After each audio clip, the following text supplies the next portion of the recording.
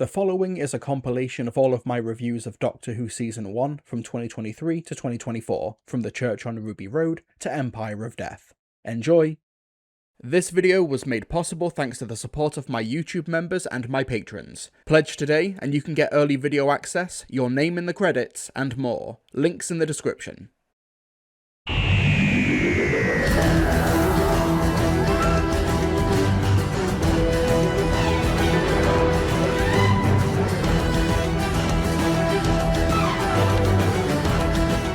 After 6 years, Doctor Who has returned to Christmas Day for its annual special. During the 13th Doctor's era, we were treated to a collection of New Year's Day specials, including the Series 12 opener, but while I would argue that the subjective quality of those stories is higher than most of Doctor Who's festive outings, what's browser history? There's definitely something to be said for sitting around the TV with family on Christmas Day to watch the fun Blue Box show. So I went into the 2023 Christmas offering, The Church on Ruby Road, with modest expectations. Though I'll admit a lot of that was due to Ncuti Gatwa as the 15th Doctor's weak introduction at the end of the last special. Having been denied the post-regeneration introduction and rituals of most of his predecessors, Ncuti Gatwa had an uphill battle to leave an impact as the new incarnation of the Doctor, as well as introduce audiences to new companion Ruby Sunday, played by Coronation Street actor Millie Gibson. But it's not all new behind the scenes, as The Church on Ruby Road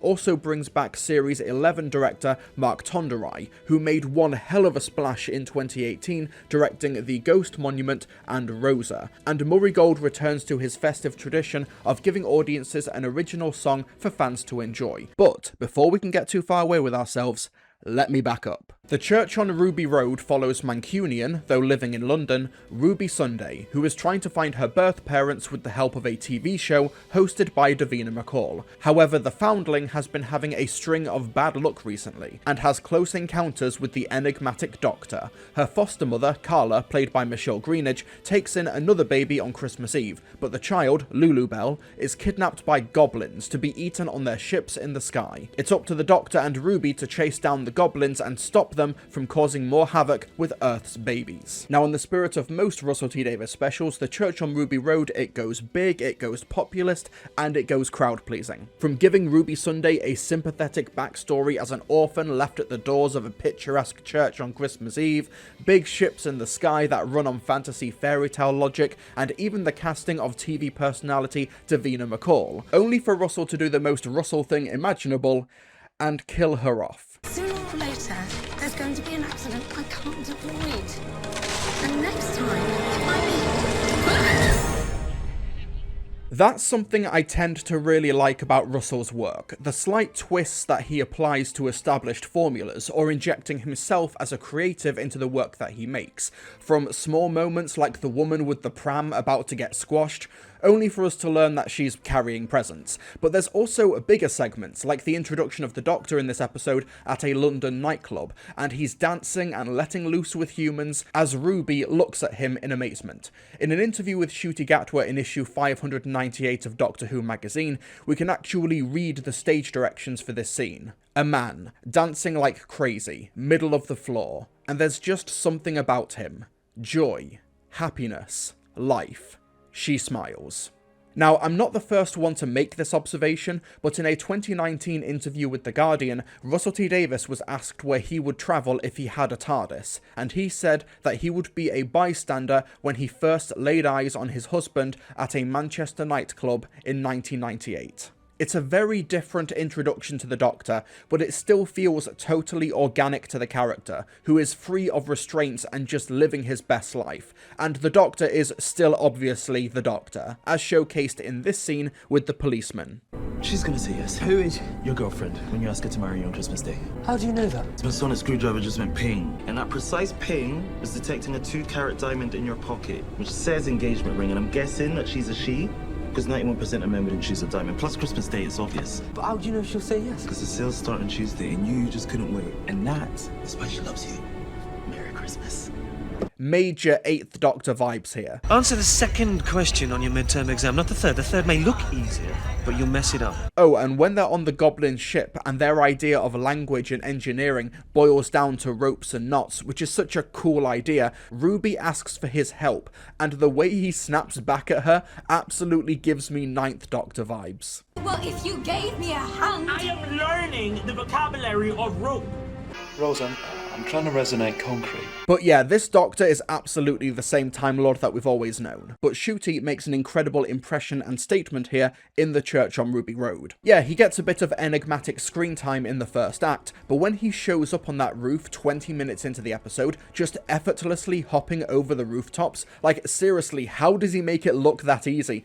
He's then on screen for almost the entirety of the episode after. While the giggle seemed to do everything in its power to stop Ncuti Gatwa from making a strong first impression, he is on fire in the church on Ruby Road, partly because we're meeting a Doctor not hampered by recently regenerating. We don't see him pick a costume or find himself, and while it would have been nice for him to get that treatment, for the sake of this particular episode, it does wonders for the pacing and allowing Ncuti to hit the ground running. The joy and the awe that he has on the Goblin spaceship, which is a terrific feat of production design where you can believe that these humans are navigating a space made for creatures about a quarter of their size. But yeah, there's a hell of a lot of exposition in this scene where the Doctor essentially bombards Ruby with information about how the Goblins work, but Ncuti's cadence, his rhythm and enthusiasm really makes it leap off the page. If you walk through a day without any bad luck, that's fine.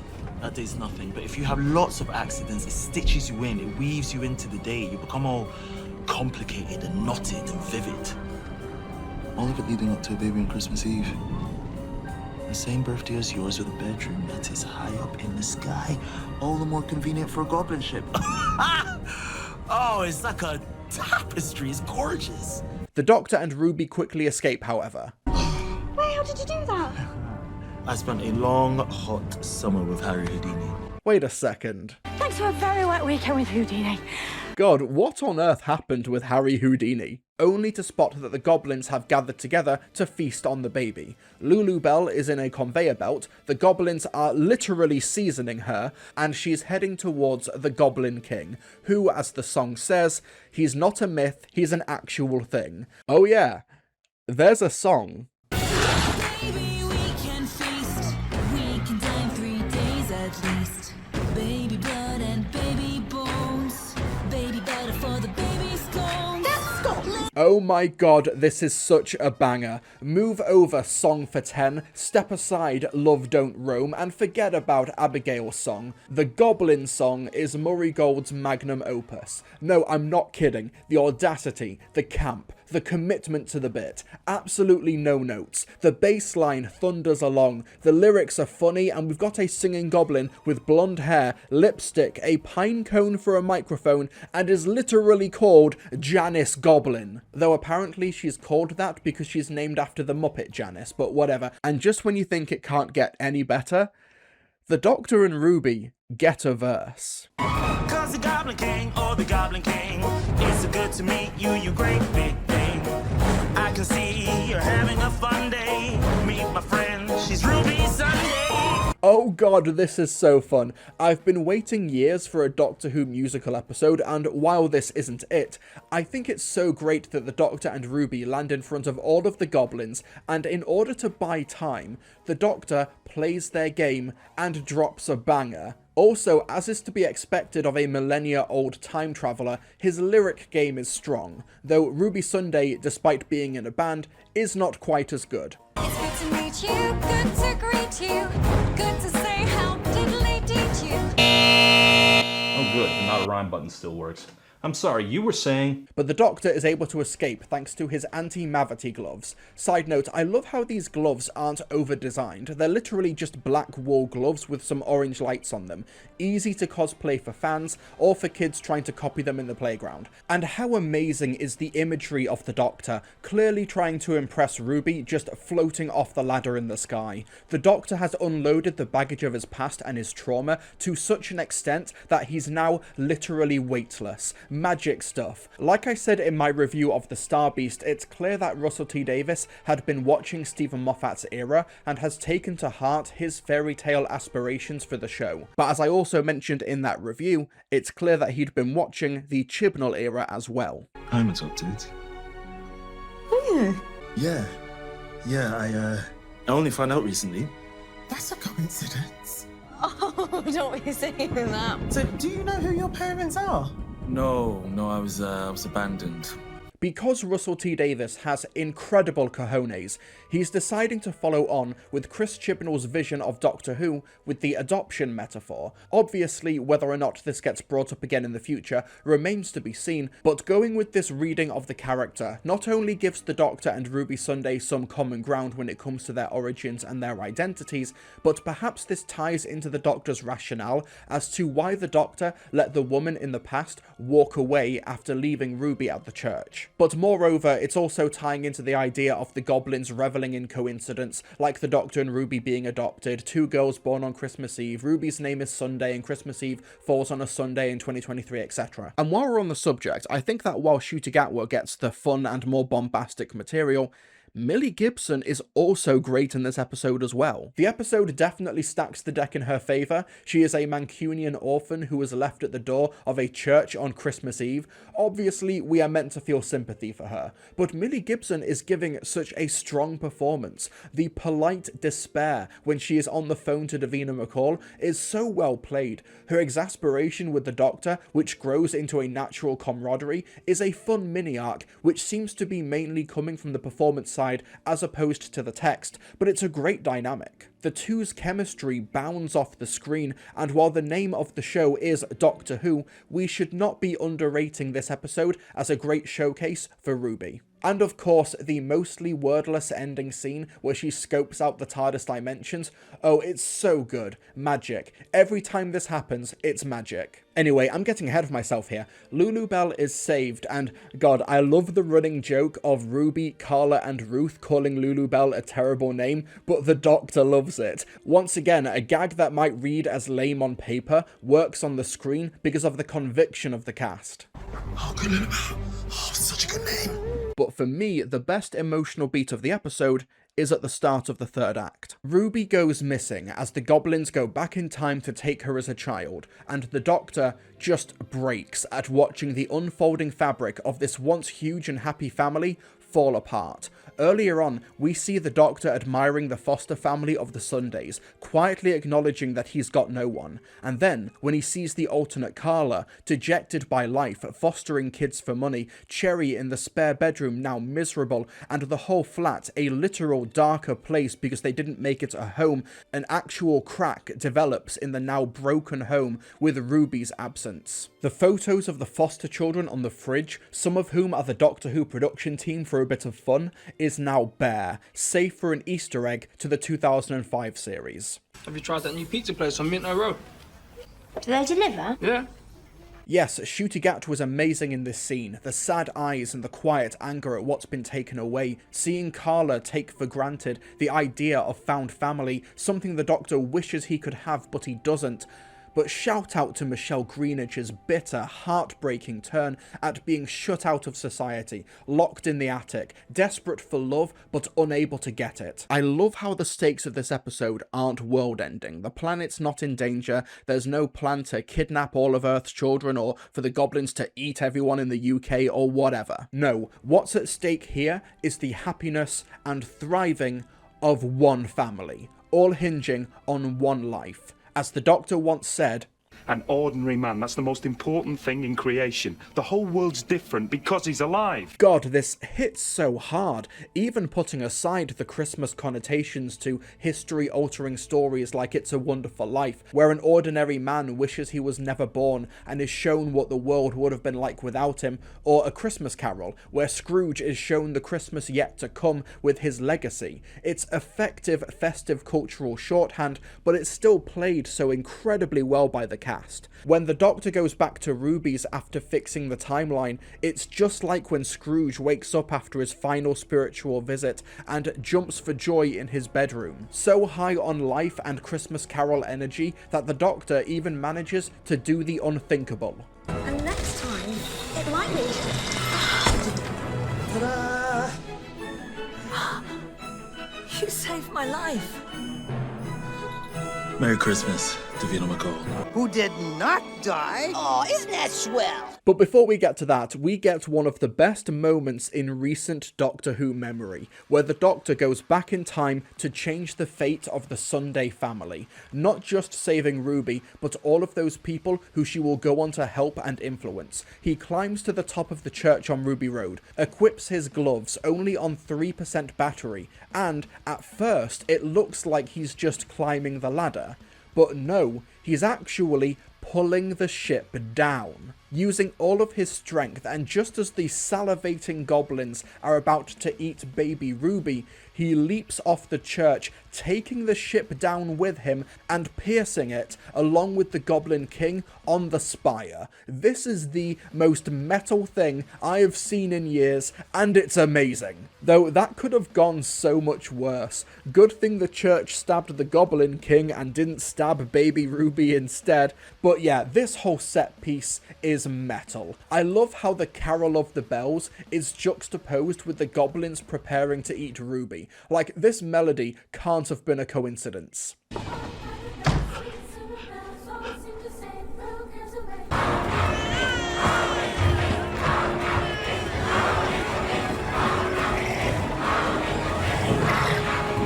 I've made it no secret that I love this bombastic, almost operatic type of storytelling where internal emotional struggles then manifest externally, which happens here with the Doctor literally dragging a ship down to Earth to be stabbed by a church spire. It's such an awesome set piece, and that launches the episode into its ending, where time is restored, Ruby chases after the Doctor and becomes the new companion.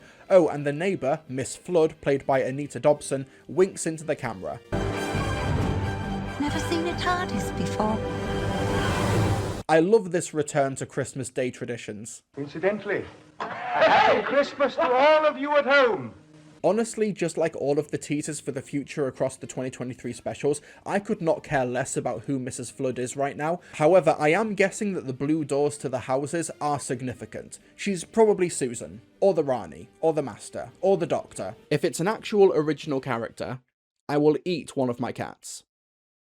As for the production, damn is this a colourful episode. From the bright snowman light on the London street, the picturesque church during Christmas Eve, the brightly lit goblin ship, which makes sense as they're in the sky above the clouds, and everything else, this looks gorgeous. There's nothing visually as outwardly ambitious as the long take crash landing from Mark Tonderai's The Ghost Monument back in 2018, but the church on Ruby Road doesn't need anything like that. So much of the shot composition, particularly the crane shots, do make this episode feel like a moving Christmas card. The new sonic screwdriver will take some time to get used to, not because it's a bad design, but because it's so far removed from the previous designs and we've not really seen him do anything out of the ordinary with it. So we'll see. I'm open to the change. Murray Gold's music is really strong here. I love how the 15th Doctor's new theme kicks in on the rooftops. The Goblin song is a chart-topping hit.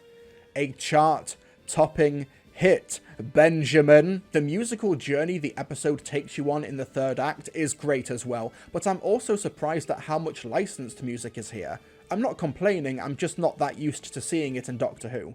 I'm also amazed at just how good the goblins look. I was surprised watching this episode's Unleashed at just how much of it was practical. There's CGI enhancements, but for the most part, these are real costumes and special effects wizardry, even the Goblin King. My wife's a special effects makeup artist, and we watched this episode together on Christmas Day, and she was amazed, so I'll take her word for it. The Church on Ruby Road is a really strong episode. By Christmas special standards, it's indisputably top tier. Doctor Who seems to very rarely put its best foot forward during the festive period, despite this being a time when more eyes than normal are on the programme, and I've always found that a real shame. But while the Church on Ruby Road is not particularly experimental, doesn't push the characters incredibly far, it's a really fun ride with strong themes of found family that the cast really commit to and hit home. The episode has a slow start, but Ncuti Gatwa and Millie Gibson make a brilliant first impression together, and once the episode starts, it just doesn't stop.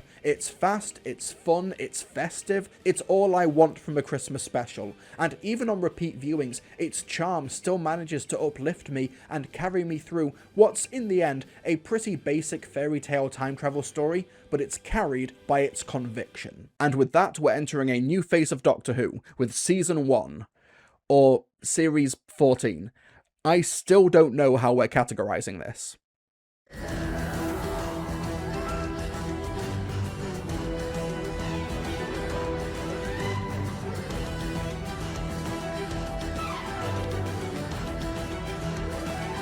It's the beginning of a new chapter in the fascinating and turbulent history of Doctor Who. After previous showrunner Chris Chibnall passed the baton to former showrunner Russell T Davies, Russell went straight to work ensuring that his second go-around would be the biggest ever for the programme. For the first time in the show's history, the programme is not being developed in-house at the BBC. Instead, production is being handled by Welsh company Bad Wolf, founded by returning producers Julie Gardner and Jane Tranter. This move is less about the BBC not caring about their flagship sci-fi show, and more to do with the fact that the United Kingdom is literally too poor of a country right now to make its #1 financial export, that being arts and entertainment. Enter Disney, who are handling international distribution on their streaming service, as well as contributing some of the budget towards the show as well. And before you ask, it's not just Doctor Who. Look at Aardman Animations, who can't even make anything anymore without international financial backing from companies like Netflix. We are so screwed as a country. New Doctor, Ncuti Gatwa from Barbie and Netflix's Sex Education, made his regenerational debut at the end of the 60th anniversary specials last year,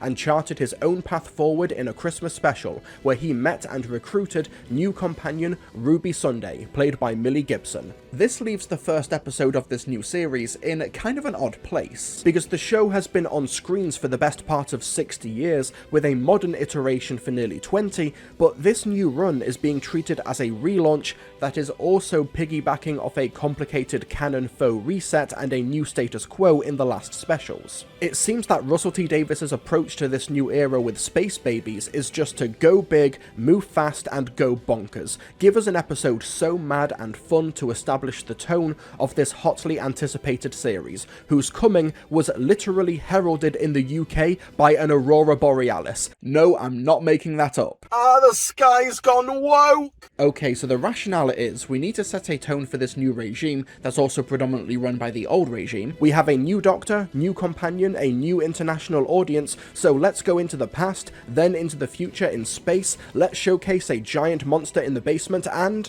oh yeah, babies. But let me back up. Let's go through the plot of Doctor Who Space Babies. So, after a brief crash course on the Doctor's history, he's the last of the Time Lords, he has a machine disguised as a police box called the TARDIS that can go backwards and forwards in time. Ruby elects to go to the year 21,506, and the two land on an abandoned baby farm on a space station. The grown-ups have up and left, but due to regulation, they can't turn the machinery off, meaning the babies left behind are trying to pick up the slack. But the literal, actual bogeyman is in the depths of the ship, and supplies are running dangerously low. It's up to the Doctor and Ruby to protect the space babies from their worst nightmares, and find them a new home. We'll talk about the A-plot in a minute, but we kind of need to talk about the elephant in the room, and that's the pretty excessive info dumping that takes place in Space Babies. Now, obviously there are fundamentals that need explaining, but surely the Church on Ruby Road already covered a lot of these bases,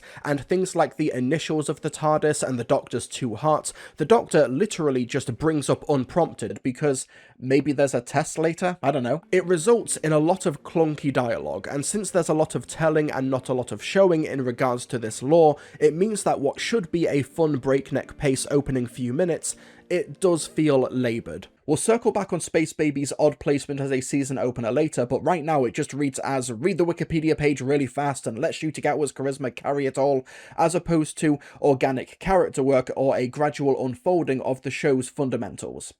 Let me elaborate. So early on, after the Doctor has explained the TARDIS translation circuits and its broken chameleon circuit, most of the universe is knackered. This is all fine, no complaints here. Ruby brings up whether or not her mum is still alive, and then the Doctor upgrades her phone, and then she calls Clara. and then she calls Carla to establish that time is relative. This is like a ritual for Russell T Davies companions, but let's go back to its first implementation in 2005. Rose Tyler in Series 1 is overwhelmed by being in the year 5 billion. She's about to witness the death of her home by an expanding sun. She's surrounded, in fact mobbed, by aliens in her first ever experience travelling in time. The Doctor took her here to show off. She got overwhelmed and, in a way, he neglected his duty of care. The Doctor's been alone for a while and didn't really consider Rose's feelings. A rift develops between them. The Doctor tries to patch it with humour, which further angers Rose, and this breaks into a full-blown argument. All that counts is here and now, and this is me! Yeah, and I'm here too, because you brought me here, so just tell me! The Doctor steps away to cool off. Rose follows because she sees that he's hurting, and makes a joke about her phone being out of range. The Doctor upgrades it, they share a moment to establish that they're still friends. Is that a technical term, jiggery-pokery? Yeah, I came first in jiggery-pokery. What about you? Nah, I failed hullabaloo. Oh. And then Rose calls her mum. The rift between them healed. Now, why did I take this trip down memory lane? Because this is an actual mini-arc within the episode. The Doctor's ego hurts Rose. The hurt boils over and the two reconnect over the phone. I think that's amazing. You want to see the bill? But in Space Babies, he just upgrades the phone because there's a checklist of things the Doctor needs to do now. There's nothing gleaned from Ruby's phone call to her mum. Obviously, I'm only noticing this because of the show's history, but honestly, if you lose that phone scene in The End of the World, you're actually missing strong thematic character work. Take the phone scene out of Space Babies and I don't even think you'd sense that something was lost. The handing over of the TARDIS key, on the other hand, does feel a bit more organic and actually informed by the episode. But once we get into the baby farm proper, things take a turn for the better. For those who have been keeping an eye on the production of this season, I remember the day the headlines dropped in early 2023 that one episode of Doctor Who would, quote, involve a cast of 9 babies. What? Inspired by the wordplay of Victorian baby farms, and hopefully nothing else, these are ships that grow babies for worlds struggling with fertility for whatever reason, but the babies have been abandoned for 6 years, growing in mental maturity, but not their bodies, relying on automated pushchairs to get around with a series of pulley systems and string to operate the ship that's falling apart from the inside. Russell's original idea was for the babies to walk around via digital effects, kind of like Baby Herman from Who Framed Roger Rabbit, but due to the limitations opted for the pushchairs, which I think honestly was the best way to go. But the lip syncing is very hit or miss. It's clearly a very complex effect to pull off, so props for trying, but there's something about the baby's expressions, the voice acting, and the effect itself that sometimes veers firmly into the uncanny valley. And yes, I am going to criticise the acting skills of children. Back in my day, those kids would have been down pit with real jobs. I'm just a baby! But by the time you get to the scene where the babies reveal they've never been hugged and the Doctor is having a heart-to-heart with Captain Poppy, either the effect got better or I just got used to it. You can see Russell taking the populist approach like he did for the Church on Ruby Road because, well, it's easy to root for and sympathise with literal babies. When you've got Poppy asking the Doctor if they grew up wrong or if they were a mistake, how couldn't you melt at that in some way? But what works about this scene is just how earnestly Ncuti Gatwa plays it. Millie as well, but Ncuti giving moral support to Poppy. For me, this was his big introductory Doctor moment. Not the bombast, not the humour, though he has that in spades. Who steps on butterflies? You literally have to be like, wait, come here, butterfly, come here, but seeing a frightened child and earnestly helping them. It felt very 11th Doctor in the Rings of Akaten. You are unique in the universe. But I love Ncuti's enthusiasm, his vigour and his energy, his reaction to Ruby picking a 5th number to complete the date. His speech about why he travels and him risking life and limb to rescue the bogeyman at the end. Okay, let's talk about that. So there's a creature in the depths of the ship. It turns out that the ship's accountant is still on board, pretending to be an automated computer to protect the kids. Nanomatrix Electroform, Nani! Nani? Now, let's talk theming, because yeah, there's the obvious through line of the Doctor being abandoned or lost as a child, to Ruby being left on the steps of the church on Ruby Road, but it goes beyond the superficial. Now, the Doctor's adoption is a retcon from the previous showrunner, which was pretty controversial amongst fans. Not so much because it changed the history, but because absolutely nothing was done on a character or a story level with this new information that was imposed on the show. But the idea of found family or lost children is something the show has dived into before, though this was the 1960s, so it mainly acted as window dressing or leaning into archetypes of adoption or being an orphan for easy sympathy, like companions Vicky and Dodo, who were companions of the first Doctor in 1964 and 1965 respectively. We even had Amy Pond with the 11th Doctor, who had missing parents, but it didn't really factor into her character or storyline. But it seems that Russell is wanting to explore this subject with more dimensions, and while I don't know many fans in the grand scheme of things who were invested in this new origin story, one group who got a lot out of it were fans who were adopted themselves. Chris Chibnall was adopted, and that informed his work on the show, and fans like him found it a really affecting development. And you know what? That's valid, that has merit. And in Space Babies, this manifests as the responsibility of a society when births are mandated. The backstory in this episode is that the planet below went into recession, so they shut down the baby farm to save money, but with the caveat that regulations meant they can't legally turn the mechanisms off. So essentially, the state is using its power to force these babies to be born, but won't use its power to help those children afterwards, which seems like a pretty clear commentary on abortion, specifically reproductive rights in America, and the lack of healthcare and childcare to help those children forced to term. The idea that conservatives purport to care very, very deeply about fetuses, but couldn't care less if actual children suffer. And how authorities want to maintain birth rates during a recession, but that recession causes people to not be able to afford kids. While Russell T Davies has clearly pitched this commentary to an American audience, though in the UK, if the political right exists, reproductive rights here are always on the razor's edge. It's more just a throwaway piece of commentary rather than something the episode pivots on, and with this, we have Golda Rosheuvel playing the only original crew member remaining, Jocelyn. This really shows the range of Golda, as most viewers will likely know her as the powerful, authoritative Queen Charlotte in Netflix's Bridgerton, but here she's a desperate crew member with no real authority who is losing touch with her humanity. It's a strong performance, but there's not too much here for her to work with. It mainly feels like a casting flex. Though her nanny filter was very funny throughout. It felt like Russell T Davies revisiting his love of Douglas Adams like his other sci-fi work. And with the Bogeyman, maybe there's some commentary here about how Doctor Who should be able to scare kids, and the idea of telling scary stories to kids to help them be brave, but I think it got lost in the shuffle, because it turns out that this creature was born at around the same time as the Space Babies by the onboard computer to give the kids fiction to help them grow. The Doctor and Ruby explore the lower decks, Ruby gets covered in whatever the creature goo is, only for them to discover that the Bogeyman is literally made of bogies, sourced from the babies upstairs. It's not! It's not! Any worries that Russell T Davies would Americanize Doctor Who feels completely quashed here. This is distinctly British wordplay. Bogey! 2 to beat. Will he do it? Yes, he will. That's a 2.7. A majestic bogey. And Ruby being covered in snot? God, even Adric didn't get it that bad. On the tier list of companion suffering, you've got Snot Drenched up here, and down here you've got Memory Wipe, right next to Married to Brian Blessed. Shout out to the practical effects team who showcased their work on Doctor Who Unleashed, credited as snotologists. Welcome to Bogey Central. Today we're learning how to cook with snot. Now the Bogeyman is a really great practical design. The suit is great, it works as an abstract standalone creature and a gross out concept once the episode reveals what it is. Its roar is specifically pitched to scare people, even the Doctor. We have the great lighting, the obscured angles, it's roaring at the security camera. I actually think the episode did too good a job at making this a horrifying monster for them to try and make the audience and the characters sympathise with it for the story's climax. So Space Baby Eric goes into the basement to fight it off, inspired by Ruby. He presumably gets attacked and hides in a cupboard to change his nappy. Then the Bogeyman is fought off by the other babies wielding a flamethrower.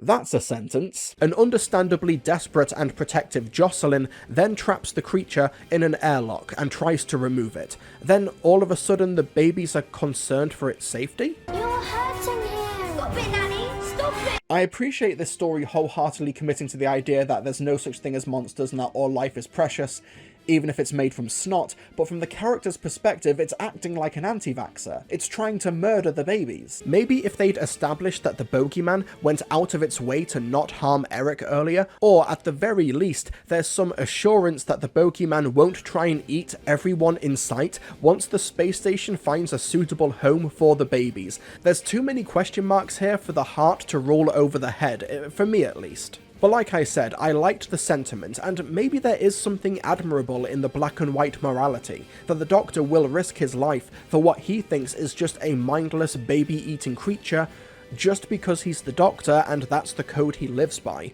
I can see the pros and cons of this. But yeah, the babies and the bogeyman are saved, and to take them to their new refugee-friendly home, the Doctor releases all of the poop-supplied methane from the station to propel them forward. Let's talk tone. Now this ties back to what I was saying earlier about Space Babies being a really odd season opener, because it walks like a season opener, but it doesn't really talk like one. It's an episode built out of function, setting the tone of this new era, establishing the characters, the rules, and the gumption. But wasn't that the job of The Church on Ruby Road? With Space Babies, it feels like we have two back-to-back episodes that want to establish the tone and form, which kind of takes the wind out of the episode's sails a bit. Like, yeah, we already know that this era of Doctor Who is taking inspiration from fantasy, fairy tales, and an emphasis on children. We got all that at Christmas. Doctor Who? For children? I've never heard such arrant nonsense. Look at those Blu-rays and books behind me. This is for adults only, and is to be taken extremely seriously. Can I play with it? No, you can't play with it. You won't enjoy it on as many levels as I do. The colors, children. Okay, if I wasn't clear, I have no issue with Doctor Who being bonkers, silly, and so explicitly strange. We saw this with Russell T Davies before, and even Stephen Moffat. The bogeyman made out of bogies, a farting space station that's a literal baby farm. This does jibe with the same show that gave us Living Fat, a flap of skin as a villain, a straw-wielding elderly vampire on the moon, the 12th Doctor distracting Japanese business people with Pokemon. Yes, that one actually happened. Bit empty, isn't it? Yes, I created a distraction. I flooded downstairs with Pokemon. And of course, the time the Daleks fought Dracula and Frankenstein's monster. Don't go. Don't go. Don't go. Obviously, there are limits to this philosophy. You can't just say that you're aiming something at kids and then you get an automatic free pass. But what works in Space Babies is how earnestly it commits to this. Yes, it's bonkers, but he puts in the legwork to make you care about the babies and their situation. It's not just bonkers to propel itself as a piece of TV. There's real thought and care put into the characters and the world building. And once again, I think a lot of this comes from the team working in front of and behind the cameras. We have director Julie Ann Robinson, who is mostly well known for high-concept dramas like The Good Place, Bridgerton, and Orange is the New Black, as well as multi-camera sitcoms. I think it's her work on the latter that made her a great fit for actors like Ncuti Gatwa and Millie Gibson, because I imagine she'd be happy to give them the freedom to experiment and bounce off each other. But also, perhaps her humanitarian work raising money for Syrian refugees might have informed her work on this episode as well. Maybe it's down to her that the actors played it so sincerely, at a guess. But it's snappy, it's pacey, the edits are quick but thoughtful, most likely because they need to edit around the babies and what workable footage they had. Side note, I work in TV and film, and I've worked with babies on set before, and I massively admire the dedication and the patience required for those on set. Legally, you can only have the babies on set for about 2 hours a day, and you can rehearse these scenes hundreds and hundreds of times, get the movements down perfectly, the camera's all perfect, everything's in frame and in focus and great, and the actors know their lines. But then the babies turn up and they do not cooperate, and then everything starts going wrong. It can be very stressful. Massive respect to everyone involved. Captain Poppy, when was the last time that someone gave you a hug? Never. No joke, this is probably where most of the budget went. And yeah, there's only a few sets in this episode, but they're crammed with detail. Like I said, I think the Bogeyman costume was terrific, some great music from Murray Gold hitting both extremes with massive whimsy and bombastic spook house, but it still feels like Doctor Who, corridor running and all. And lastly, let's give some kudos to Millie Gibson. There are some standout moments from Ruby and bits that are great and informed by character. I love how she instantly bolts for the basement when she realises Eric is down there because of her. She's so unapologetically mank, and I love her for that. I also feel like from her there might be a bit of deliberate overacting, with some very quizzical and over-the-top facial expressions, presumably for gifs or meme potential, because that's just how mass media is engineered these days. But they were never really distracting. I like Ruby a lot, and I'm definitely intrigued by what's happening with her mystery. The imagery of the snow seeping through the memory into the spaceship and in the TARDIS console room is haunting. I also like the ambiguity of whether or not the Doctor won't take her back to Ruby Road because of a potential time paradox, or because he doesn't want her to know that he's already been back there. Interesting stuff, but we'll have to wait until future episodes because Ruby decides to go back to her foster mother and grandmother, with the TARDIS unable to fit in their kitchen. This has been a fun recurring trend in this new era of Doctor Who. The TARDIS doesn't just fade in and out without issue, it either flies in, crashes in, or something else. Oh, and speaking of which, they fixed the logo in the intro, but I preferred the original clouds the TARDIS shot across. Doctor Who fans are never happy, are they? Oh, and another mystery, who is Susan Twist playing? Because she's one of the protesting staff members on the TV screen, but she was also in Wild Blue Yonder and The Church on Ruby Road. Questions for later. But anyway, Space Babies.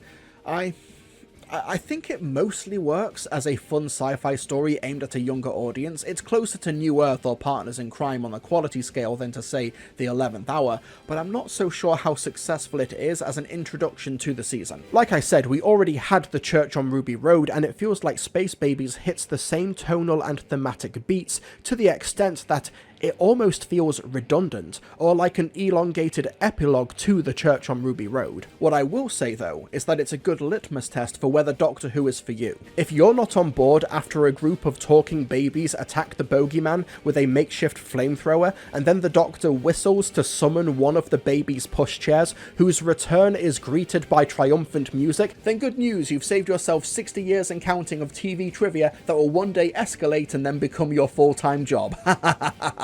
Help me. But the production is strong for the most part, the performances are solid with Ncuti and Millie, making for such an infectious pairing, and it's sowing some interesting seeds for the future.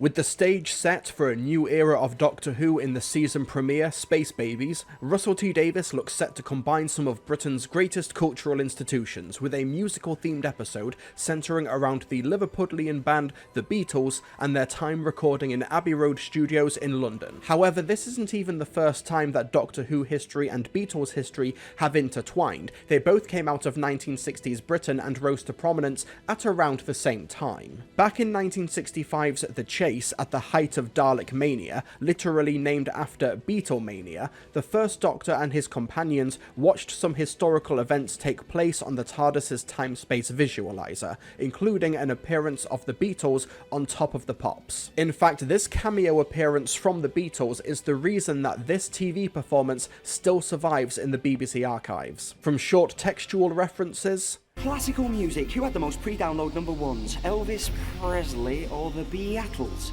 to background music, though edited out of re-releases due to licensing reasons, the Beatles and Doctor Who are now in 2024 finally getting a proper crossover in The Devil's Chord. Or so you'd think, because a couple of weeks before broadcast, possibly to adjust viewers' expectations, Russell T Davies did an interview explaining that they couldn't get the rights to the Fab Four's catalogue of music. This is partly understandable. The Beatles' music is one of the most expensive libraries to license in the industry, but you'd think that with Disney money, not to mention Disney playing host to numerous Beatles projects and documentaries recently, that a deal could be struck. But with no music, the plot of The Devil's Chord branched out from that limitation. Did it work? Well, let me back up. Despite the last episode ending with the 15th Doctor and Ruby paying a visit to the Sunday family, The Devil's Chord abruptly opens business as usual for the new TARDIS team.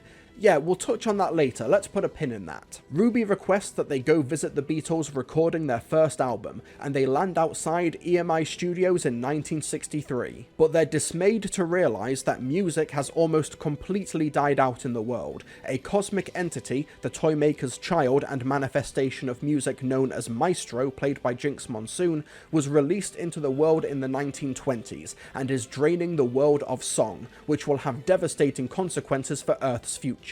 It's up to the Doctor and Ruby to find the right chord that will banish Maestro, but, much like the Toymaker, this is an entity that maybe even the Doctor can't defeat. Now, there's a lot to talk about in the Devil's Chord, but I want to go back to that strange opening where we reunite with the Doctor and Ruby, having completely skipped over the ending of the last episode. Now, the cold open is great, as we see Maestro escaping through the discovery of the Devil's Chord by composer Timothy Drake, played by Jeremy Lim, who, fun fact, is the son of former Doctor Who composer Roger Lim, the man behind some of Doctor Who's greatest soundtracks of the early 1980s, Keeper of Traken, Terminus, The Caves of Androzani, Revelation of the Daleks, absolute giga Chad. Maestro brutally rips Timothy apart and plays us into the Doctor Who theme tune, which is already priming the audience for something a little bit different this week, not to mention the music concluding on the TARDIS jukebox, but it's such an abrupt shift for audiences encouraged to watch Space Babies and then this episode back to back because we just skip straight past Ruby's home visit. Now, we know that there is going to be a scene between the Doctor and Carla Sunday because we've seen it in the trailers. You'll keep us safe? I will keep us safe. But that's clearly not happening now. Then, later on in the episode, when Maestro appears and the Doctor flees with Ruby, Ruby seems surprised by this. You never hide! But this is only their second televised adventure together, and in their first one, the fact that the Doctor was terrified of the bogeyman and ran away was a legit plot point that attention was drawn to. From the audience's perspective, the only thing Ruby has seen the Doctor do is run away. I don't know. But you always know. I don't.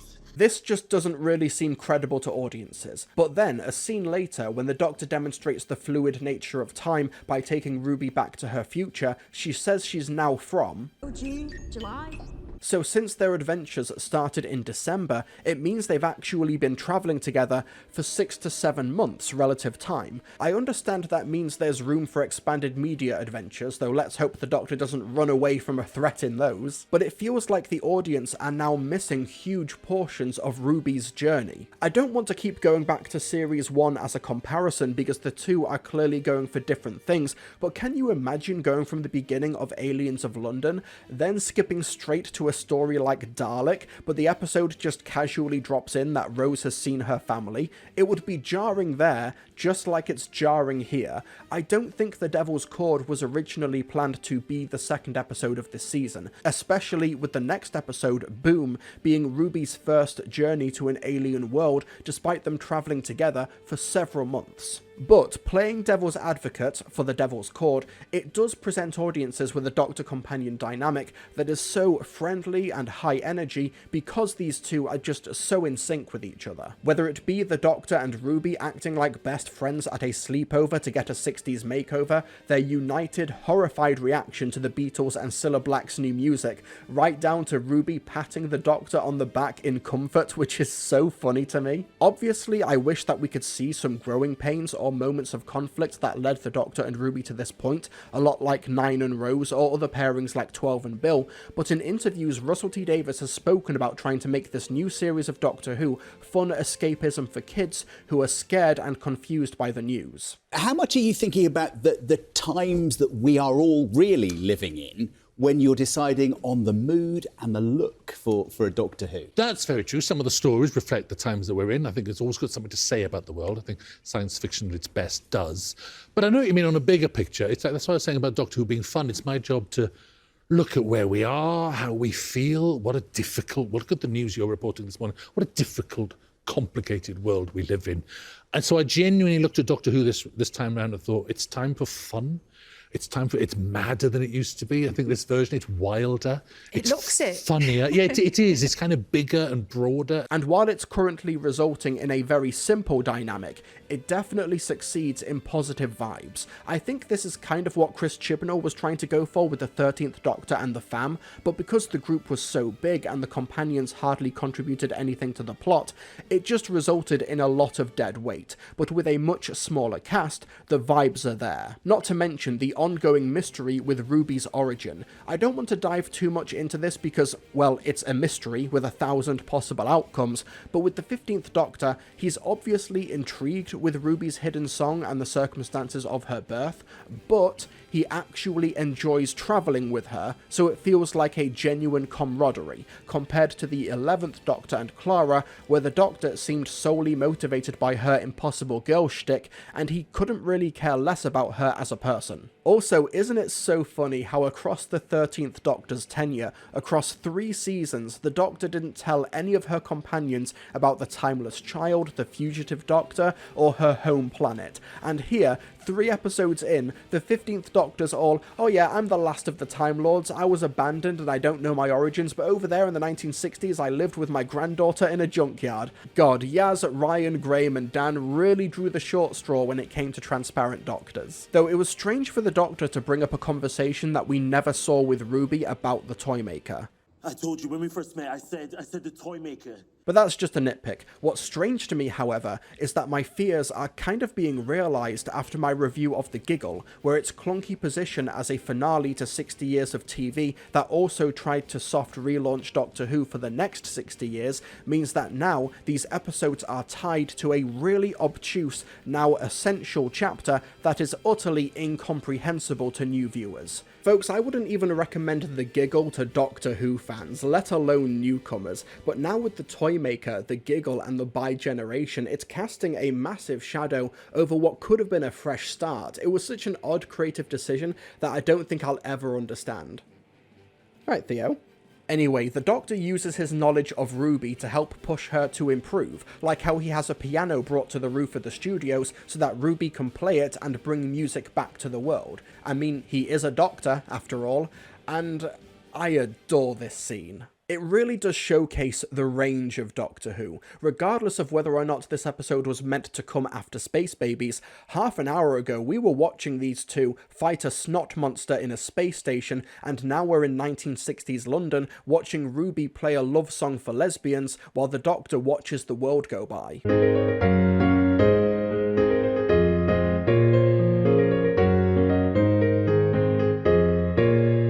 It's a lovely, thoughtful set piece as the citizens of London look out of their windows catching a glimpse of the world they're missing out on. One of those citizens being played by June Hudson. Another classic Doctor Who callback. June Hudson was a costume designer in late 70s, early 80s Doctor Who designed Romana's outfits, Tegan's uniform, and the 4th Doctor's final look along with the scarf.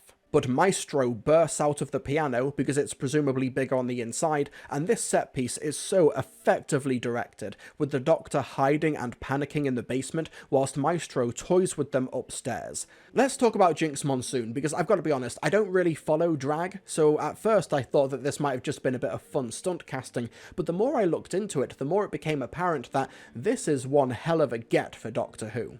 Yeah, Jinx won the 5th season of RuPaul's Drag Race in 2013, which is already incredibly impressive as you need to be a jack of all trades to perform, design, create, and lip-sync for your life, but the more you look into Jinx's career, the more you realise that this is a performer who hasn't rested on her laurels for the past 10 years. She's put in so much work to hone her craft as an all-singing, all-dancing star, even recently performing a sellout Broadway run in Chicago, and now off-Broadway as Audrey in Little Shop of Horrors, and she's making her screen acting debut here in Doctor Who with honestly a go-for-broke performance that's big, that's manic.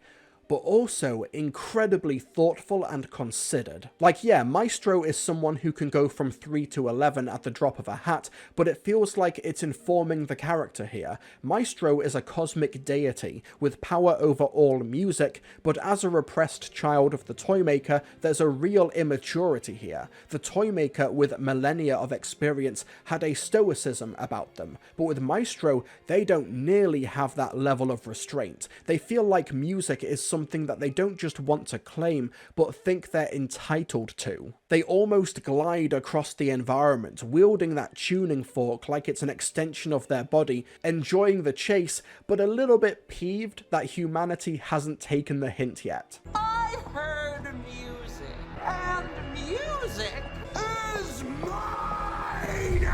God, it's almost akin to Robert Helpman's The Child Catcher in 1968's Chitty Chitty Bang Bang, which basically scarred an entire generation of children. I'm not sure if this episode will have that lasting cultural impact, but it's definitely in that territory, and I think some kids will be terrified. It's such a theatrical performance. I was so captivated by their facial expressions when the Doctor turned the environment silent with his sonic, and this fascinating counter by using the tuning fork in the puddle to almost recalibrate the world. Sound and vision. Okay, this can't have been a coincidence. But yeah, across the whole episode, Jinx Monsoon is absolutely sublime, and as her character loses control over the course of the episode, Maestro just gets more and more demonic. Just look at this almost zombie-like head turn towards the end. There's so much thought going into just how this character should move and sound, with Jinx actually doing the operatic singing on set. There's truth to the idea that if you want to know that something is good, ask nerds in that particular field. I'm friends with a lot of actors due to working in the TV industry, and my social media feeds over the weekend were almost wall-to-wall a Jinx Monsoon appreciation for this performance from those professionals. It was really great to see. God, she's such an insane talent, and it's genuinely great that Doctor Who was able to bring her on board, and it was such a clever way to increase the stakes by having the Doctor show Ruby that if they don't do something, then her world won't have a future. So fans will obviously know what this scene is a callback to, but for those who haven't watched much of the classic series, let me break it down. There's a 1975 story with the Fourth Doctor called Pyramids of Mars, and it's considered one of the all-time greats. It's set in 1911 and involves the Egyptian god of death, Sutekh, escaping captivity. The Doctor is travelling with Sarah Jane, a journalist from the 1980s. I'm really from 1980. Or the 1970s, it's a whole thing, not important. Sarah Jane makes the observation that Sutekh must have failed because the world didn't end in 1911, so the Doctor takes her back to the 1980s to show her what remains of Earth if they don't intervene, a dead world circling a burnt-out star. This motivates Sarah to go back to try and defeat Sutekh. We've got to go back. And the same thing happens here, from the Doctor showing instead of telling, and in my favourite detail, the Doctor has his back to Ruby and the TARDIS door as she investigates. But I also love the Doctor's answer to Ruby asking why she doesn't just fade away. Then how am I still alive? Because of me.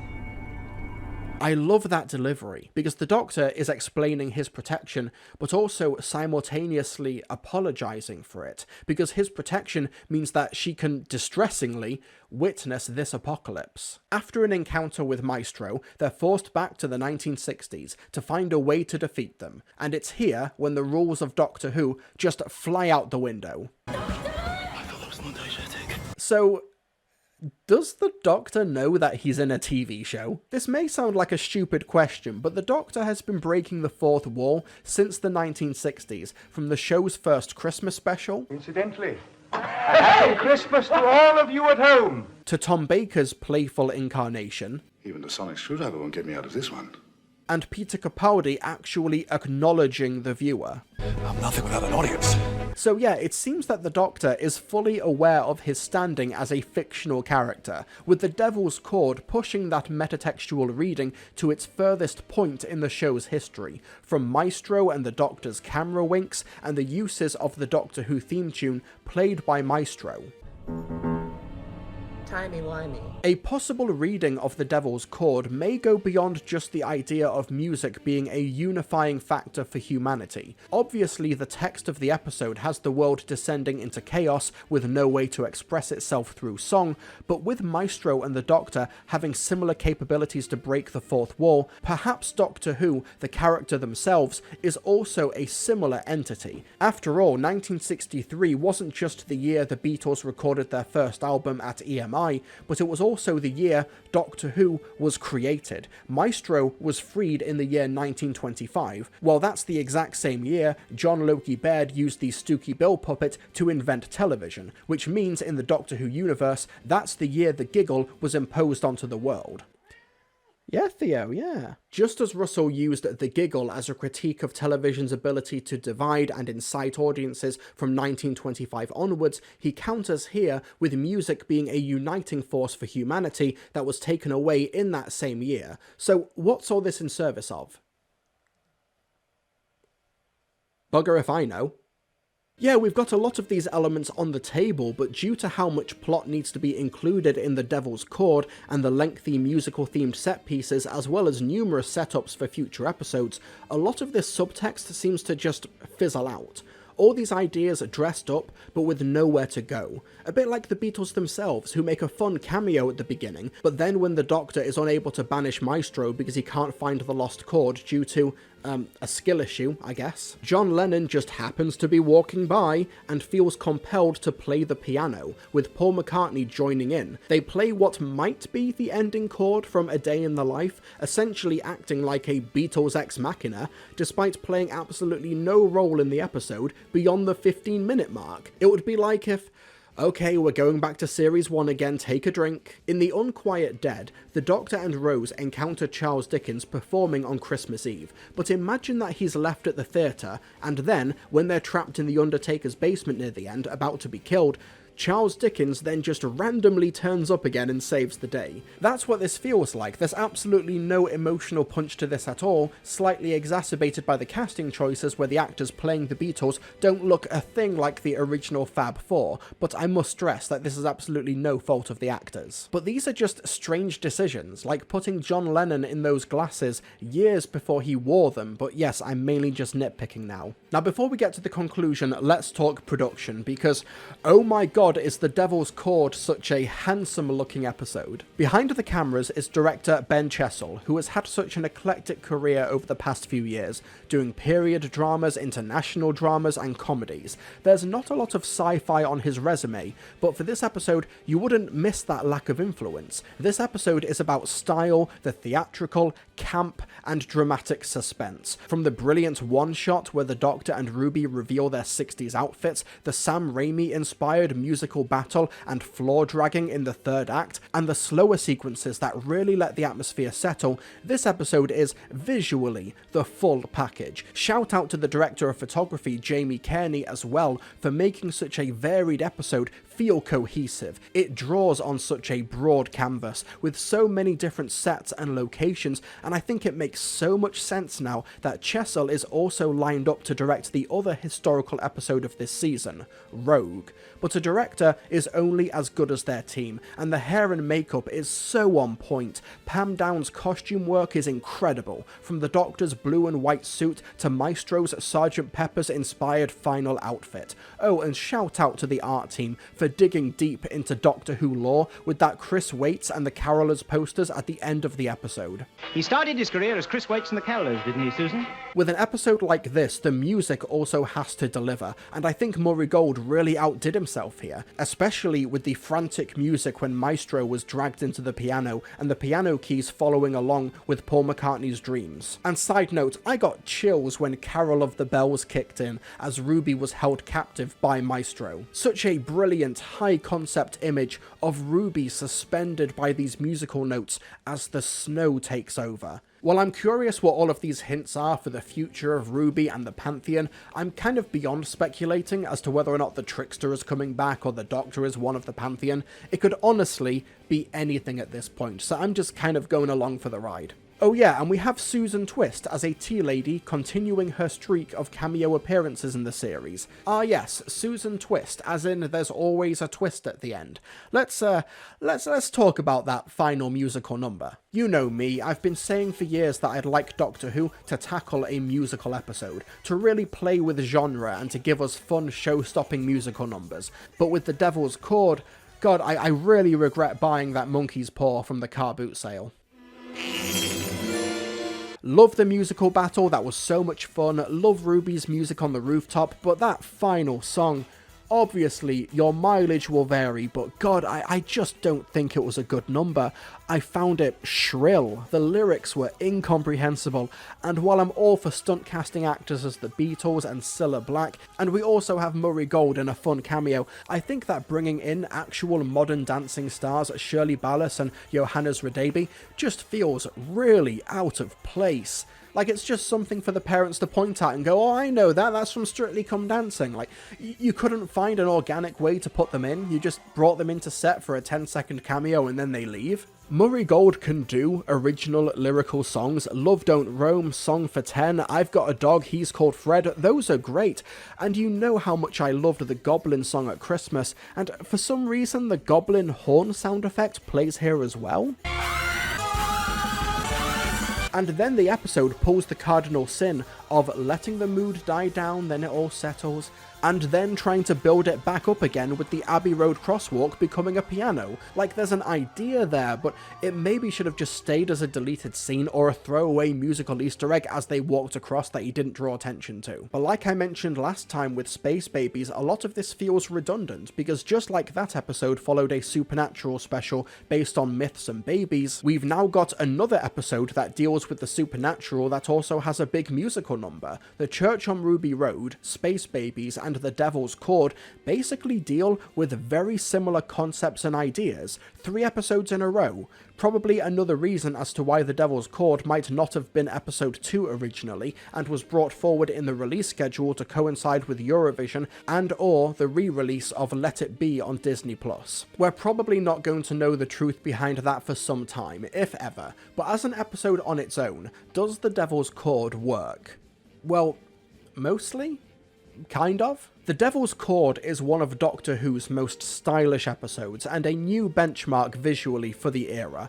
Brilliant direction, stellar production from top to bottom, and really great performances from everyone involved. It's a fun jaunt into history, with even some visitations to the show's very inception 61 years ago, with an incredible villain turn from Jinx Monsoon, who we'll hopefully see again at some point. But while it's a fun story, it also feels structurally malformed, with a really odd time jump that's so jarring considering how this and Space Babies were released together, and a story that says if there was no music, people would be sad. And then that's kind of it. All these resources pulled together, all these cameos, this budget, this setting, and that's all the episode ends up communicating. Some interesting ideas end up getting buried in setting up story arcs for the future, and an ending musical number that just felt like a self-indulgent obligation to the genre. I kinda wish I had more to say about The Devil's Cord. I think it has a brilliant handle on its tone and the stakes, and it does some really meta things that fans will appreciate, but I don't know, it really doesn't seem to aspire to much more thematically. I'm sure there are fans out there who have found their absolute new favourite episode of Doctor Who, and if you're out there, I'm kinda jealous. I wish I could see what you see, because for me, The Devil's Cord feels like, okay, let's make a Doctor Who musical episode, and then on a script level, kinda just left it at that. But Susan's definitely coming back, isn't she? You don't just name-drop the Doctor's granddaughter for the first time since 1985, and then don't do anything with that. Anyway, we'll deal with that later.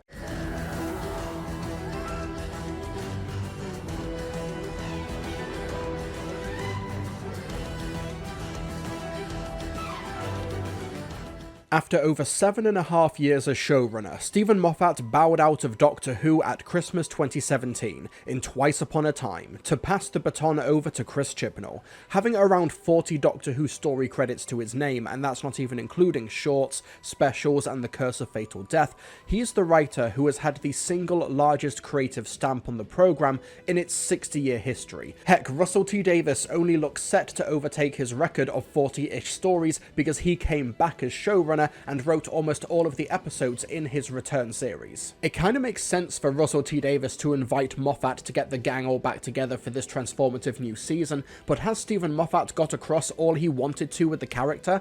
Had he spent all of his creativity, vision, and personal philosophy with Doctor Who?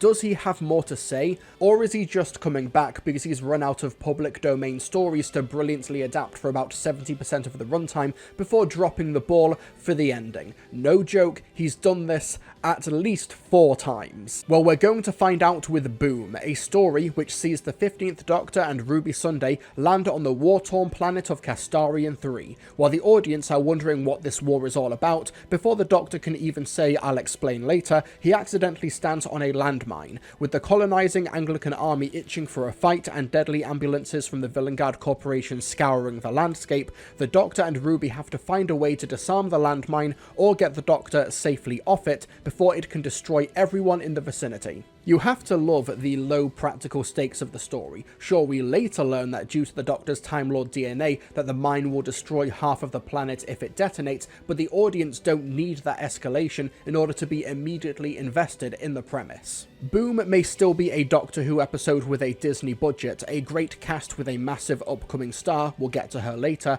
and world-ending consequences, but it feels like the show's first out and proud bottle episode since arguably Wild Blue Yonder, arguably Heaven Sent. I mean, the definition of bottle episode is up for debate.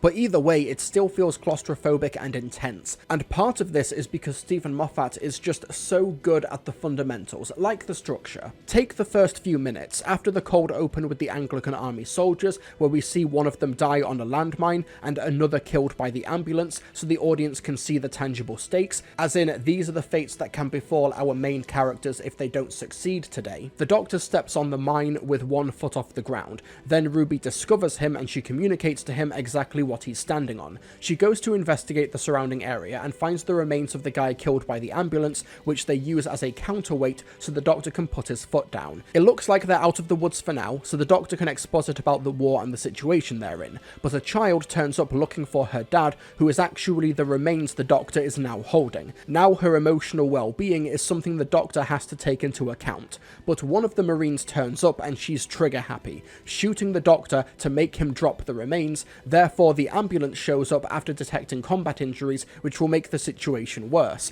Therefore, Ruby shoots up in the air and Mundy volunteers to take an injury to distract the ambulance, but one of Monday's friends turns up and shoots Ruby. I'm aware that I just gave a summarised version of the first 2 acts of Boom, but do you see how each of those plot points ran into the other? There's cause and effect in the episode, giving it a real sense of momentum, hence the use of but and therefore in the description. There's no and then this happened and then this happened. It's really organic. All of this happens within one location as well. The Doctor being fixed in place on the landmine is such an effective setup because of how it emotionally tests the Doctor and puts this otherwise overwhelming figure in a position of weakness. Obviously he can't move, but he also can't get too stressed, otherwise the futuristic weapon will detect him as an actual target. Obviously it puts the Doctor on the back foot, literally, but it's also a great way to test the character, as in, put the Doctor under enough pressure and see if a diamond emerges. And oh my god, I just realised what this episode of Doctor Who reminds me of.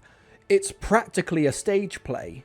And it would make sense for Stephen Moffat to be in that mindset. His previous project before this episode of Doctor Who was the stage play The Unfriend, which I have not seen because, god, Stephen Moffat really should keep better company. Even the inciting incident is terrific. The Doctor hears a scream and, because he can't help himself, rushes out to investigate and try and help. when he's on the mine, balancing on one foot, he's still concerned about the scream he heard. Someone was screaming, came from directly up there. Can you check and see if anyone needs help? And once Splice turns up, the Doctor and Ruby immediately cotton on to the fact that her dad is dead and do everything they can to not tell her, but also not lie to her. Even stood on a landmine, even though this situation will certainly stress him out, the Doctor still sticks to his principles and tries to be supportive to this now orphaned child. It's why I love the first half of this episode so much. Splice doesn't even turn up until the 18-minute mark. Most of that time is just the Doctor and Ruby trying to navigate the initial stepping on the mine, and this is where Stephen Moffat's stream of consciousness style of dialogue comes into play. I've used the word smelted before, it's never come up. Hang on, let me check that. Son of a bitch, he's right, the Doctor has never said smelted on TV before. Anyway, the episode is just full of brilliant dialogue, like... I'll give it time. Everywhere's a beach eventually. Okay, it's exactly 6.732217 kilograms. I was trying not to show off. Great name, Monday Flynn. You should marry Ruby, then you'll be Monday Sunday. Go on, get married. I'd laugh every day. Blindness isn't fatal. You literally just said that to a dead blind guy. Hoovering up the smoke so that nobody can choke to death before they are safely shot. Obviously, a lot of this dialogue is coming from the Doctor rambling in a panic due to the situation, but there's such a pace to the dialogue and how it's delivered. Though I will say that while a lot of fans have noticed that this sounds like the 12th Doctor, which makes sense as they're all the same Time Lord deep down, I find it a bit distracting that Ruby just transforms into Clara Oswald for about 45 minutes, even down to her dying mid-episode, except not really. Obviously, a lot of this is down to Stephen Moffat's gender politics informing his work, and I'm not just talking about Ruby. Once again, we have a strong female character needing to be shown the error of their ways by the smartest man in the room because they fell in love. Love it or hate it, that is the Stephen Moffat pattern. Millie Gibson's performance is exceptional, and the way she bounces off Ncuti feels so organic, but she is playing a completely different character here to what we've seen before. It's not a deal breaker, but she is just Clara Mark II in Boom, though I loved her improvising a distraction for the ambulance. But what's driving all of this combat? Well, it's here we have to talk about Stephen Moffat's self-referential nature, because Boom is just full to bursting with callbacks. There's the more obvious ones, like Villengard, the weapons manufacturer that already served as the bookend for Stephen Moffat's previous era writing for Doctor Who. First referenced in The Doctor Dances, his first script for the revival. Sonic Blaster, 51st Century, weapon factories of Villengard. And then referencing its destroyed forges in Twice Upon a Time, in what was at the time his final script for the revival. Here they play host to the main antagonist, which is, essentially, the military-industrial complex. Capitalism. We also have the Church Soldiers, which have made semi-regular appearances throughout his showrunner tenure. The fairy tale the Doctor tells himself to calm down with the Moon and the President's wife is a callback to the 12th Doctor, and of course... I will be popping in every now and then. Fish fingers and custard is my favourite. These references are fascinating in a multitude of ways. Firstly, in that it isn't just Moffat taking a victory lap over his own stories, but rather they're part of a long line of references from Doctor Who history, even including his successor, Chris Chibnall. I've met sentient mud, lovely girls. I can buy that this is the biggest ever witch hunt in England, or I can buy it's an alien mud invasion. Heck, the whole episode's premise was inspired by a single scene from the 4th Doctor story Genesis of the Daleks, where the Doctor stood on a landmine and was rescued by companion Harry Sullivan. And it's not just the episode that gets in on this reference, the Welsh BBC One announcer joined in the fun. But right now on BBC One Wales, where's Harry Sullivan when you need him? Flawless, stunning. I love this show. So yeah, it's not just his own history that he's celebrating, but even if it were, he's building upon his era's own mythology and themes that he's explored in the past, like the idea of a digital afterlife as we see with the AI constructs of the deceased Marines. It's very similar to his work in Forest of the Dead and Death in Heaven, but modernised to comment upon the capitalist class's obsession with AI and algorithms. The episode doesn't draw attention to it, but there's something so morbid about the audience watching showing the still alive John begging for his life to the ambulance, but once he's dead, his AI approximation uses his voice to say, "I was humanely terminated on the discovery of the fatal condition, blindness." Like with AI or deepfakes, once it has your influence, it could say anything in your name, and that lack of autonomy is pretty horrifying. Not to mention, Moffat uses the sound of Monday's friend Canterbury's AI to trick the audience and Monday into thinking he's still alive. Are you injured? I'm fine. How are you? I'm fine.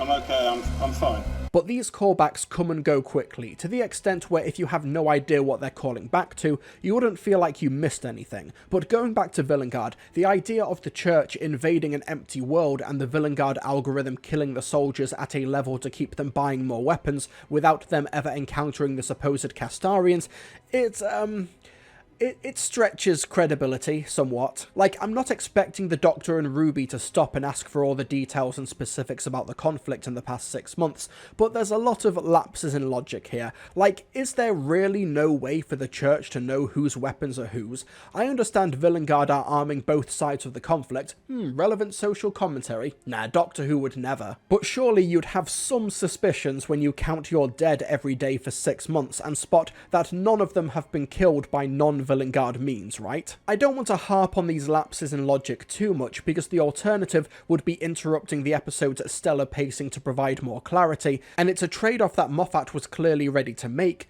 but then you get the sense that the premise of the episode came first, and then the twist ending, and then Moffat had to find a way to get from A to B by any means necessary. But the Villengard algorithm is still a terrific concept, and a brutal, yet wholly plausible evolution of the modern military-industrial complex, where even the treatment from the ambulances is carefully controlled for maximum efficiency. The ambulances are actually creepy-inspired creations, the way they trundle around, Susan Twist's friendly but dispassionate face and voice, feigning thoughts and prayers, being something I can imagine kids imitating on the playground. And the cherry on top, the ambulance being able to revive Ruby when she's shot by Canterbury, but choosing not to because she's not ordained. But let's talk about Ruby's fake-out death in the episode. So Ruby tries to distract the ambulance, but Monday asserts that there needs to be an actual injury, and I love how she politely corrects Ruby into shooting her left arm. It's so British. Do my arm. Left one, please. Yes. Canterbury interrupts, understandably assumes his crush is about to get killed, so he shoots Ruby to protect her. What you say? Oh, that you only meant well. And the Doctor's almost guttural gasp when Ruby falls into the pit. It's so affecting, and probably one of the best acted moments of the episode. Because the Doctor can't scream in despair, he's trying to contain his emotions and he can't move to help her, so he just lets out this restrained, helpless yelp. The ambulance scans Ruby, thinks her age is 3082, another Moffat callback when the same thing happened to Amy Pond in The Beast Below, and can't find her next of kin. Obviously this ties into the mystery of Ruby's birth family, but even removed from that context, it's genuinely distressing to see 19-year-old Ruby have to be asked a question in the face of her impending death that someone that young should never have to consider. Who is my next of kin?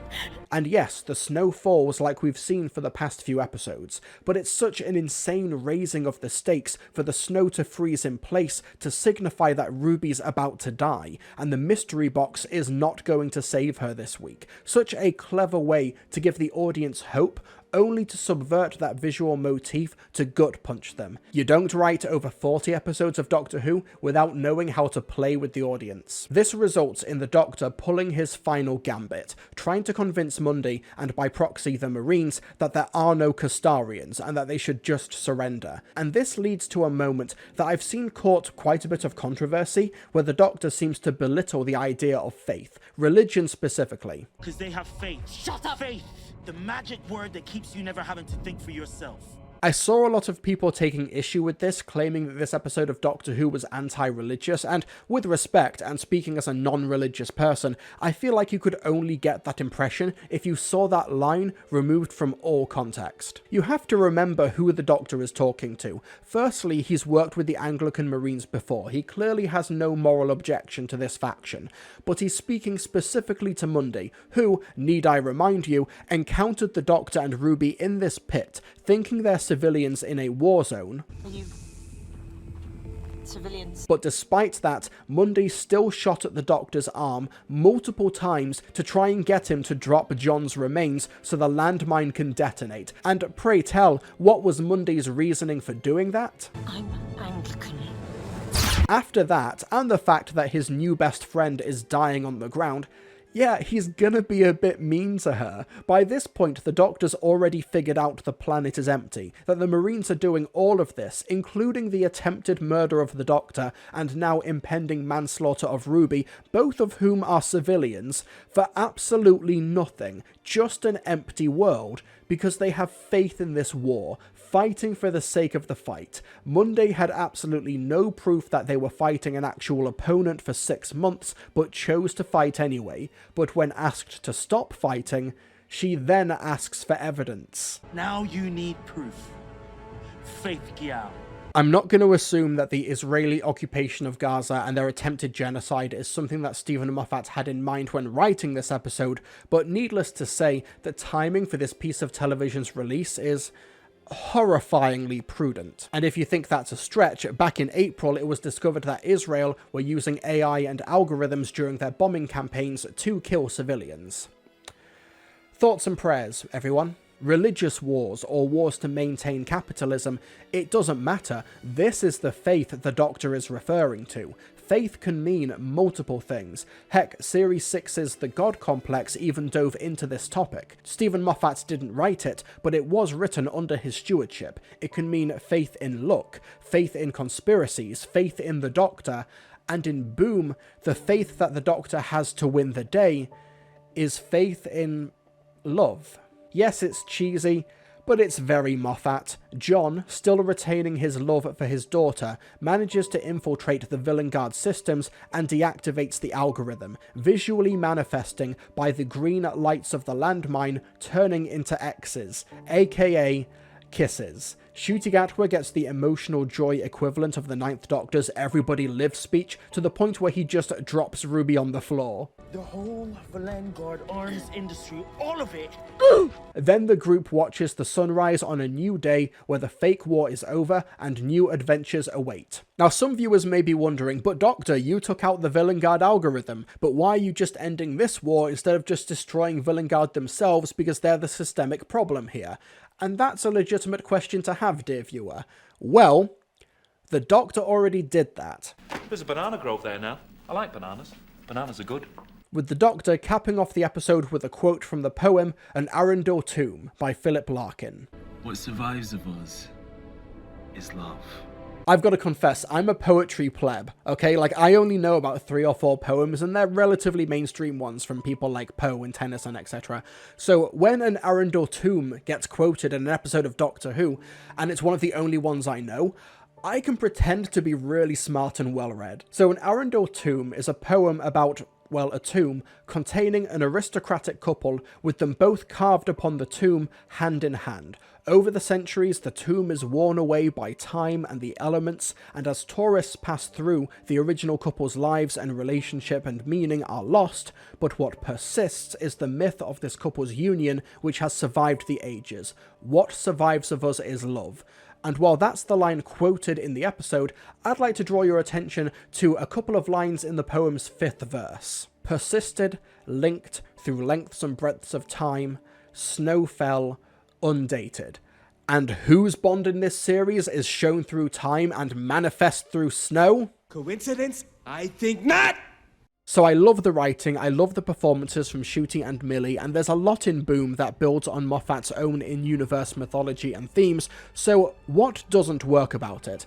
Well, I already touched upon the suspension of disbelief required for the Anglicans to be fighting a war against nothing for 6 months, but the main issue for me is the supporting cast. Now, I think the performances across the board are strong. Joe Anderson is surprisingly compelling as both versions of John Francis Vader. Susan Twist is also legit creepy as the ambulance, and while Varada Sethu makes for a strong presence, there's just not a lot to the character. No amount of witty Moffatisms, flirting through tattoos, and posh Graham will make these characters anything more than a means to an end for the central conflict. They serve the themes and to bolster the Doctor and Ruby's journey, but outside of that, I just have zero investment in them.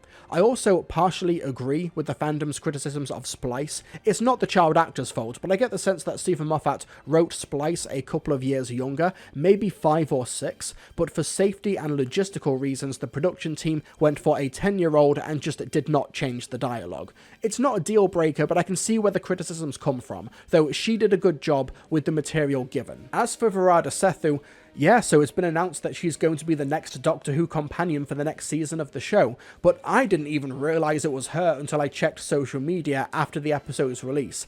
I think it was the hair and the bulky costume, I just did not recognise her at all. I don't think her companion character is going to be Monday Flynn. Rather, I think we're dealing with a Peter Purves, Freema Agyeman and Karen Gillan situation here, where they were cast in a one-off Doctor Who role, only for the team to enjoy their work so much, they bring them back as a different character.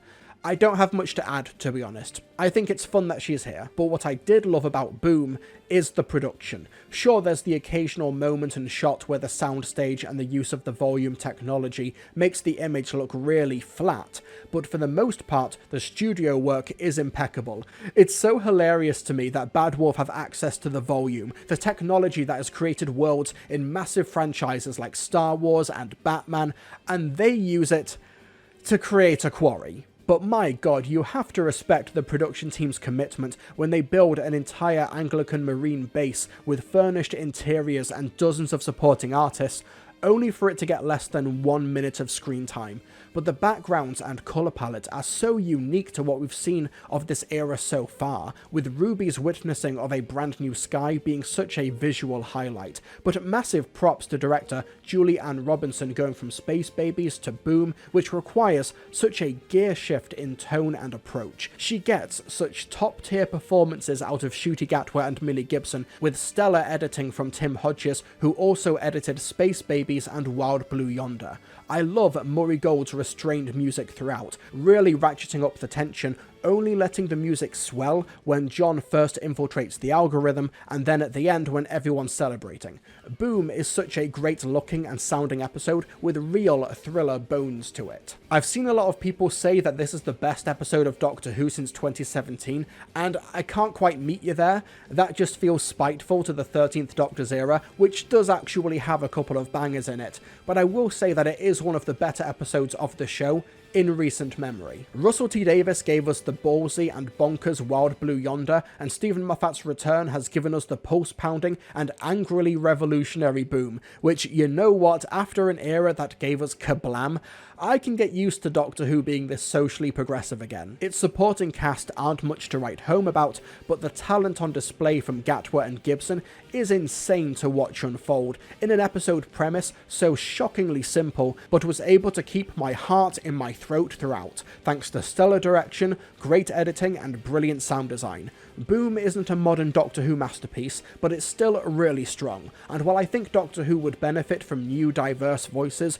rather than relying on the old guard time and time again, I will say I am intrigued by Moffat's next work, which has been revealed as the upcoming 2024 Christmas special, Joy to the World. Wait, Boom? Joy to the World? Why does that sound so familiar? If I say anything negative about Doctor Who, it goes everywhere, like boom, everywhere, right? Doesn't exactly bring joy to the world that I just say something negative about Doctor Who.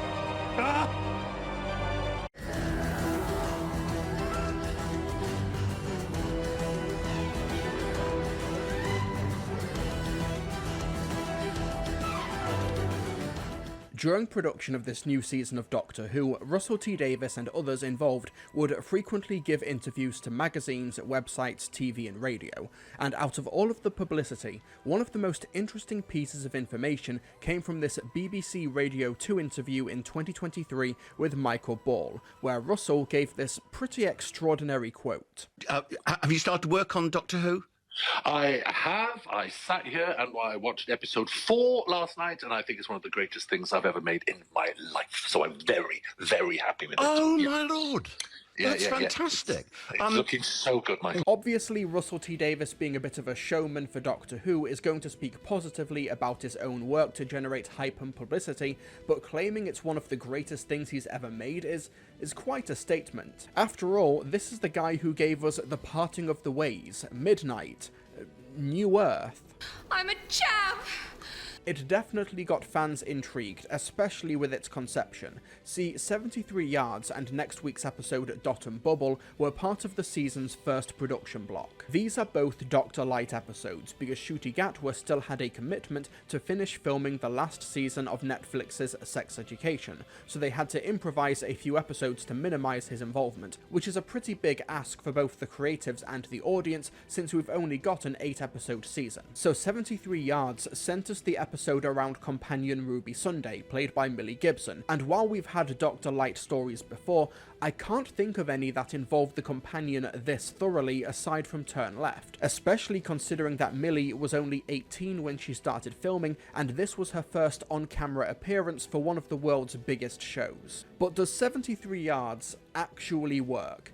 That's a more complicated question, so let me back up. So the episode opens in modern-day Wales, where the Doctor and Ruby land the TARDIS on a cliffside. The two get chatting, with the Doctor name-dropping an evil future Prime Minister from Wales, but he steps on a fairy circle, which causes him to quickly disappear and leave Ruby on her own, with no way of getting inside the TARDIS. You know, with Boom and 73 Yards, this is the second episode in a row where the inciting incident is just the Doctor not looking where he was going. But while the Doctor has gone, he hasn't left Ruby all alone, as now some strange woman appears to be tethered to the young Mancunian at a permanent distance of 73 yards. Whenever someone tries to talk to the obscured figure, they run away from Ruby in fear, which happens to the locals of a Welsh pub, her supposed allies at UNIT, and even Ruby's adoptive family, with Ruby attempting to find some newfound purpose with the entity as she attempts to track down the Welsh Prime Minister, who the Doctor warned her about, as he threatens to bring the world to the brink of nuclear annihilation.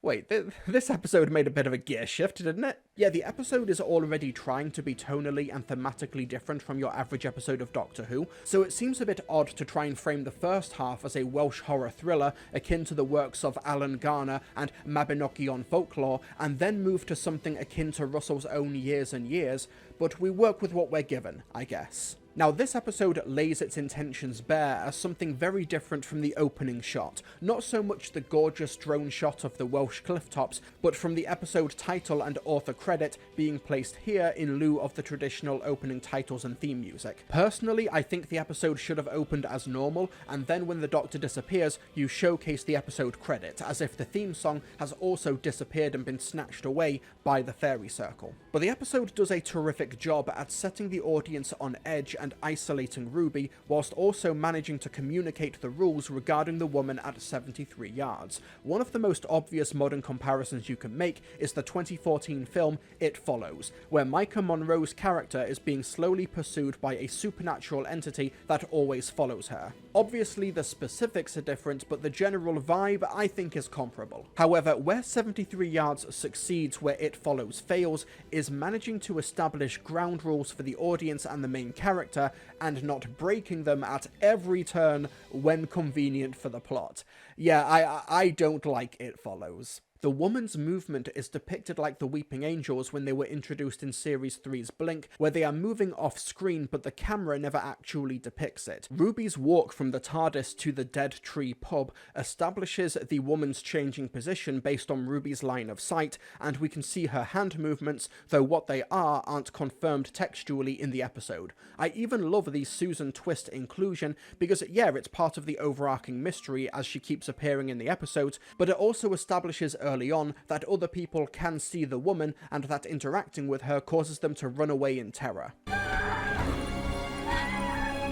Yeah, obviously a lot is left up to interpretation by design, but the episode stays consistent with these fundamental rules, and honestly, the ambiguous stuff, for the most part, is absolutely fine with me. Ruby essentially admits defeat by the end of the first act because of these immutable rules that she doesn't fully understand yet and she can't overcome. I'm going now.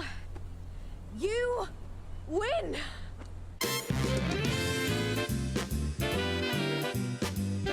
No, we're not meant to know what the woman says to these people to cause them to run away. Realistically, there isn't anything she can say to people like Carla Sunday or Kate Stewart that will make them abandon Ruby so callously, but maybe that's the point? Personally, I don't even think she says anything. She probably just emits some kind of energy that makes these people just turn on Ruby. It doesn't matter why the entity in It Follows is pursuing people or how it can change its shape. It doesn't matter how Michael Myers or Jason Voorhees are immortal killers. This is just supernatural horror 101, as long as you follow the internal rules that you establish to the audience, and 73 Yards does that. I'm not the only one to make this connection, but with Ruby being a foundling searching for her birth parents, it's not a stretch to say that perhaps this entity that's latched onto Ruby and is punishing her and the Doctor for breaking the fairy circle and reading the scrolls that it contained by exploiting her greatest fear, her fear of abandonment. The folklore around fairy circles, or fairy rings as they're also called, is that fairies can make you disappear and could even cause you to dance yourself to death. My personal headcanon is that because it's the Doctor who stepped on the cotton that formed the circle, he's taken away. Presumably to Barbieland, where he and the other Kens can dance for all eternity. Does the title of long-term distance casual low-commitment girlfriend mean nothing? Ruby thinks the Doctor has abandoned her. She's abandoned by the hiker, Unit abandoned her, and even her own mother. Even your real mother didn't want you. Emotional damage! While the return home to Carla and Cherry feels a bit clunky, considering we never actually saw what happened after the ending of Space Babies, so you get the sense that there's so much character work that's taken place off screen, a recurring issue with this season, not gonna lie. It's still an effective moment where Ruby is on the other side of that door, looking up at the snow she can conjure falling on the skylight. A year passes and Ruby is found by Unit, and while I think Gemma Redgrave as Kate Stewart is great in this scene, it's ultimately a massive dead end for Ruby as the entity turns the task force against her. Disengage. God, I can't imagine the impression audience members who only started watching Doctor Who in 2023 have of Kate Stewart. Turned hateful by the giggle, abandoning Ruby because of the woman. It's not a good time to be a Kate Lethbridge Stewart fan. After this, we see Ruby just trying to live her life. Birthdays come and go, relationships start and end, all in the shadow of Ruby's newly acquired spirit. That is, until she spots Roger Ap Gwilliam on the news, and remembering the Doctor's words to her all those decades ago, decides to take him down. Now, I mentioned earlier that one of the more obvious movie comparisons is It Follows, but for me, the episode has more thematically in common with another horror film from that year.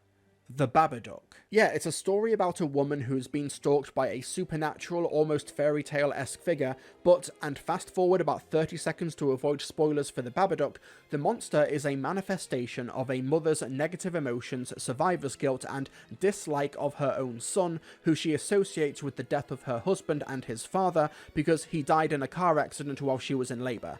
The movie ends with the Babadook possessing the mother, but she manages to fight it off through the love of her son, and the monster flees to the basement where it lurks and the family feeds it worms. The idea being that these harsh, negative emotions sometimes never truly go away and just lurk beneath the surface, but sometimes you have to learn to live with them. And in 73 Yards, Ruby has to come to terms with her monster. For me, the best scene in the episode is when she finds her cause and even rallies it. Come on. We've got work to do.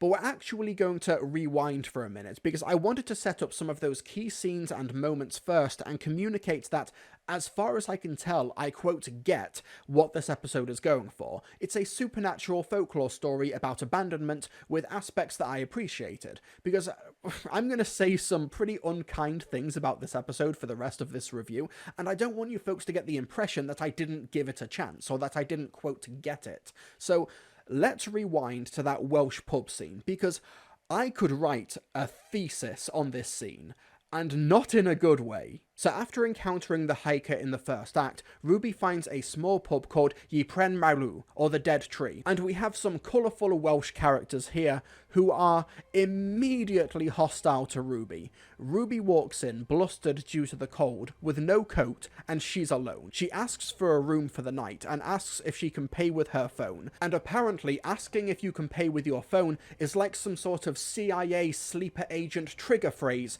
to these pubgoers. They immediately turn on her, bad attitudes, mocking derision, and utter contempt for her situation. And it's not like it's played as a joke or that it's a prank gone too far, like, I'm teasing you! No, they actually just say it with their full chest, that Ruby is being racist. It's racist, my dear, to be blunt. Like, there's genuine hostility here that is completely unprompted. I get what the episode is going for. These pubgoers think Ruby considers them to be backwards people who don't have access to modern technology and still believe in the superstitious, but here's the thing. Watch the scene. Ruby never gives them cause to think this. And that's what breaks the scene. For crying out loud, I've filmed TV shows in rural Wales, and each crew member is given cash in the likely event they need to buy something from a place that doesn't accept card or bank transfers. But to be fair, it's not like Russell would know this. It's not like he's a producer working with a production company that films predominantly in Wales. Ruby's question is absolutely valid, and she asked as nicely as she could considering the circumstances, and the landlady, played by Maxine Evans, absolutely leads her on. How do you pay with your phone? And this hostility is completely overdone in the episode. Like, I think I understand what it's going for. It's kind of like the scene in the Slaughtered Lamb pub in An American Werewolf in London, where the locals are funny about these American outsiders walking on the moors at night. Well, what's that star on the wall for? You made me miss. Sorry. I've never missed that board before. But here's what 73 Yards misunderstands about scenes like An American Werewolf in London. The folks in the Slaughtered Lamb actually believe that there's a werewolf on the moor. Stay on the road. Keep clear of the moors.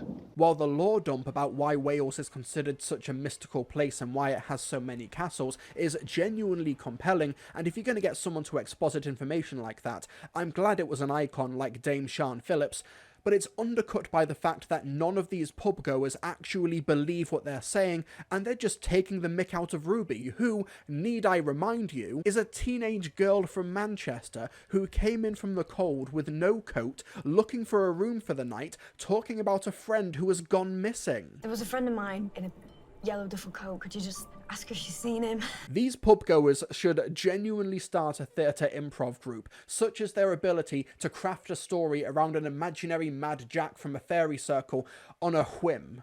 If you like this opening act, that's great, but I beg of you to watch it and just focus on Ruby's dialogue. She literally says nothing to prompt this type of response. She never actually says a thing disrespectful or out of place. And it's a shame because I think it's such a well-shot set piece. Great direction, brilliant lighting and mood, and the performances are really strong. I love Murray Gold's music, and I think when it does lean into the supernatural, it feels like something unique to Welsh culture. Even if the episode thinks Welsh people are just the worst type of person you'd want to see if you were lost and alone at night. Yes, but Welsh people! You're probably wondering, okay, Mr. TARDIS, we get it, you didn't like the scene, did you really need to dedicate around 700 words to talking about it? But here's the thing, when we get that shot, where the scene transitions from night to day after the big pub scene, the episode is nearly at the 16-minute mark. We spend a long time in this pub, especially when you take into account that the episode has no opening title sequence. So for it to amount to absolutely nothing other than pure hostility against Ruby and bait and switches, yeah, it's wasted time as far as I'm concerned. It's not even to benefit the overarching story, because it's not like Ruby finds a small sanctuary here that abandons her because of the woman. No, they already hate her, and then force her to leave after a single day. There is no change emotionally. I don't know, it feels like Russell T Davies just really wanted a hostile small village pub local scene, and just did it but with no thought. There's a lot in this episode that doesn't really have a lot of thought put into it, like how on earth can Ruby afford to rent a flat and live alone in central London through a make-ends-meet job? And I've got this rubbish job at Kleinemann's to make ends meet. She even mentions that she bought the most expensive camera to zoom in on the woman's face. I bought the most expensive camera and I still couldn't zoom in on her face. If Ruby has isolated herself due to the woman at 73 yards, even trying but failing to have relationships for several years, who is sending her all the birthday cards? I know that they're just there so the audience can see the passage of time in the montage, but...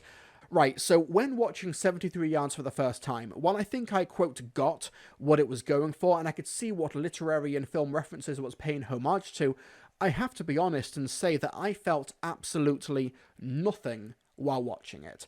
It didn't give me anything emotionally to work with, and with this review, it's kind of my process to try and figure out just why that is. On first watch, I felt nothing. My wife watched it, who loves her supernatural horrors, and she felt nothing and found it boring. On my second viewing, I still felt nothing, but started noticing all of these little details that irked me. And on my third and most recent viewing, I just got baffled at how an episode that clearly has such emotional intelligence in some respects, like the idea of Ruby not wanting to take a boat or a plane in case something happened to disconnect her from the woman, and would be open to depicting Ruby's anger and frustration to the extent that she'll smash a mug in public. But at the same time, despite the episode's framing of it being Ruby's issue that she needs to overcome, we get a moment like this. Except for the bed thing. That really was you. Well, that was unnecessarily brutal! And that leads me to the third act of the episode, and there's only 17 minutes of the episode left, including the ending credits and the next time trailer. Ruby sees Roger Ap Gwilliam on the news, remembers the doctor's accidental warning, and decides to stop him. It makes me wonder if the whole trajectory of this episode would have changed if the Doctor, instead of naming a Prime Minister as a bad example of a Welsh person, instead decided to vent on one of his old bullies named Lewis from school. Would Ruby then dedicate months and years of her life to getting revenge on Lewis? Whatever, clunky writing is clunky writing, and I'm just gonna ignore how forced the Mad Jack connection is, because that's not even the issue with the characterization of Roger in this episode. You see, I think actor Aneurin Barnard is great casting. He's charismatic, looks great in a suit and coat, you can believe his dark turns, but also why people would follow him. He looks like someone who, as a teenager, would tell his friends not to come into school the next day because something big's gonna go down, and then he became a politician, if you know what I'm saying. The problem is that as a character on the page, he's just so poorly defined beyond being a single-issue politician. The political commentary is so flimsy in this episode. So Roger's single policy is nuclear armaments, yeah? Okay, so what has made the world over the past few decades, made the country want to vote in a single-issue politician who, by the episode's own admission, has no other answers, demonstrated in that scene where they actually bring in a real-life BBC News presenter, Amol Rajan, and age him up, which is really cool. But what is the state of the United Kingdom where a Welsh politician can win a massive majority in a general election based on nothing but nukes? We've caught glimpses of the world over the past few decades based on Ruby's interaction, but there's nothing here to make his success credible. Clearly the economy can't be that bad if single, living alone Ruby Sunday with a make-ends-meet job can afford a nice flat in central London. He's going for populist rhetoric by claiming he was a, quote, jack of all trades, but is that even true? Was he just lying? Now, I'm not asking for the Albion Party's manifesto to be read out in the episode, but compared to Russell's political commentary and world building in something like Years and Years, it's a night and day difference. It doesn't even feel like the same writer, in a bad way. But let's go back to that interview with Amol Rajan. Yes, the holding coat scene transition is a 10 out of 10 moment. But then Roger gets caught out with his intention to launch nuclear weapons. We'll cut that bit out, right? Firstly, there's absolutely no way on earth that a UK broadcaster doing a political interview wouldn't leave that in. And secondly, a politician actively asking something to be left out of a recorded interview while on camera would be career-ending. But anyway, Ruby decides to dedicate the next few months and even years of her life to taking Roger down. Roger starts as an outsider, then gets elected MP of his constituency, and then eventually becomes Prime Minister. We're talking, at minimum, several years here, and that's fine for Ruby because she knows that he needs to be stopped because Roger nearly brings the world to the brink of nuclear disaster. This is fine, because it's the Doctor saying it, and the Doctor is the show's voice of knowledge and authority. Okay, so no notes there. So why, in the Holy Father of Manawadin, do we also need the Marty subplot? Marty. Boy's name. What an odd thing to say. Roger meets Marty, another volunteer from his team, and it's heavily implied that he starts a relationship with her which turns violent or aggressive. Oh, he is a monster. Except for you, Marty. Roger said there's room for you at the party. Saturday night, he asked for you by name. Now, Doctor Who is capable of diving into the topic of domestic abuse, power imbalances, etc., but 73 Yards feels wholly unequipped to tackle this topic because it feels like it's done exclusively for shock value. Firstly, it's entirely pointless. I can't imagine a version of this story where Ruby doesn't try to stop Roger unless Marty is there. I'm sorry, I just don't think that's happening. I also don't think there's a sizable enough chunk of the audience who needed that extra push to see Roger get taken down. I mean, we already know that he's a single-issue populist who led the world to the brink of nuclear. So why bother giving the audience that extra push, especially when the subject matter is so grounded and dark? Did Russell T Davies really feel like there was a sizable amount of viewers who would watch Roger ap Gwilliam and think, oh, I'm okay with a nuclear holocaust, but I draw the line at heavily implied domestic violence? Like, I'm sorry, but I don't think the audience size is substantial enough that it justifies him trying to cover his bases like that. It just feels really crass, like something a bad film student would include in their first script to show the teacher how edgy they are. It devalues a pretty serious topic for no reason. Like I said, I think that Russell T Davies, through Doctor Who, can dive into this subject matter given the right conditions, and I think that because he already has. Rewind back to 2007, with Russell T Davies' Series 3 finale, where the Master becomes Prime Minister and abuses his wife, Lucy Saxon. Yes, it's there to give the audience additional reasons to hate him,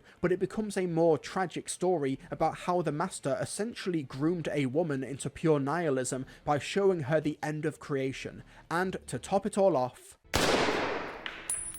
the abuse the Master puts Lucy through makes her the only person in that room capable of pulling the trigger of that gun to kill the Master. Now, I'm not saying that domestic abuse was depicted perfectly in Series 3, obviously not, but compared to 73 Yards, it's a subject treated over several episodes over time that justifies itself narratively and expands on the characters in the story. In 73 Yards, none of that is true. In fact, it's quite the opposite, because it essentially character assassinates Ruby Sunday, and we may have found the silver bullet as to maybe why this episode just doesn't make me feel anything outside of abject confusion and bafflement on repeat viewings. I don't think the show has put in the legwork to tell this story. Yeah, Ruby Sunday is a foundling, so it's understandable that she might have a fear of abandonment, which is manifested through this entity, but we've only known her for 4 episodes prior to 73 Yards, and we've not really explored or established that fear. Yeah, there's subtext and audience interpretation, but because the episodes haven't really put in the work to establish Ruby beyond Mancunian fairy tale foundling who writes songs for heartbroken lesbians, this episode doesn't really feel earned, at least at this stage of the season. There's the brilliant germ of an idea that if the Doctor disappears from a companion's life, what do they do with what they've learned? Where does that rebellious spirit go? How do they channel their desire to fight injustice? It's something we've seen Russell T Davies do with previous companions. In fact, all of his previous companions, Rose, Martha and Donna, they all take on what they've learned from the Doctor to defend Earth, join UNIT, or do their own investigating. Even Wilf gets in on it in The End of Time. But these are characters we spend a long chunk of time with getting to know. But with Ruby, we've really not had that time yet, so it doesn't really amount to much here. Ruby doesn't appear to make any moves to utilise the Semper Distance woman until she spots Roger Ap Gwilliam on the TV, and then it's battle stations, so she volunteers for his campaign. After a TV interview, he and the audience become aware of Marty at the same time, before he wins his constituency, then wins the keys to government, which means that Ruby must have been a part of his team for at least a year on the short side, but more realistically, several years, and during that time, she did nothing to help Marty's situation. So if we go for the idea that Ruby is meant to take the spirit of what she learned with the Doctor to help the innocent and fight injustice, then there's really no excuse for not trying to get Marty out of that situation. Does Ruby think that she won't be able to stop Roger if Marty just stops showing up for work one day because Ruby managed to get her away safely? After all, Roger is established as a single-issue politician. He has nothing else to fall back on here. It's not like he's advocating for other policies or something else like, I don't know, off the top of my head, mandatory DNA testing, for example. It just reads as Russell introducing the idea of Roger being a heavily implied domestic abuser for shock value and shock value alone. The audience already knows he's bad, Ruby already knows he's bad, and Marty, despite actor Sophie Ablett doing her best with the material, and it's not her fault in any way, she's not playing a character, she's playing a cynical attempt at audience sympathy. It's really crass, if I'm being honest. Did Russell not think that the threat of Roger wasn't present enough without Marty?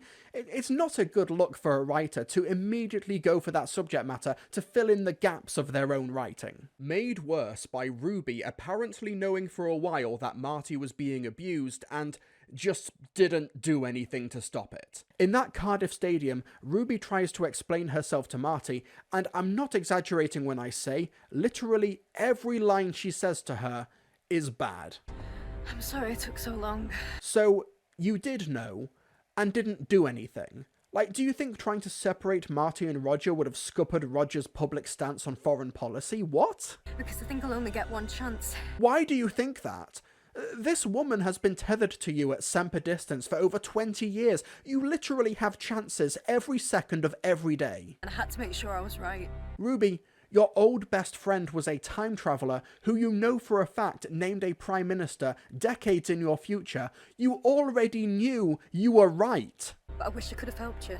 You could have, but didn't. But Mr. TARDIS, this football stadium is the only place she can do it because it's the only place that she'll have clear line of sight at 73 yards to Roger.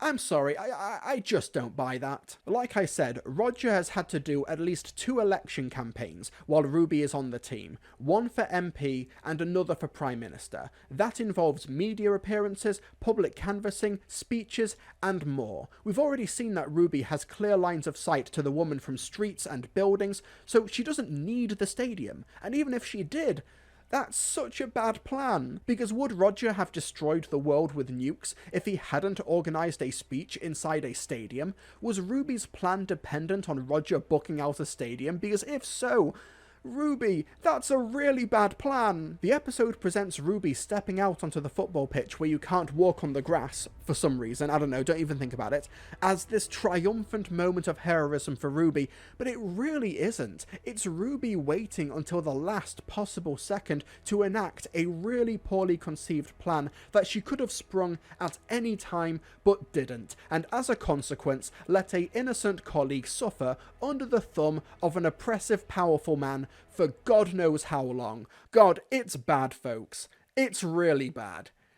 Let's start wrapping up the episode. Roger gets scared out of politics after speaking to the woman who is still tethered to Ruby. We then learn Roger's being replaced by someone we've never heard of before, so God knows if this is actually a good thing. Once again, don't think about it. Jesus Christ, don't think about it. We then fast forward 4 decades later, where an elderly Ruby, now played brilliantly by Amanda Walker, visits the TARDIS again with presumably her carer. She then says something that is underscored by triumphant music and is filmed like it's profound, but she literally just says a bunch of non sequiturs. Then she's on her deathbed, and I will say it is pretty tragic that her nurse just shrugs her off when she talks about conjuring snow. I could make it snow once upon a time. That's nice. Forget the bogeyman, forget the Goblin King, forget the military-industrial complex, and forget Roger. That nurse is this season's biggest villain. And then as Ruby dies, the woman closes the distance, still not revealing her face, and then, and I must stress, this is what the visual language of the episode implies, okay? This isn't interpretation as far as I can communicate it. Ruby appears to be sent back in time to Wales in 2024, before the Doctor stood on the fairy circle, so she can warn her younger past self to not step on the cotton. So the episode's visual storytelling heavily implies that the woman following her was Ruby all along, despite them being played by different actresses even at that age. But once again, don't think about the episode. Don't think about the episode that you're encouraged to think about. Ruby warns the Doctor to not step on the cotton. He doesn't, and then they go on their adventures. So the episode, in essence, never actually happened. Nothing is learned, Ruby learns nothing. Roger is presumably still a threat because Ruby didn't stop him. I don't know, it's just a mess of metaphors. Like, did the distant woman give Ruby a second chance because she stopped Roger? Or was this always how this story was going to end? Like, if it's meant to be some sort of, like, folklore story where spirits teach mankind a lesson, then why is Ruby not allowed to retain the memory of her experiences? I know it's up to interpretation, but there is a difference between making up your own meaning based on what's presented to you, and just writing your own fanfiction of 73 Yards because the episode gives you nothing to go on. My big takeaway from this review, to you folks watching, is that I don't want you to think that I just didn't get it, or didn't give it a chance or whatever. I don't care that it's supernatural. I don't care that not everything is explained. I'm all for metaphors and abstracts. Like I mentioned earlier, I don't need to know what the woman said to Ruby's friends and family to make them abandon her. But an episode can't just plop metaphor and abstracts as its foundation and call it a day. And that seems to be what 73 Yards has done. It explores Ruby's themes of abandonment despite the 4 episodes prior not establishing that as a point of contention for Ruby. It establishes the rules effectively for the woman and sticks to them, but doesn't give the audience anything beyond that to project an actual meaning onto. The rural Welsh pub first act is a completely misguided time sink, which means that otherwise vital clarity in the second half just never happens, with the episode veering into terribly shallow political commentary that also results in a wholly crass domestic violence subplot that veers into cynical and almost shameless territory. What I will say, though, is that 73 Yards is a brilliantly produced piece of TV. Director Dylan Holmes Williams shoots this thing to within an inch of its life. The gorgeous tableaus, the clever and creepy transitions, the effective lighting and mood building. I love Murray Gold's music. The performances from the cast are really strong, though it's hard to ignore the absolute waste that is casting Dame Sian Phillips in such a nothing role.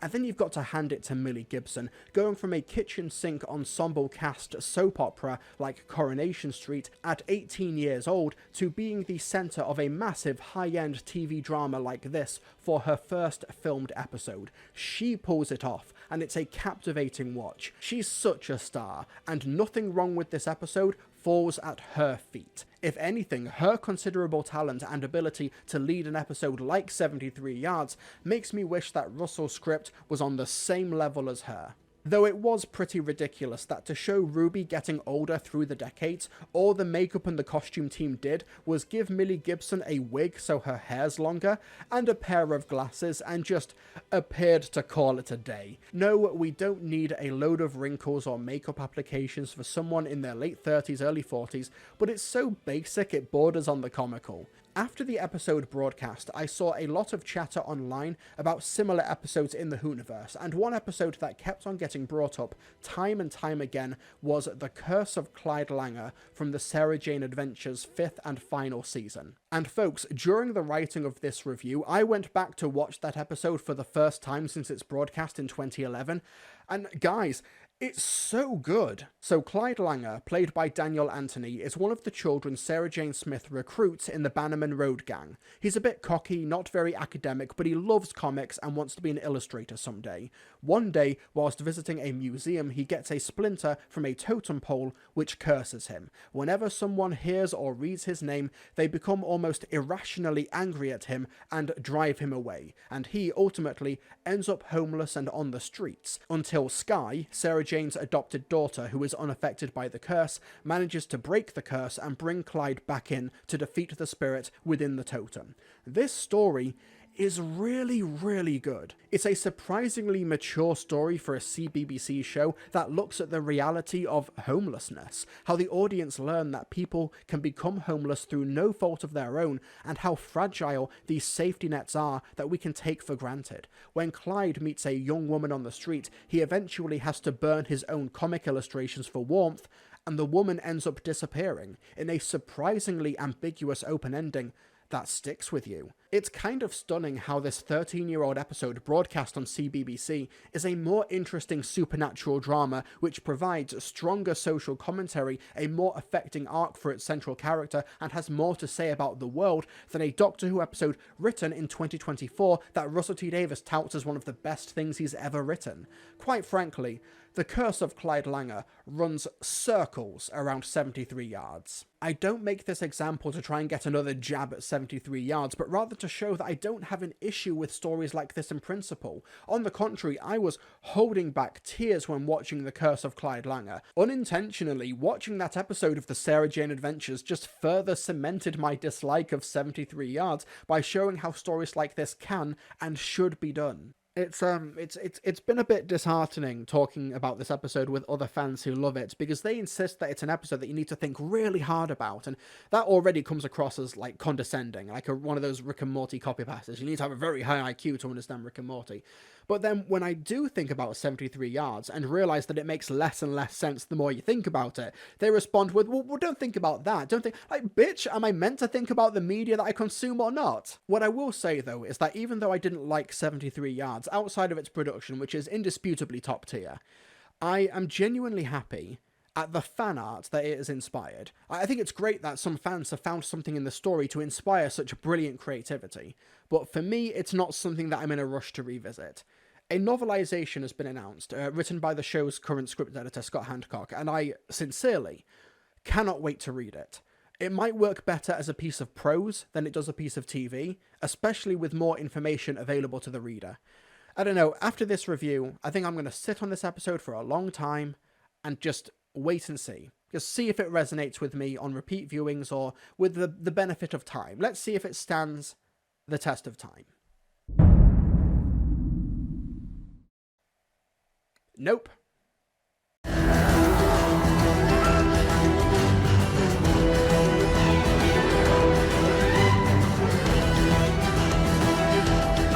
As we go past the halfway point of this transformative new era of Doctor Who, it's become increasingly clear that the show is going to great lengths to show its range to a prospective new audience in ways that are pretty easy to communicate. Here's the musical episode. This is a bottle episode set on a landmine. Obligatory art piece episode. Doctor Who Meets Bridgerton is an upcoming one, and another piece of modern pop culture cachet that Russell T Davies wants to invoke is Black Mirror. Black Mirror arguably walked in the slipstream of Doctor Who's revival, though obviously targeted at an older audience from a different network, but being able to centre technology in standalone short films in an anthology format in the vein of The Twilight Zone or Tales from the Crypt was a brilliant concept from Charlie Brooker, an admitted Doctor Who fan.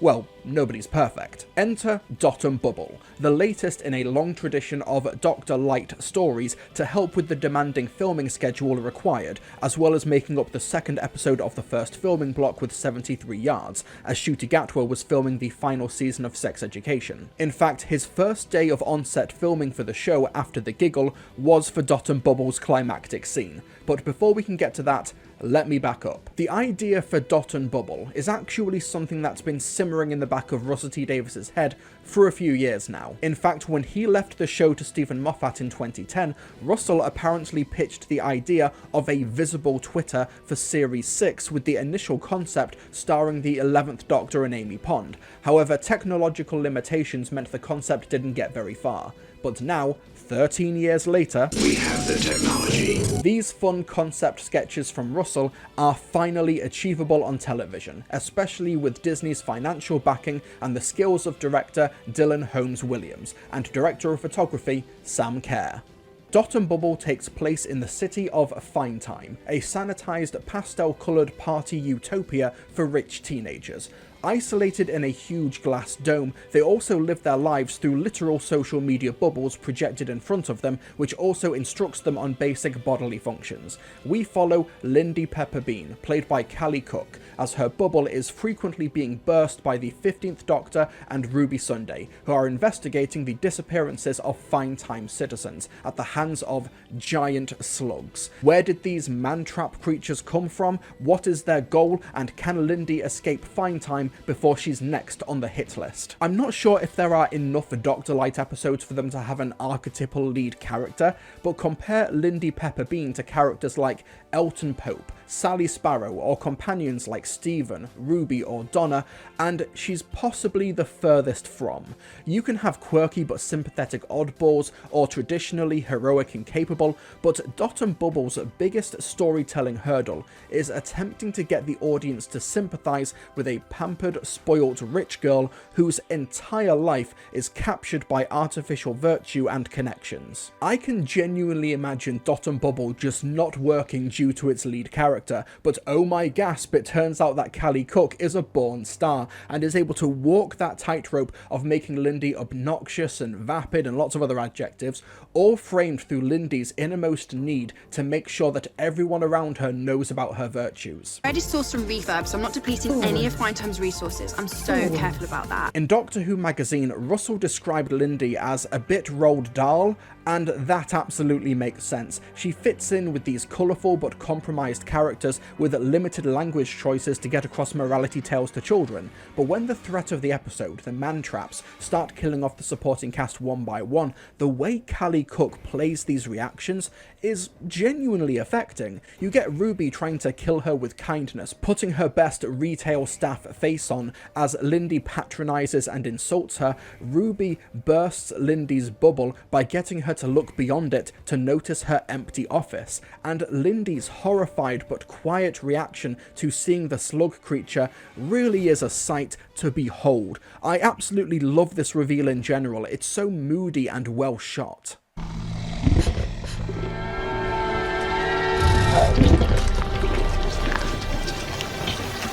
That's a challenging wank.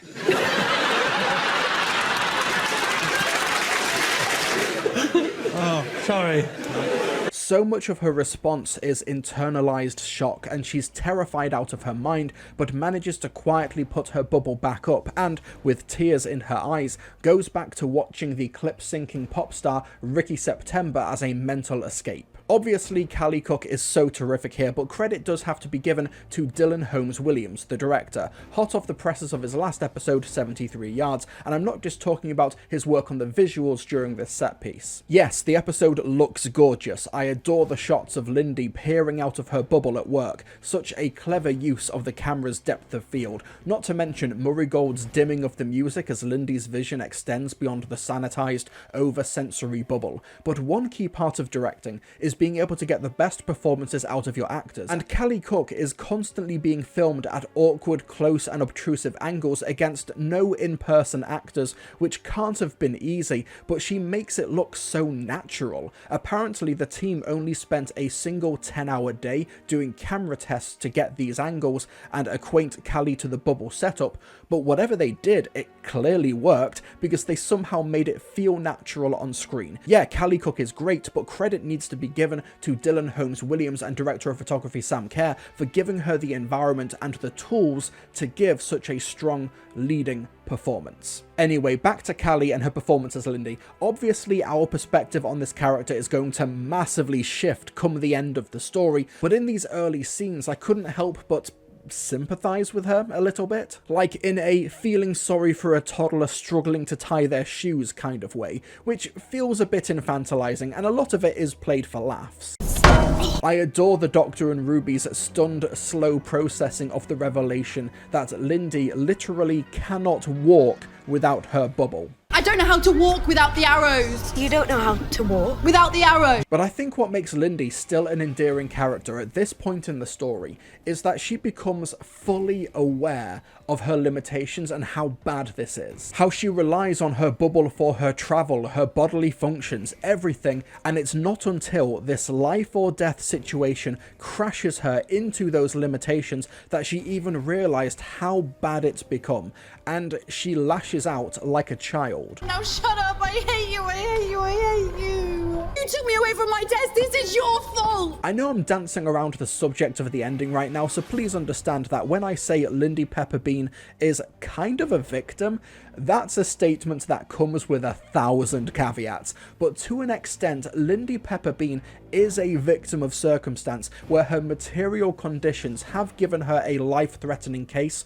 of physical and mental arrested development, and her becoming aware of that through brutal, invasive close-ups to an audience is kind of tragic. And that's the glue that's holding the first 2 acts of this episode together, and what makes her the inverse of the hyper-capable but still prone to emotional outbursts Sally Sparrow in Blink. And what is the threat that shakes Lindy to some sort of reality? Well, it's the man-trap slugs, one of the first alien creatures that fans spotted filming on location in early 2023, and I'm glad that we did actually see them on location, because it just makes you appreciate the work the production team did. There's obviously CGI enhancements and additional animations done on top, but these almost classic series looking slugs really have such an effective tactile presence. It takes 3 puppeteers inside the suit to operate these beasts, and I love the gnarly, slimy sound design surrounding them. And I'm not kidding when I say they look like they're from the classic series. They look like something that Barry Letts and Terrence Dicks would have conjured up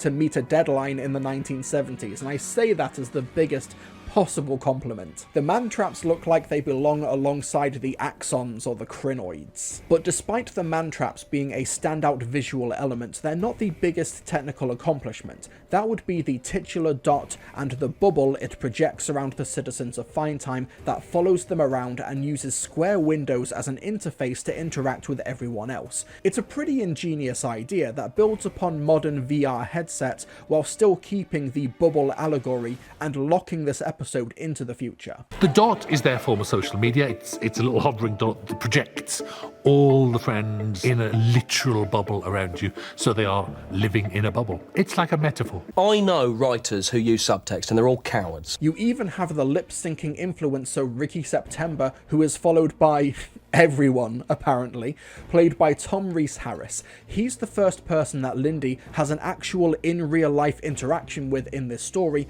as everyone else, including the Doctor and Ruby, are forced to use the bubble. And it turns out he's not just some vapid heartthrob, but he's well-read and walks around without the bubble. He's also very thoughtful about Lindy's personal boundaries. We stan asking for consent around these parts. Under instructions from the Doctor, Ricky and Lindy start making their way underground to try and escape Finetime. If Lindy is the stand-in for a pseudo Doctor Who companion, then I don't think it's a stretch to view Ricky as a stand-in for the Doctor. From offering his hand as he and a young woman run away from monsters, his propensity for tech and exposition, and most importantly of all, his ability to make ambiguous moral judgments. Link's busy, but they're coming. They're on their way. Just might take a little while. However, as good a character beat as this is for Ricky, this becomes a pretty big issue in the broader strokes of the episode, but more on that later. So Ricky has to input 100 numbers into this panel to open a locked door, while the Doctor tries to figure out why the man-traps haven't killed them yet, despite ample opportunity to do so. And then, through sheer luck and contrivance, the Doctor stumbles across the answer. The man-traps are alphabetically inclined. Those things are eating people in alphabetical order right across the city. My instant reaction to this was, this twist is just like the Doctor's daughter. For those of you who don't remember, the Series 4 story from 2008 centered around a war between humans and Hath, which had lasted for generations. However, it was revealed at the end that war broke out just 7 days prior, and that they're going through generations so quickly that, well, war broke out 7 days ago, you see, and this changes things, because well, at least it gave Donna something to do. If you don't understand the connection, this twist in Dot and Bubble seems to exist just so there's a twist, and some in-universe explanation as to why Lindy and Ricky weren't killed earlier. This just does not hold up under scrutiny. TLDR, the Dot that's powering this society has apparently become sentient and hates humanity, so it created the man-traps somehow, and is killing off the population of Fine Time, but alphabetically? Why not just kill them off as soon as possible in a logistically effective order instead of an arbitrary admin one? The Dot controls people's movements and paths to the extent that people like Lindy literally cannot walk without the arrows the Dot provides her with, so just walk all the citizens into the man-traps then. Why go through such an arbitrary method when total extermination is the objective here? It's so inefficient because we also learn that the Dot's betrayal and plan has been in motion for some time. Stewie Bloom, when was the last time you saw him? Rooster Jacket? Joseph and Lucy, and I've not seen Kirsty Bookkeeper since last week. So people have been disappearing for a week, and the Dot has only managed to make it halfway through the alphabet? God, those slugs are slow. The alphabet twist is treated like a hiding in plain sight type of deal, but it's just a shallow swerve to throw an extra conflict into the third act and to justify Lindy's survival despite her outright walking into one of the slugs at one point. Don't get me wrong, the man-traps are cool, but why would a highly sophisticated and advanced artificial intelligence design, create, and then distribute these huge, incredibly slow and inefficient creatures rather than just, I don't know, launching themselves at their human owners? Wait, they can just do that? Then why not open with that? Come on! Oh, and don't even get me started on Lindy telling the highly intelligent Dot that has access to everyone's information, history, and even their biology to the extent where it knows their urine content. I'm sorry, but your need to urinate has skyrocketed. But the Dot apparently needed Lindy to tell it that Ricky's last name used to be Coombs, so it has to kill Ricky first instead of her. Yes, it's a massive emotional pivot, which is the first big mask-off moment for our leading character going into the final scene, and the actors play it so well. But why does the Dot not know this already? And more to the point, why does the Dot even care?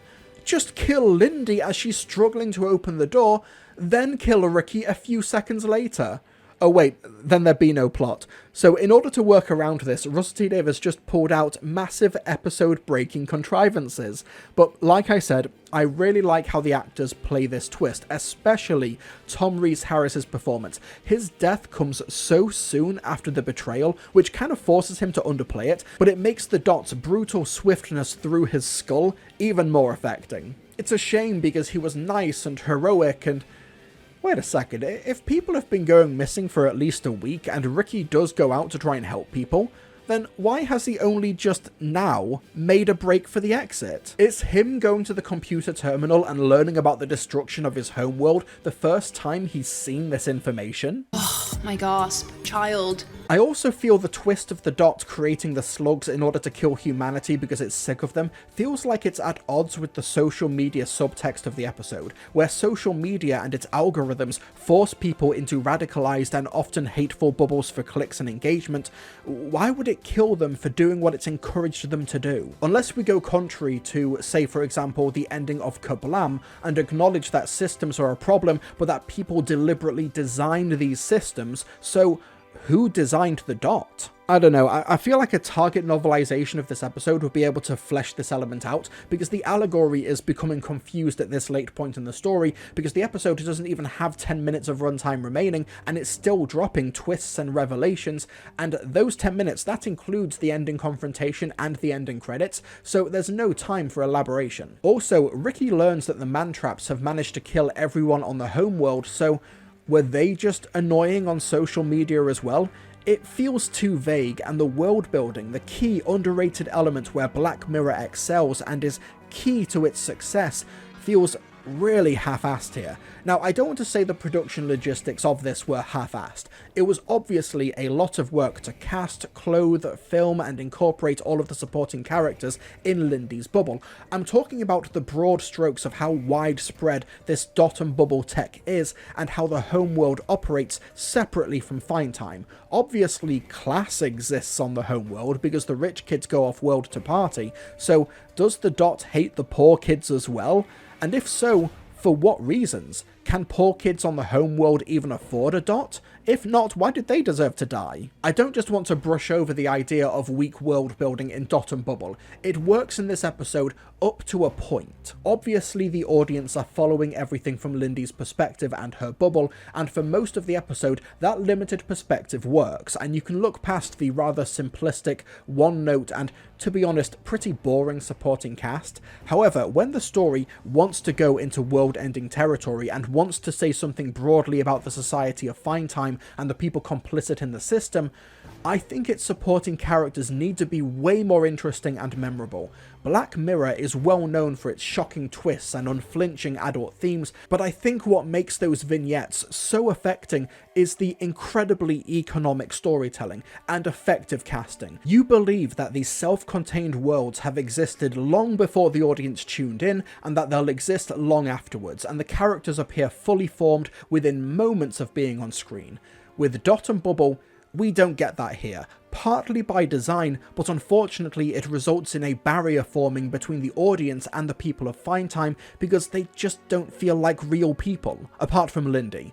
If Finetime is meant to be a super cool party utopia, then why do the streets look so plain and drab? Where do these kids party? Are there communal spaces? Because we don't see anything like that here. Like I said, this is an issue up to a point, but the main reason for this tangent is to emphasize that Black Mirror is much more than just technology bad. It's a masterclass of short-form economic storytelling. Or at least the first 3 seasons are. I've not had time to watch beyond that because I'm too busy watching Doctor Who. But it kind of feels, in a superficial sense, that Doctor Who just took the technology bad angle and stopped there.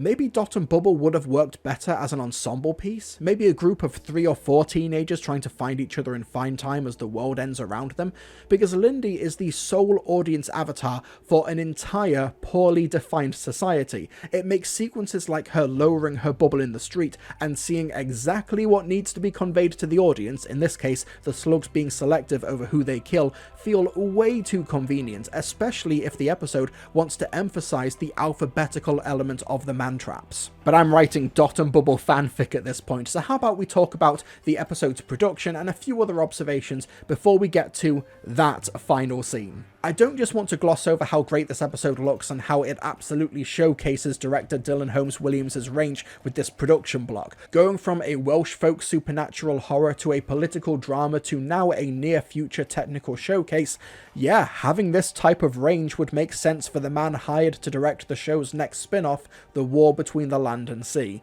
It can't be understated how good the titular Dot and Bubble effects are, and how seamlessly they're incorporated into this world as a futuristic form of ARG meets social media platform. Stephen Moffat is absolutely right in that there's no such thing anymore as a low-budget Doctor Who episode, and I think Dot and Bubble is a testament to that, because I don't think there's a single shot in the first 2/3 of the episode that doesn't have visual effects involved. And while the outfit, makeup and hair choices are deliberately pretty garish and in your face for the citizens of Finetime, and your mileage may vary, I do love the set dressing and the colour schemes, particularly Lindy's pastel colour designed wardrobe. I love how fans were talking about wanting to cosplay her before the episode came out and hastily retracting every nice word they ever said about her, which, in its own funny way, is a testament to how good a job the production team did with this character's look. Oh, and I love Ruby's jumper in this episode. This might actually be my favourite Ruby Sunday look of the season,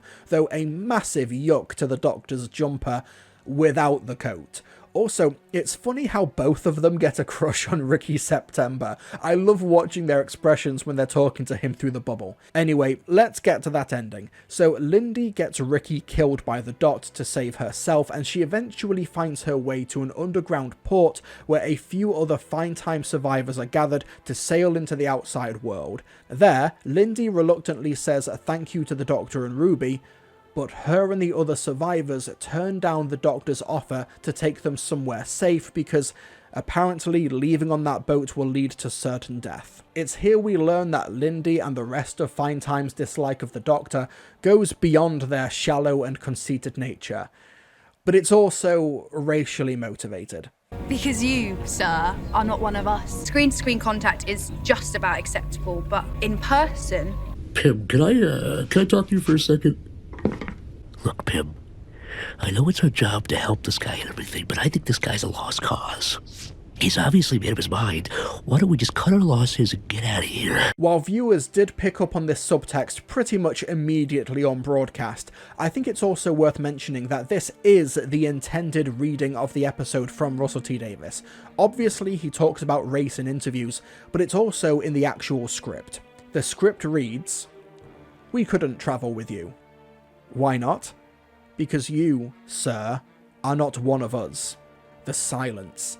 Lindy Pepperbean, who's white, stands there with Hoochie Pie, who's white, and Brewster Cavendish, white, just like everyone in Fine Time, Ricky September and Cooper Mercy, Valerie Nook, Blake Very Blue, Alan K. Sullivan, the Rotterdam Twins, Little Susie Pentecost, Gothic Paul, Harry Tendency, Beautiful Woman and Handsome Man and Weatherman Will, every single person white. This is the first time race is explicitly mentioned in the script, by the way. This is meant to take audiences somewhat by surprise. And I'm not gonna lie, I didn't connect the dots at first, not consciously, when it came to the lack of non-white people in Fine Time, and I probably should have done. But I think that subversion as to what this episode is about is the most interesting part of this revelation. You see, while watching the first two acts at first, I thought that the subtext was still based around race or marginalisation. You've got this society where young, predominantly white people are on social media all the time, isolated in their literal and figurative bubbles, but then Lindy has the Doctor, a black man played by a queer actor, trying to communicate with her about the dangers of the outside world, these existential threats that are coming to get her as well, regardless of her race or class. There are creatures out there in the real world that are monsters and they are coming to get you. Through this lens, the man traps could be an allegory for, gosh, take your pick, climate change, fascism, austerity, transphobia, or bigotry more broadly. Then you've got Ruby, who superficially fits in and is able to infiltrate Lindy's bubble where the Doctor can't, but Ruby comes from a mixed-race family, is working class, and could be perceived as a good ally to marginalised groups. You have people from marginalised groups and their allies trying to raise the alarm to privileged groups on social media to threats that do not discriminate. That's what I thought Dot and Bubble was going for, at first. You could even take this initial reading further with Gothic Paul, played by trans actor Pete McHale, being the only friend of Lindy who is trying to raise the alarm for all the people going missing, but we'll get back to Gothic Paul later. But then Dot and Bubble plays its hand subtly throughout the episode. There are some major red flags which are easy to miss on a first viewing, but really stick out on repeat viewings. Didn't I block you? I thought that you just looked the same. Unmuted. I was so right to hate you. Lindy has the words kindness all day long on the wall of her home, which is deeply sinister when her bigotry is unveiled, and oh my god, that hit me like a freight train when I go on social media and see a Doctor Who stan account preaching kindness and mental health care only to find out they've sent me death threats. And then once we get to that ending scene, the actors and the dialogue just makes my skin crawl, like how they call the Doctor's TARDIS voodoo, with clear racist connotations. Lindy is jealous of her mother's death in the sky. Well, lucky mummy. That's what I said. That's so lucky. They talk about their God-given duty without irony, their aim to tame nature like the pioneers of their ancestors. It's these last examples that really reveal what Dot and Bubble has been all along. All this time, we assumed we were watching an apocalypse story, where the Doctor and friends try and save humanity from the end of the world, but in these final moments we learn that no, the apocalypse has already happened. The world has already died. Fine Time is the post-apocalypse. The Doctor's too late. And I think that's one part of why the Doctor pleads his case so much, raging against the dying of the light, partially in denial that they've already chosen death because of their own bigotry, but also because he's a millennia-old time traveller who is above everyone here, trying to save a simple animal from danger, even though it's trying to bite him. Also, and I think this should go without saying, this is my subjective opinion and reading on this scene. I've seen opinions from across the spectrum, from non-white fans who hated this scene and the Doctor's reaction, to non-white fans who loved this scene. But with that being said, I think there are some elements that go beyond this scene that dilutes its impact somewhat. Firstly, there is the pretty awkward element of hypocrisy here, in that there is a white writer with a white director and white producers wanting to tell a story about how a non-white character responds to racism. Now, I don't think you have to be part of a marginalised group to tell these stories or to depict bigotry against other groups, but in interviews, Russell goes on and on about how the audiences likely won't pick up on the idea that there aren't any non-white people in Fine Time until the end and how bad that is, only for you to look at the above-the-line creative team of this season of Doctor Who, and every single person is white, except for a single director for a single episode. Mark Tonderai, the director of The Church on Ruby Road.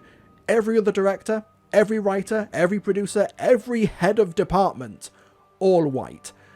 I think Russell might have been so preoccupied with wanting to showcase this unconscious bias within his audience that the idea of looking inward, or better yet, looking behind him at the team he and the other producers have assembled at Bad Wolf, just didn't happen. Secondly, and I got some pushback for this take online, but I think it's an element that once again shows the lackluster world building of Fine Time, and that's Gothic Paul. So Paul is played by a trans actor, Pete McHale, the first trans man to be cast in Doctor Who. Now, we can't know for sure if Pete is playing a trans character or not, but if Gothic Paul is trans, then what kind of strange hierarchical world accepts trans people in Fine Time, but not non-white people? Because these bigotries are inextricably linked. You only have to see J.K. Rowling and the rest of the conservative movement's reaction when a non-white woman, cis or otherwise, has anything approaching moderate success in sports to understand that you can't have one without the other. I am not saying that LGBTQ+ people can't be racist, obviously not.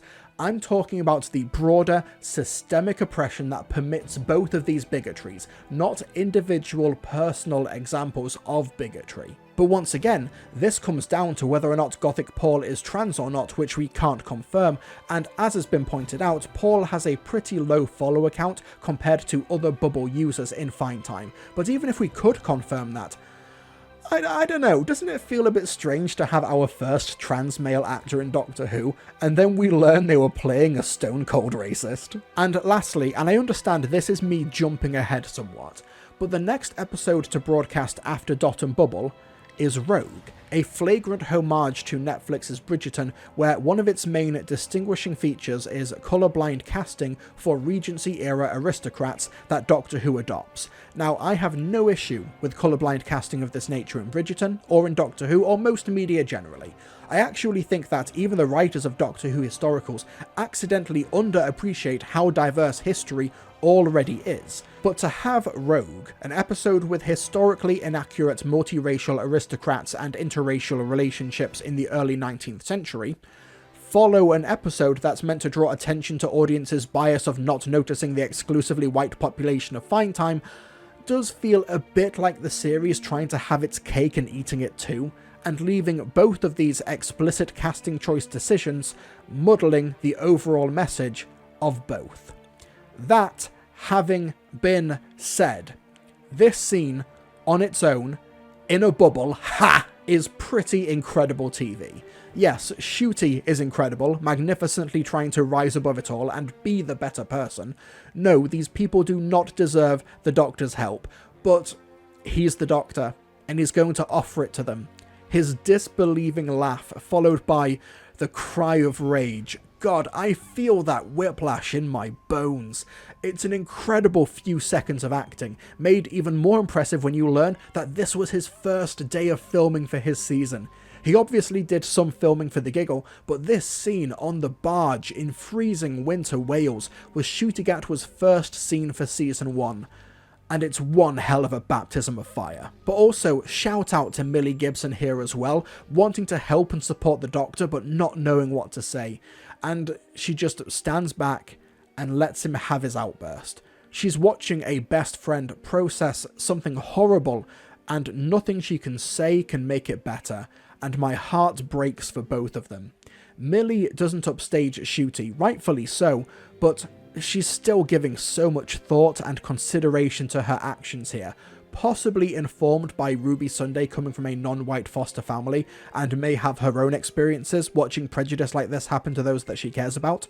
And in the middle here is Callie Cook, partly going with the crowd but mostly just unable to see humanity outside of the bubble society has thrust upon her, choosing racism and certain death, which, yeah, that's 2024, summed up nicely. Props to the Bad Wolf team as well for letting Callie read the full script before accepting the part so she could know exactly what she was signing up for, because I was genuinely worried after this episode was broadcast that she did so good a job that she might never be able to attend conventions because of fans taking parasocial relationships too far or failing to understand the difference between actors and characters. Thankfully, Callie has done recent interviews saying that she's had great experiences meeting Doctor Who fans, and that feels like it should be a low bar, but I've been in this fandom long enough to know that it's a bar that can't always be met. So with an episode that ends like that, it can be difficult to talk about Dot and Bubble as a whole, so as a complete 45-minute episode, does it work?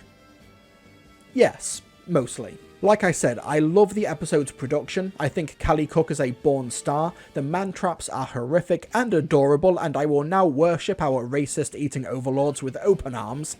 But I do think that the lackluster world building does limit its impact. It's clearly got a lot on its mind, and thankfully it does go beyond the phone's bad approach that Dot and Bubble so easily could have gone with, but I think limiting the episode's scope to just Lindy Pepperbean means that we're dealing with a lot of stockpiling contrivances and an awkwardly structured story.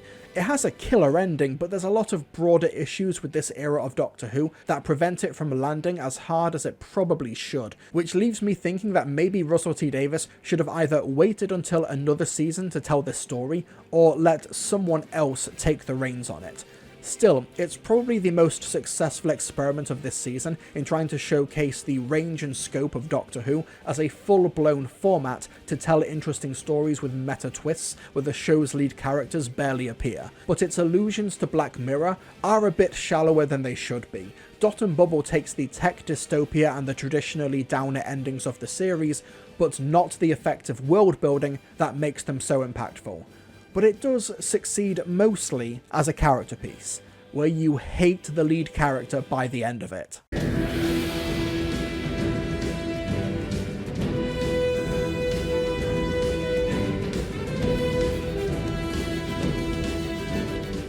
Okay, so here's how this collaboration started. It's 2021. Chris Chibnall is still the Doctor Who showrunner, and Russell T Davies has released one of his best and most personal projects on Channel 4, It's a Sin, which follows a group of youngsters in the 1980s during the AIDS crisis. During the media and promotional tour, Russell took part in a talk with other creatives online for Swansea University, and co-panelist author Martin Stringer asks the group whether or not shows like Queer as Folk would get made today, and Russell says this. I think huge clanging warning bells are ringing as the giants rise up, as the with Netflix and Disney Plus especially. I think that's a very great worry where, you know, Loki makes one reference to being bisexual once. You're a prince. Must have been would-be princesses, or perhaps another prince. A bit of both. Everyone's like, "Oh my God, it's like a pansexual show. It's like one word. He said the word prince." And we're all meant to go, "Thank you, Disney. Aren't you marvelous?" It's like, it's pathetic. It's a ridiculous, craven, feeble gesture towards the vital politics and the stories that should be told. So they will damn us with their condescension in the end. So that's my worry now. Bloody hell, Russell. Tell us how you really feel, why don't you? This statement was quickly picked up by the media. Lots of writing and discourse was had about it, including from the Loki showrunner, Kate Herron, who wanted to make sure Loki's bisexuality was included to some extent, and hopefully it would open the door to future stories. Russell, thinking he was in a private webinar call as opposed to something that would be broadcast to the whole world, immediately panicked and apologised to Kate for his comments. The two quickly became friends, and when Russell took over as showrunner again, he invited her to write an episode. Kate brought on board frequent collaborator Bryony Redman, and that's how we wound up with Rogue, a Regency-era set historical episode that deliberately pays tribute to Netflix's Bridgerton, and includes a potential new love story for this new Doctor. But before we dive in, let me back up. It's 1813, King George III is on the throne, and Regency-era England is a great big party for the rich. The 15th Doctor and Ruby Sunday have snuck into the ball of the Duchess of Pemberton, played by Indira Varma. However, it seems the Doctor and Ruby aren't the only outsiders in attendance, as an enigmatic bounty hunter named Rogue, played by Jonathan Groff, is on the hunt for a shape-shifting alien called a Cholder, a drama-obsessed creature who threatens to leave no witnesses at this deadly event. But with Rogue's crosshairs firmly on the Doctor, can these strangers convince each other that they share a common enemy? For past seasons, Doctor Who historicals have basically centred around either magical historical figures or major historical events. Whether it be the partition of India, Mary Seacole, the Diodati Romanticists, or Nikola Tesla. In this respect, Rogue represents a change of pace, by not paying tribute to a specific historical aspect, but to a fictionalised retelling with Bridgerton. Oh my, Bridgerton! Oh, this is so Bridgerton. Wait, so you mean it's literally dressing up and playing at Bridgerton? Putting aside the idea of a family show paying such open inspiration to a competitor that a large portion of its target demographic legally wouldn't be allowed to watch. I mean, Dot and Bubble seemed to wear its Black Mirror inspirations on its sleeve, but you didn't have Ruby in her floating screen saying, "Oh, this is so Charlie Brooker's Black Mirror on Channel 4/Netflix. I guess it would be like if in Series 6's Curse of the Black Spot, if in every other scene Amy says, "Oh Doctor, this is so Gore Verbinski's Pirates of the Caribbean movies," and then Rory would look at Amy's outfit and go, "I was thinking it was more like Stagnetti's Revenge," which I can guarantee you would have been a horny Moffat rewrite, and... sorry, that tangent got away from me. It got away from me, yeah. Apparently, the explicit references were done as repaying a favour to Bridgerton's showrunner Shonda Rhimes, to an extent. Before Bridgerton, Shonda created the medical drama Grey's Anatomy, and there's an episode where a stampede hospitalises many Comic-Con goers. And what were they stampeding over? 15 collector's edition replicas of the Doctor Who TARDIS in original packaging, signed by Russell T Davies. Free to the first 15 people through the door. So with Russell and Shonda being fans of each other's work, Russell decided to repay the compliment here. But that kind of complicates things in terms of the Whoniverse, because if Bridgerton is indeed a thing in this canon, then did Ruby recognise Jocelyn in Space Babies? Did the Doctor have to do a double take when he met Francine Jones in Series 3, or when he met Sai or Kira in their 12th and 13th incarnations respectively? Is his brain broken in Joy to the World? Questions for later, but whether Rogue takes inspiration from Bridgerton or Jane Austen or Pride and Prejudice, it's a really strong setting with an ideal set of villains who are obsessed with drama and scandal. But firstly, I really enjoy the opening act of Rogue, where we have the Doctor and Ruby at this extravagant event, not because they're tracking down a villain or chasing a lead, but because they just wanted to have a fun time as friends. Because, let's be honest here, this is likely how most of their off-screen adventures play out. And even when the Doctor discovers sonar interference that leads him to Rogue on the balcony, his demeanour and attitude doesn't actually change that much. So when he says, "Donnie, I'm here for fun," I completely believe him.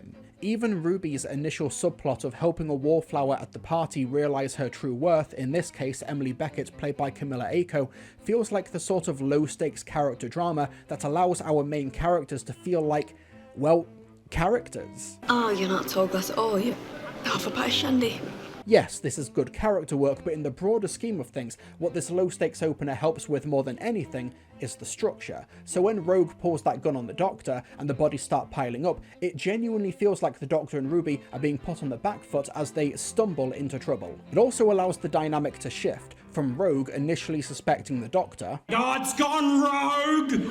It's gone rogue! Before realising that he's not the Chorder that he's there to collect the bounty for, but more on that later. While Ncuti Gatwa and Millie Gibson are clearly having an absolute ball in this episode, with brilliant chemistry as they're assisted in the dance moves by psychic earrings, which initially seems like a cop-out, but later on we learn that it's essentially Chekhov's jewellery. Just don't set into battle mode. I love how game the rest of the supporting cast are. Paul Foreman as Lord Barton fits the clothing and the time period so well. I'm kind of amazed that he's not actually from the cast of Bridgerton. Camilla Aiko is a bit arch as the insecure wallflower, but we later learn that it's a deliberate choice to really play up the role for fun, and my god is she a riot when she lets loose as a Chorder towards the end. Oh, and when she learns about modern language and colloquialisms from Ruby, there's some funny interactions, but it's this dynamic which gives her what I think is the funniest line in the whole episode. It sounds like he's choosing his cushy lifestyle over love. Cushy? Comfortable, like a cushion. I like it. Yeah, okay, maybe don't use it a lot. Yeah. Okay. The Duchess a shape-shifting Chorder, okay? I know the word okay.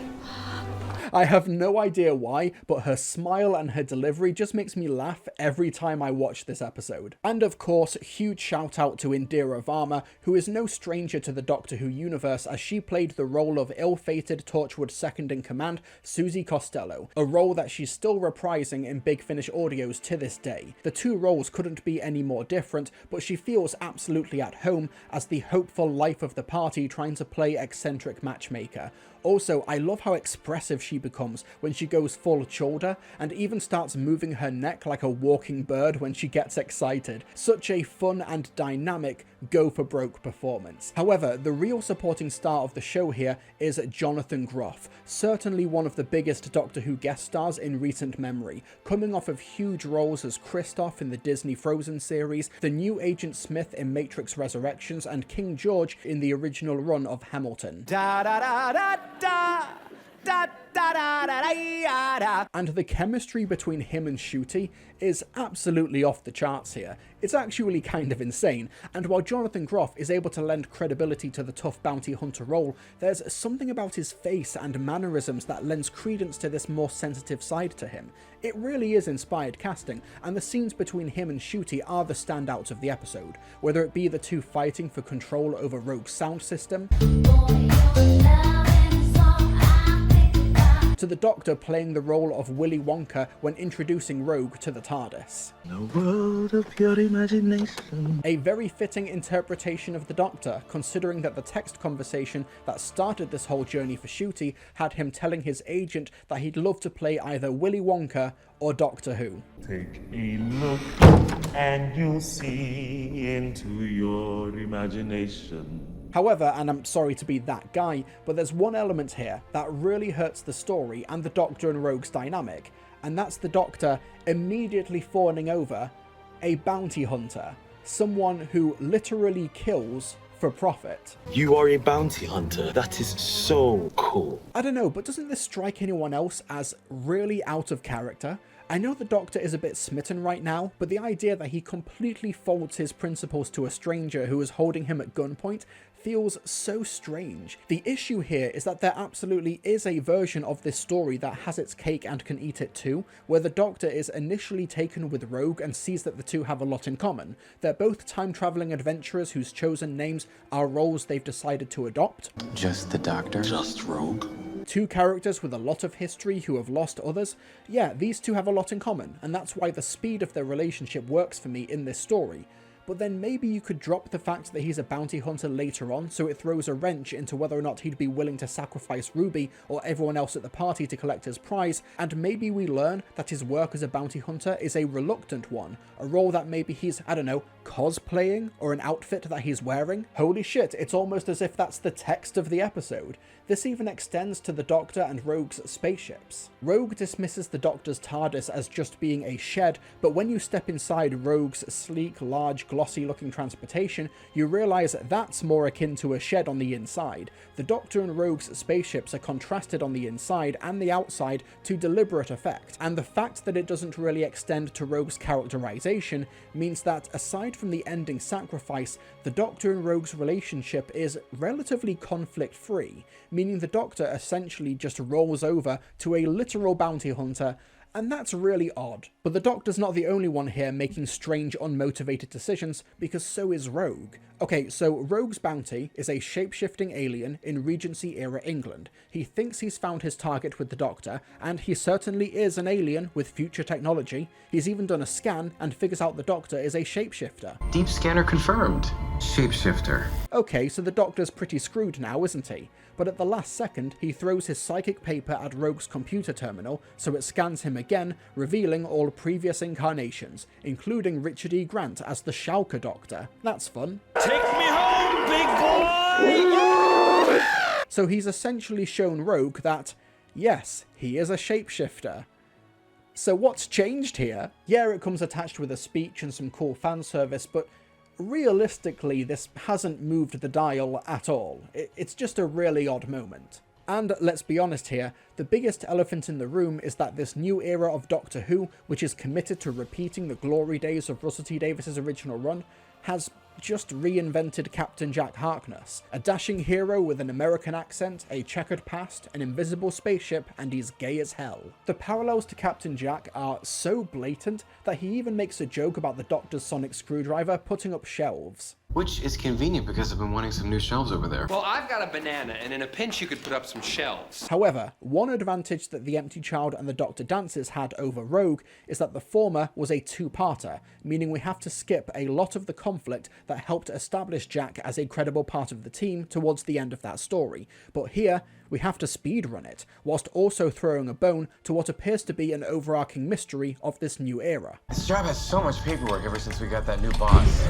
Just wait till I tell the boss. Now, I'm aware that I've just spent the past few minutes complaining, but I've got to admit, when the Doctor and Rogue decided to take part in a scandalous dance in order to lure out the Chorder and the lights dim, it was pretty magical to watch. While it absolutely makes sense to get Ben Chesil to direct this episode after he directed The Devil's Chord, which is another episode with music and dance sequences, as well as directing numerous episodes of The Great, I find it especially funny that this season of Doctor Who literally had a Bridgerton director with Julie Ann Robinson, and she directed all of the spacefaring sci-fi episodes, but maybe only I see the funny side there. The Doctor is absolutely game for the roleplay, but Rogue is a bit more skittish and can't improvise any lines. A bit strange for a guy who plays Dungeons and Dragons, but we'll let it slide, I guess. So instead, he decides to go for the visual storytelling, and appears to propose to the Doctor, who, not knowing how to react, runs away and lures the Chorder out. At first I was a bit confused about this moment and what it was trying to convey, like is the Doctor feeling guilty about leading Rogue on and not being able to commit, but then I read the Target novelization, and that establishes that this wasn't a genuine proposal, it was just done for the drama. Incidentally, the novelization is really good, and it expands on Rogue's backstory a lot more, and we learn more about the person he lost, a character called Art, short for the D&D class Artificer, who appears to Rogue as a hallucination, encouraging him to move on. I'm so blue! But we learn that the miscalculation the Doctor and Rogue have made is that there isn't just one Chorder, but an entire family of them, and they all have different, distinctive appearances. The initial idea in the first draft was that all of the Chorder would look the same, akin to other Doctor Who species like the Judoon or the Ood, and there'd be about 12 of them, but in future drafts, Russell insisted on each of them looking different, and to help make the logistics more manageable, there would only be a few of them. You've got the Duchess looking like a southern cassowary, Lord Frampton has a Kakapo-style head, the Butler has an Auklet face with an awesome moustache, and Miss Talbot looks similar to an owl. Emily Beckett's Chorder form is the only one I can't quite figure out, but they all look incredible. Millennium FX have really outdone themselves here, with the gorgeous colours and detail on all of the Chorder. In fact, Rogue is a gorgeous looking episode from top to bottom, with the location of Markham Park being a perfect place for the Duchess's lavish estate. However, one of the biggest challenges was the amount of extras to populate the party, because, and maybe this is just rumour,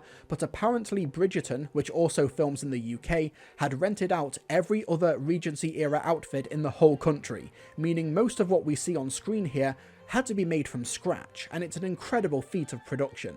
but my goodness, shout out to the Doctor's gorgeous velvet red jacket, designed by Pam Downes as a deliberate callback to the red velvet worn by Jon Pertwee's third Doctor back in the 1970s.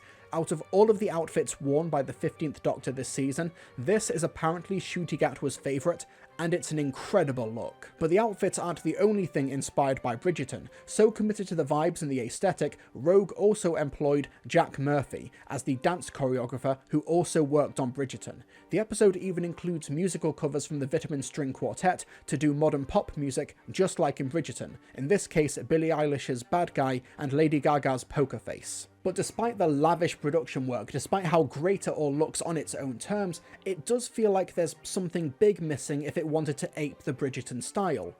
And that's the colour. If you look at your average Bridgerton episode and Rogue side by side, I don't know, doesn't Rogue look pretty muted by comparison? I understand that Rogue is set entirely at night, but even taking that into account, something about the colours in Bridgerton absolutely pop in a way they simply don't in Rogue. And despite all of the effort elsewhere and all of the money up on screen, this one element that's lacking almost makes Rogue feel like Wish.com Bridgerton. Just writing that feels like the most insulting thing I've ever written in one of these reviews, oh my god. But taking this episode on its own merits, despite obviously wanting to compare itself to a show with a significantly higher budget, it still looks gorgeous, and I also really like how Murray Gold's music leans into the melodrama, especially towards the end when Rogue sacrifices himself. But yeah, let's talk about that ending. So the Doctor and Rogue manage to evade the Chulder, but Ruby is not so lucky, as it turns out that Emily Beckett has been deep in character this entire time. And side note, it's so strange that the Doctor claims the Chulder are cosplaying when it's clear that's not what they're doing. Oh man, it's cosplay. All of this. The Chulder is cosplaying. No. The Chulder are dressing up, but they're obviously LARPing. It's live action roleplay because they're playing full-blown characters and improvising scenarios, not just dressing up in costumes. Though to be fair, misusing the term cosplay allows Indira Varma to say one of the strangest lines ever spoken by a Doctor Who villain. We're gonna cosplay this planet to death! Only in Doctor Who. Anyway, Ruby is taken off guard by Emily, and then this happens. I want to be you. Ruby then appears at a wedding the Chulder have put together for the plot, and the Doctor, putting two and two together, realises that she's been killed and vows revenge. How long do they live for? They have a lifespan of 600 years. Good. It's a long time to suffer. I mean, the rhetoric has changed, but this was always the Doctor's plan. Rogue's Triform was going to kill the Chulder, and the Doctor reprogrammed it to imprison them. So this line doesn't really hit because nothing has actually changed here. In fact, this is just the Doctor doing a Battle of Ranskor Avkolos. Also, it's at this moment where the episode randomly decides to jump back 5 episodes to the ending of Space Babies. We get a flashback where the Doctor is promising Ruby's mum, Carla, that he'll keep her safe on their adventures. Firstly, why on earth was this scene not at the end of Space Babies or the beginning of The Devil's Cord, and instead we got a 6-month time skip? And secondly, why is it playing now, of all places, considering that this isn't even the first time Ruby has died this season? She was literally declared dead in front of the Doctor in Boom. This is one of those issues that goes beyond the confines of Rogue. It's a fundamental structural issue with this season in general. It's just a really strange inclusion. But anyway, the Doctor theatrically distracts the Chulder, while Rogue puts the pieces of the trap in place, which locks all of the Chulder down. But surprise, it turns out Ruby didn't actually die. She used the Psychic Earrings battle mode to fight Emily off and LARPed as a Chulder to survive to the wedding. You thought you'd never see me again, didn't you? Well, too bad! I'm alive! Except, that's not what we see in the initial version of the scene. We see the electricity flashing out of the room, and we hear it, as well as Ruby scream. But in the actual version of events, none of that happens. I understand the episode wants to misdirect, but there's ways to do that without just lying. This isn't what happened last week! Have you all got amnesia? God, it sounds like I'm nitpicking this episode all the time, but that's the issue with Rogue. Just when I'm getting invested, just when I'm engaging with the strong drama, the great performances, the brilliant dialogue, a really ill-judged, unforced error wrenches me out of it. I swear I'm not playing this up for the review. This type of whiplash happens every time I watch this episode. But Ruby survived, and with all of the Chulder trapped inside the Triform, the Doctor has to either let them free, where they could destroy humanity, or imprison them along with his best friend. And in a hopelessly romantic gesture, Rogue takes the decision out of the Doctor's hands. He kisses him, using the distraction to take the trigger from the Doctor, swapping himself for Ruby, and sending everyone in the Triform to another dimension. I do love this ending, because it's obviously an extension of the Doctor's previously established inability to save the world at the cost of those he cares for the most, and Rogue, seeing so much of himself in the Doctor, deciding to take that burden away from him, especially having lost someone himself. It's great melodrama that everyone plays so well. And the episode ends with Ruby insisting the Doctor processes what just happened, even for a moment, which the Doctor does in his own way, by taking the ring that Rogue gave him and putting it on his finger, saluting the sky in the hopes of finding him again one day. Love it, love it, love it. Like I said, there's a lot to like in Rogue, and on balance it's probably one of the better episodes of the season, but there's a lot of pretty big story errors and oversights and moments that prevent it from being a easygoing watch. Ben Chesil directs the hell out of it, having already done stellar work in this series. The production team went above and beyond the call of duty, and the actors are uniformly terrific, whether it be the main cast or the supporting roles. There's some real moments of great melodrama, romance, and even a few creepy set pieces, but every so often there'll be a moment of strange character decisions, odd structure, or just baffling creative choices that lurch me out of what should have been a home run episode. Aside from the drab colour palette, the episode definitely meets the challenge of adapting Bridgerton, and it's clearly a homage done with real affection, even if it's debatable as to whether or not they should have been so overt with it. But seeing Ncuti Gatwa and Jonathan Groff work so well with each other is a legitimate joy as they revel in the queer love story that Kate Herron and Bryony Redman have given them. Even if it does feel like it's taking a lot of inspiration from what came before, nearly 20 years ago. Much like Stephen Moffat's Boom, it's just so refreshing hearing a different voice in this era of the show. There's just something about the dialogue and the characterization that really leaps off the page here in a way that, honestly, I found pretty lacking in Russell T Davies's other work this season. Just try not get engaged or accidentally invent tarmac. 1902 got away from me. Press send in 10 Vexels. How long does the Vexel last? 9. Oh, that long. Unsurprisingly, I do recommend the Target novelization, as it does fix a few of the issues that I have with this story, and it works as a great adaptation and extension of Rogue itself. It even feels like the Bridgerton homage coming full circle, as that series was based off of the Julia Quinn novels. It's funny how things work out like that.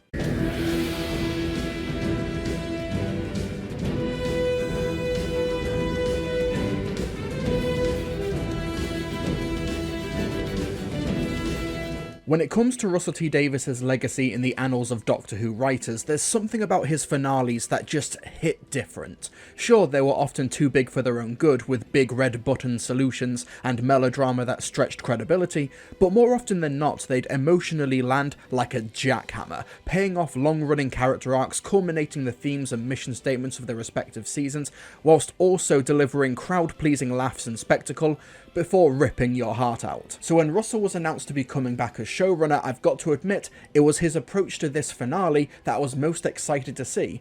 Obviously it's more of an uphill battle because of the reduced episode count, but clearly an effort has been made to sow some seeds leading to Season 1's finale, The Legend of Ruby Sunday and Empire of Death. Over the previous 10 episodes, we've had numerous recurring mysteries, from the boss, the Sunday's neighbour Mrs. Flood, the strange noises the TARDIS has been making, the one who waits, just who Ruby Sunday's biological mother is, and most auspicious of all, the identity of whoever Susan Twist has been playing, as she's made an appearance in almost all of the episodes of this new era. She's essentially the new equivalent of the Bad Wolf phrase from Series 1. And much like Bad Wolf back in 2005, this recurring element even appears in the expanded media set around this season, from the BBC Books range. A woman with strawberry blonde hair and wearing a yellow jumper and a badge that read Sue sat at a small desk near the front door.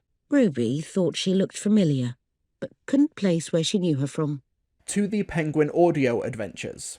Those must be the missing people, gasped Ruby, and then she spotted someone oddly familiar among the group. A greying blonde woman, perhaps 60-ish, staggering and dishevelled.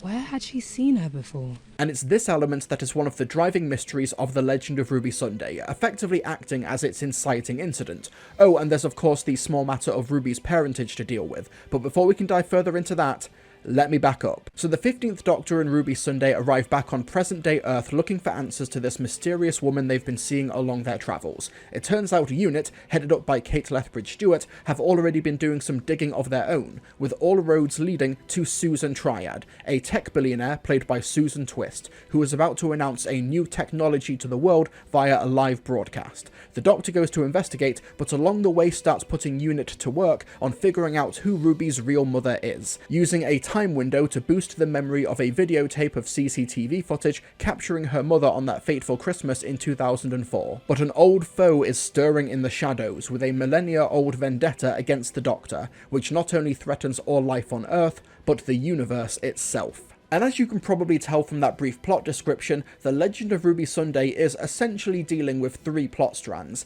and with the exception of it technically happening to our main characters, there's basically nothing that links them. While the pre-title sequence has this gorgeous scene of the TARDIS landing at UNIT HQ, carrying on the trend of the TARDIS doing almost anything but landing conventionally this season, it does feel like the Doctor and Ruby are just getting around to something that's not particularly urgent. Now, an initial draft of this episode had the Doctor and Ruby encountering a bunch of these Susan Twist characters across time and space in a montage, with one of the settings being Roswell, before it was cut for budget and logistical reasons. But in the finished version, without something actually prompting this effort to get UNIT involved, along with solving the mystery around Ruby, it means that The Legend of Ruby Sunday is awfully sluggish to get started and become interesting. Now, a slow, unassuming opening isn't necessarily a bad thing, and I think what Russell is wanting to do to compensate is to establish a modern UNIT family. In the 1970s, we had the Doctor, Liz, Joe, the Brigadier, Benton and Yates colloquially forming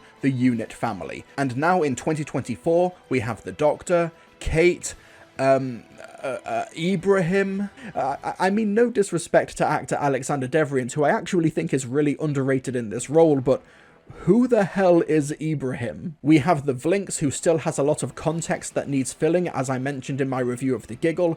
Osgood is nowhere to be seen. Shirley Ann Bingham has also disappeared, meaning we have another scientific advisor with Morris, played by Lenny Rush, and brand new head of archives, Harriet, played by Genesis Lanier. Yes, Mel, played by Bonnie Langford, is still here looking for something to do, but there's no sign of Donna, and wait, what is Rose doing here? I understand that UNIT is now essentially a Nepo baby institution for old companions at this point.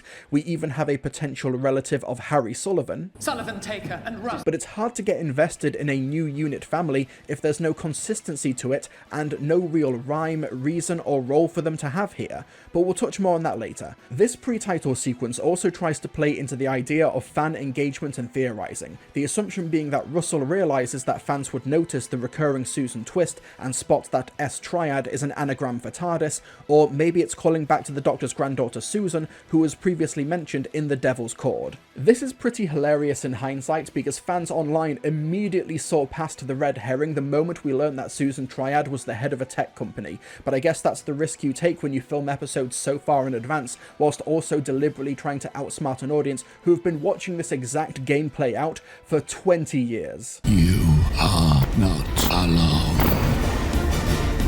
But The Legend of Ruby Sunday opens this 2-part finale in a pretty unorthodox way. Incredibly leisurely. Yeah, there's technically the ticking clock of Susan Triad's speech to the United Nations, but apart from that, the Doctor and UNIT are in absolutely no rush to figure out what's going on. The Doctor goes as far as to interrupt UNIT's investigation of Susan in order to drop the mystery of Ruby Sunday's parentage on their laps, and then the episode just becomes about that for the next 20 minutes. Once again, there's nothing inherently wrong with this, but it shows a real lack of focus or immediate stakes for what should be a story that's ratcheting up the tension. So it turns out that Susan Triad, despite initially being called an evil tech billionaire by Kate and Morris, with them even comparing her to someone in real life. Evil genius with secret alien software. It's top of our list. God knows we stopped enough of them, except the obvious. We'll get him. But then the episode does an incredibly quick and invisible heel turn, because Susan is actually really nice. Susan Triad turns out to be really nice.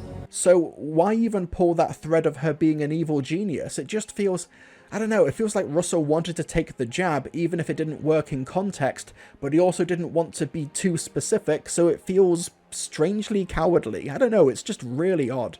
And dulling the ticking clock aspect even further, Susan isn't even presenting her speech to a live audience, so that's just one less element that makes the stakes of the story feel way lower than they ideally should be. It just doesn't read as urgent as it should later on for Susan Triad to appear on stage for a live broadcast if there's no actual live audience in the room to appease, you know? But Susan Triad's tech company isn't even making its debut in the Hooniverse in this episode. In fact, it goes as far back as The Giggle. Is this static or dynamic? Dynamic.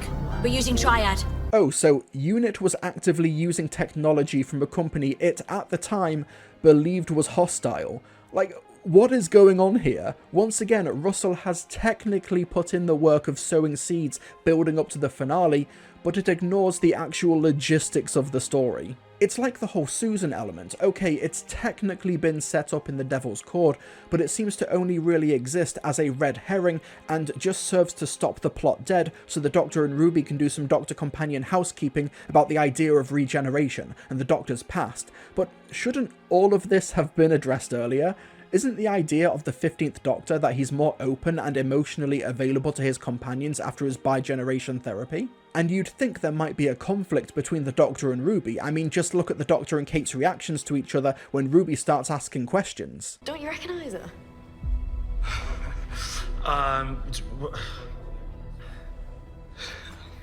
But no, they just power on. Even the idea of the Doctor having companions before her, like Mel, just never prompts any sort of reaction from Ruby, positive or negative. Going way back to my review of Space Babies, I thought there might be a conflict down the road with the Doctor hiding from Ruby that he actually went back to Ruby Road the night she was born, but didn't find out who her mother was when he had the chance. But no, it turns out it's just accepted. I've been to Ruby Road once and I can't cross over my own history. The one night that we need to see, and I have time locked myself out of it. Oh, well, that's alright then. God forbid there's any actual conflict or disagreement between this TARDIS team. This is what I was talking about when I said this finale has such a leisurely opening. Once again, this can work, but you need to replace the immediate stakes with something, and this episode just doesn't. So the Doctor decides, mid-investigation into Susan Triad, that now is the perfect opportunity to figure out Ruby's parentage. You know, while he's in the neighbourhood, I guess. And Morris suggests that they can use UNIT technology to analyse the CCTV footage from the night she was abandoned. Yeah, but look at our technology. We can sharpen the image. I'm just gonna hit the brakes here real quick and talk about Morris, played by Lenny Rush. In the recent history of Doctor Who guest actors, Lenny Rush is, for my money, one of the best gets the show has had. A breakout child star known for his role in Dodger alongside 9th Doctor actor Christopher Eccleston, and his BAFTA-winning turn in Am I Being Unreasonable, Lenny was originally cast as the voice of Baby Eric in Space Babies. Heck, he even attended the cast read-through, but the team decided he was deserving of a larger role and he was cast as the new UNIT scientific advisor, Morris, a child genius thanks to a passing asteroid. This is such a great idea for a character. Yes, there's the representation of disability with Lenny's dwarfism as a result of SED, but while a child genius in a family show like Doctor Who can come across as a bit twee, Lenny Rush avoids those pitfalls. He's such a bright comedic star with naturally brilliant instincts as a performer with stellar timing. This reads as a perfect combination of show and actor. Lenny's reactions to the mad adults around him, his reactions to the Doctor boosting up his technological achievements whilst still retaining his childlike wonder. Yeah, I have no notes here. So Ruby nips back home to see Carla and Cherry and pick up on the previously never before mentioned videotape. The Legend of Ruby Sunday. He said it! Carla then decides to get involved. Don't worry, I'm sure she'll play a large role in the story. So gets neighbour Mrs. Flood, played by Anita Dobson, to look after grandmother Cherry, and she decides to just drop banger after banger. Well, we'd all like a lot of things that aren't going to happen. He waits no more.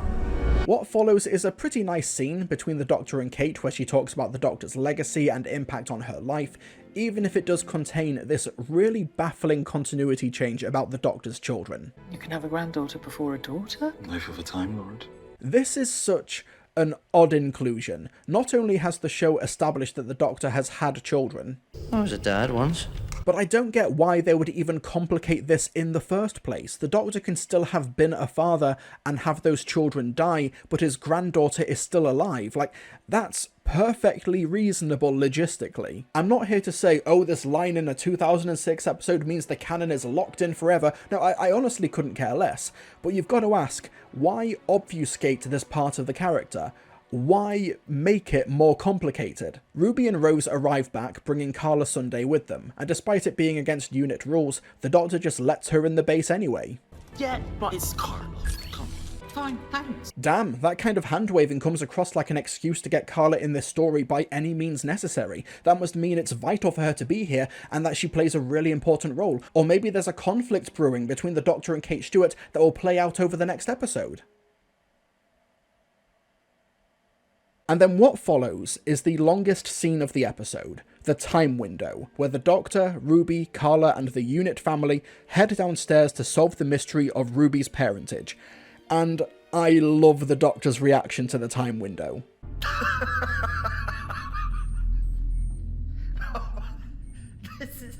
This is rough. Yeah, this is a fun reaction that's very in character for the Doctor. I can absolutely imagine other incarnations doing this. It's a brilliant set in terms of its size, and I love how it's filmed by director Jamie Donahue. Having this large, dark space where most of the visual elements will be added in post to resemble a holographic churchyard, that can't have been an easy time shooting. Then there's lovely moments like this when the snow starts to fall around Ruby before they've even turned the machine on. The rising, revolving camera above the Doctor as the window opens, and the debris hitting the glass at the end, but Colonel Ibrahim doesn't even flinch. I love these shots. We also meet fellow Mancunian here, Colonel Winston Chidozi, played by Takia Newell, who's from Cheetham Hill, something the episode needs to establish so that when things start going wrong, he's able to recognise hell when he sees it. Where are you? I am in hell. But because we're midway through part 1 of a two-parter, we can't start solving these mysteries of Ruby Sunday yet. We need to start asking more questions. It turns out that the mysterious figure's face cannot be seen under the cloak they're wearing. That is more than just a glitch. It's like she's shadowed. We also have the discrepancy of Ruby's mother just walking away in front of the Doctor in the church on Ruby Road, which is what the CCTV would have picked up. Then the Doctor's memory of the event changes in Space Babies, so she points towards him now, and that altered version is what's depicted in the time window. So what in the mother of goblins is going on here? I don't want you to think that this scene is just empty space, because there are some great moments here, like Ruby's pain at not being able to move or see her mother, Carla trying to reassure the mother when it's assumed that she's crying, and Morris's gamut of emotions, to the excitement of a working time window, to the terrifying shift when a demonic entity appears to envelop the Doctor's TARDIS in the window. It's mainly the actors doing the heavy lifting and elevating the material, but it's still great work. We also have the Doctor's insistence that he and Ruby stay still in the window, but he can send Chidozi to investigate behind the TARDIS against Kate's orders. You said not to move. I know. I'm sorry, but why the hell is Chidozi's weapon raised for the entirety of this scene? It almost reads as parody. And this, inadvertently, leads to Chidozi's death, and this silent, furious glare from Kate. A very well-acted moment, but this is never built upon, and the subtext of this moment happening just a few scenes after Kate talks about the Doctor bringing people joy is never explored. This, combined with the Doctor and Ruby having these massive communication discrepancies in their relationship that are never addressed or confronted, just makes me think that this era of Doctor Who is terrified of conflict, lest it get in the way of the fun, good vibes of the Unit family. Let's not forget that the Doctor learned a few minutes ago that Unit, against his express instructions, were hiding a time window in the heart of London, and it's just played off as a joke. Kate, do you have a time window? You expressly told us in the 1970s Unit was absolutely forbidden to experiment with any form of time technology. Do you have a time window? 10 floors down. Like, come on, why is there no drama in my drama series? All of this leads to this lengthy, visually interesting scene, essentially acting as a narrative, mystery, and character dead end. So why is it here? Well, believe it or not, it all leads back to the Doctor's first line in this scene.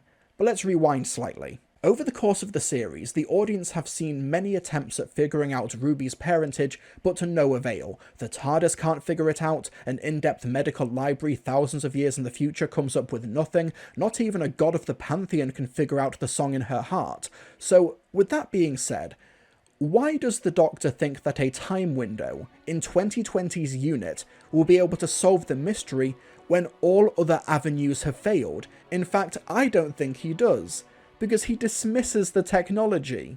This is rough. So, honest question, what are we even doing here? Believe it or not, I think I know what's happened here, and I think it's Russell T Davies just buying time and narratively procrastinating to get to the cliffhanger because he had to remove the original storyline of this episode. After the broadcast of the Season 2 finale, The Reality War, Russell T Davies wrote a feature in Doctor Who magazine outlining his plan for the 2 seasons. Originally, Season 1 Episode 7 had the working title of The Raid. You'd have these 2 opposing towers across 2020's London, Susan Triad's tower and the Unit Tower, with the objective in the episode being for the Doctor and Unit to infiltrate the former in order to meet Susan Triad, whilst Mel is acting as their insider. Obviously, this was just an idea that had to be adjusted around other ideas that were becoming solidified, namely Susan becoming a more innocent figure in the narrative and also not wanting to be too derivative of what had come before, namely the Doctor breaking into the Shard in London via anti-mav motorbike in the Bells of St. John. Did you even hear the word anti-grav? Side note, I don't know what that is. Do you mean anti-mav? Did Matt Smith just read the line wrong and they just left it in?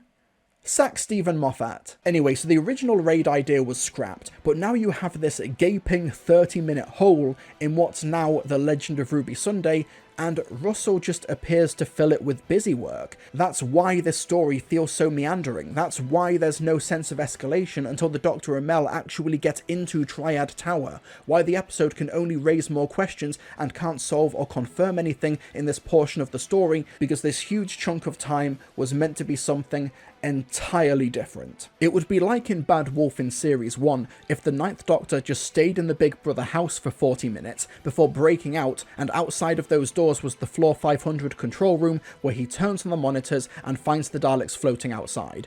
This means that the original beating heart of The Raid ends up being carved out and replaced with a scene where the Doctor and Mel walk into Triad Tower by flashing the psychic paper. But that logistical and narrative chasm in the plot was never substantively filled in. It's why the scene where the Doctor gets angry that he let one of the unit team die, only to get a pep talk from Mel, a great scene by the way, it's why it can't lead to anything more outside of that scene, because The Legend of Ruby Sunday was never designed from the ground up to have that subtext. It was never designed to contain that conflict. It's a hodgepodge opening chapter, malformed from the remnants of an original, much more action-packed concept. It's why lines or moments like this, which I'm sure landed really well originally. It's a crude videotape of a snowstorm, 19 years old, kept under the bed in a shoebox. I was born for this. Don't mean anything now. Like, we don't even know who you are or what your speciality is. You've had 1 minute of screen time before this line, Harriet, and I know I timed it. But I've got to admit here, the last few minutes of The Legend of Ruby Sunday are actually pretty well executed on a production level. It took forever, but now that we're in what I assume was the original endgame of The Raid, with the Doctor and Mel in Triad Tower about to confront Susan, the story can finally start raising the stakes and propelling the audience towards the ending cliffhanger. From the way the TARDIS is filmed as this really dark, ominous obelisk, and its blue paint job appearing to turn a few shades darker as it starts groaning again like it had done in Wild Blue Yonder, The Devil's Cord and Rogue, Unit discovering that there is something attached to the Doctor's TARDIS, essentially inviting the main threat inside, Kate evacuating the floor, ordering Soldier Sullivan to get Ruby back to the time window as some sort of creature starts manifesting around the police box. Warning. Manifestation. Meanwhile, the Doctor and Mel end up meeting Susan, but they learn she's completely unaware of the bigger picture. She's just a puppet who has strange dreams. Do you dream about being an ambulance? I love that line. However, once again, there's just some really odd creative decisions that are doing their absolute best to hold back what should have been an effective cliffhanger. There's some odd choices, like why does Kate send Ruby to the time window? That's never explained. Also, she orders all non-essential staff to leave the floor due to the incredible danger implied by the Doctor's indestructible TARDIS turning against them. All non-essential staff will clear the room right now. All non-essential staff, out! So, why does Rose stay? Not only is she clearly not essential, she literally said earlier that she's just given the lowly jobs. They never give me proper work. They had me investigating shoplifting in Catford. But she's only 15 or 16 years old. Come on, Kate, have some duty of care here. Morris is a child genius scientific advisor, so I can kind of understand why he's staying, even though I still think that's morally iffy at best, but there's absolutely no reason for Rose to stay. In fact, that reminds me, if UNIT never give Rose proper work, then how does she know how to operate the time window downstairs? Ruby, don't move. We need to keep the image fixed. Is Rose a proper member of UNIT or not? Once again, Russell wants Rose to be belittled by the organisation, but also play a key part within it, and it just doesn't cohere. And to top it all off, wouldn't it have been better if Harriet was helping to operate the time window, or at least the videotapes incorporation in it?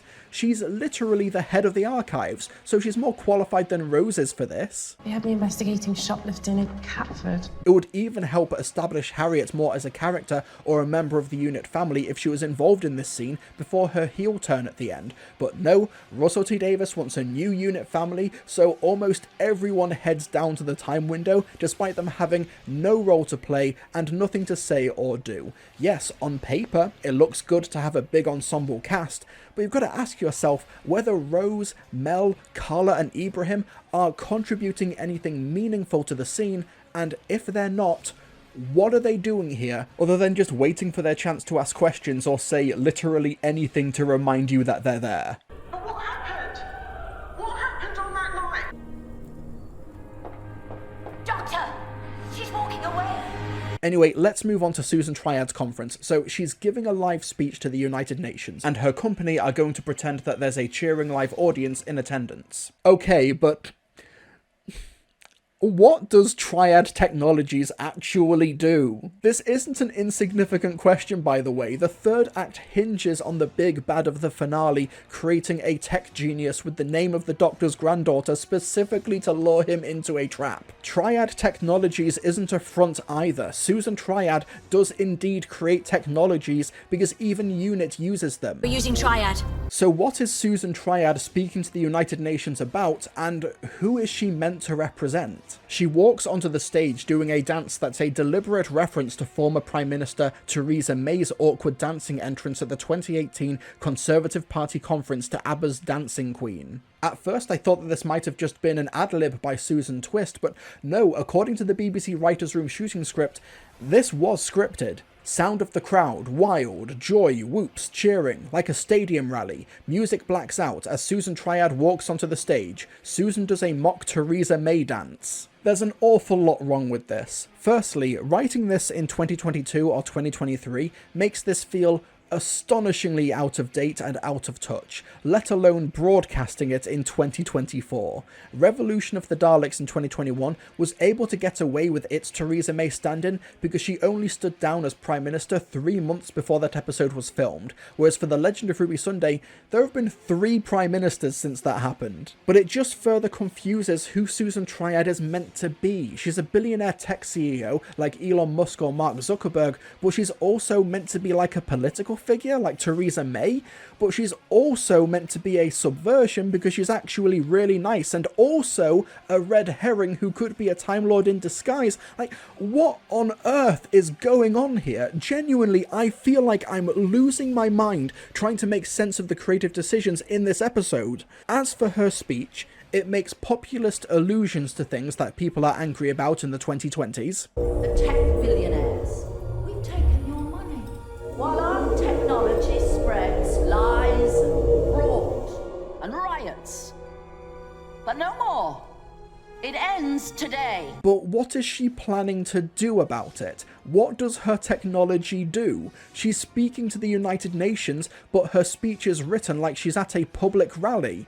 If that's the case, who else is watching this rally? And I don't think I'm being unreasonable here. These questions matter because they're at the heart of the escalating stakes. Susan Triad is the centre of Mavity around which this whole episode, this whole season in fact, revolves, and we don't know anything about what she's doing. It's so shallow, it's so out of touch, it's so nondescript to the point that it almost feels like laziness.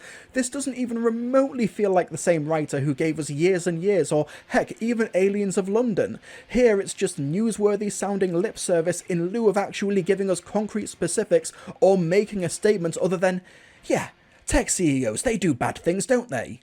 Please clap. You know it's bad when another sci-fi series tried to pull this in 2015's Terminator Genesis, and even the titular Genesis app was better explained and better defined than whatever this is.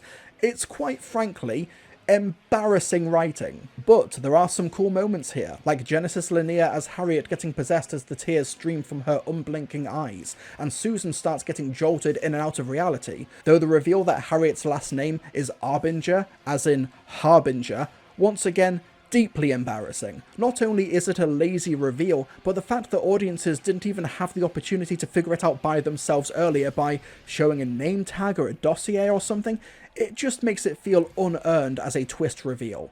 And then, as the entity starts manifesting at Unit, and the auto-cue text gets corrupted to reveal that something is returning, the Triad technology starts shifting on a random monitor, revealing that the big bad is actually Sutekh. Yep. The Legend of Ruby Sunday is a sequel to the Fourth Doctor Season 13 story, Pyramids of Mars. It was the wrong anagram. Okay. That's not how anagrams work. I'm not even being pedantic here. You can see that the episode literally has to con audiences to make the wordplay work. You can see the original logo here, Triad Technology. Then it has to add Susan, abbreviate that to Sue, remove Triad completely, abbreviate it further, and then add a K.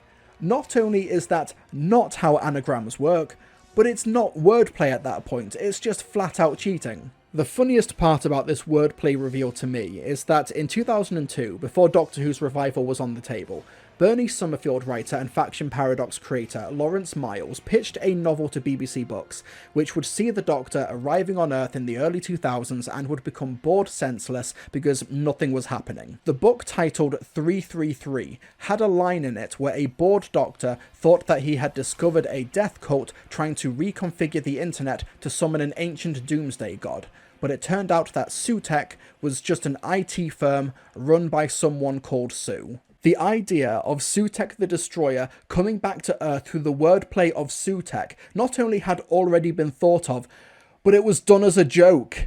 It was a joke! And here we are in 2024 where Rusty Davies plays it completely straight. It's... Cringe. There's no other word for it. This makes me cringe. It's embarrassing. But whatever, I can look past the bad wordplay. It just seems a bit strange that professional writer Russell T Davies doesn't know what an anagram is, but there's a much bigger issue at play here, and it's actually a conceptual one. Over the course of the broadcast of Season 1, I was in communication with family and friends talking about the season. Every Saturday, I'd get messages from people wanting to share their thoughts on the episodes, from Space Babies to Rogue. For those 6 weeks, the messages were mostly positive. However, after the broadcast of The Legend of Ruby Sunday, the messages that came in were ones of bewilderment. Like, they were just flat out confused by that ending cliffhanger. And whenever I told Doctor Who fans this, they just didn't get it. Like, this cliffhanger is just like something from Rusty Davies' first era, right? Like Bad Wolf, Army of Ghosts, or Utopia. Why did those villain reveals work there, but this one didn't? Well, after chatting to my friends and family about it, I think I figured it out. And it all comes back to Susan. Oh no, not that one. This one.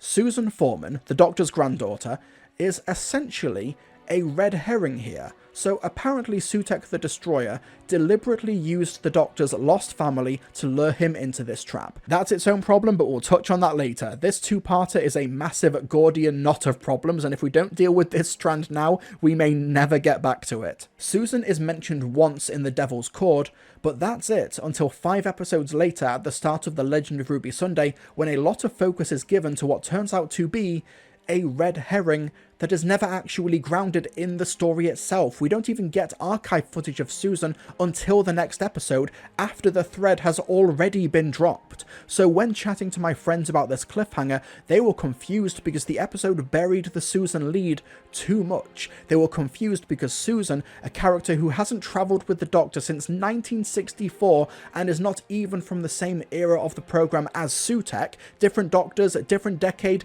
different dynamic dramatically, so the Susan connection feels so half-assed, but they focused on it so much that the Sutekh reveal just comes across as so out of nowhere and unearned. It's not like the Master appearing at the end of Utopia after 3 seasons of having the weight of the 9th and 10th Doctors being the last of the Time Lords having had time to play it out. The 15th Doctor hasn't been despondent over Susan or actively sought her out this season. No, the idea that Susan Triad is Susan Foreman is something that Ruby just randomly brings up at the start of the episode, and everyone just runs with it. Like, Susan isn't just a name that some people are called sometimes. If her last name was Foreman or something similar, then maybe?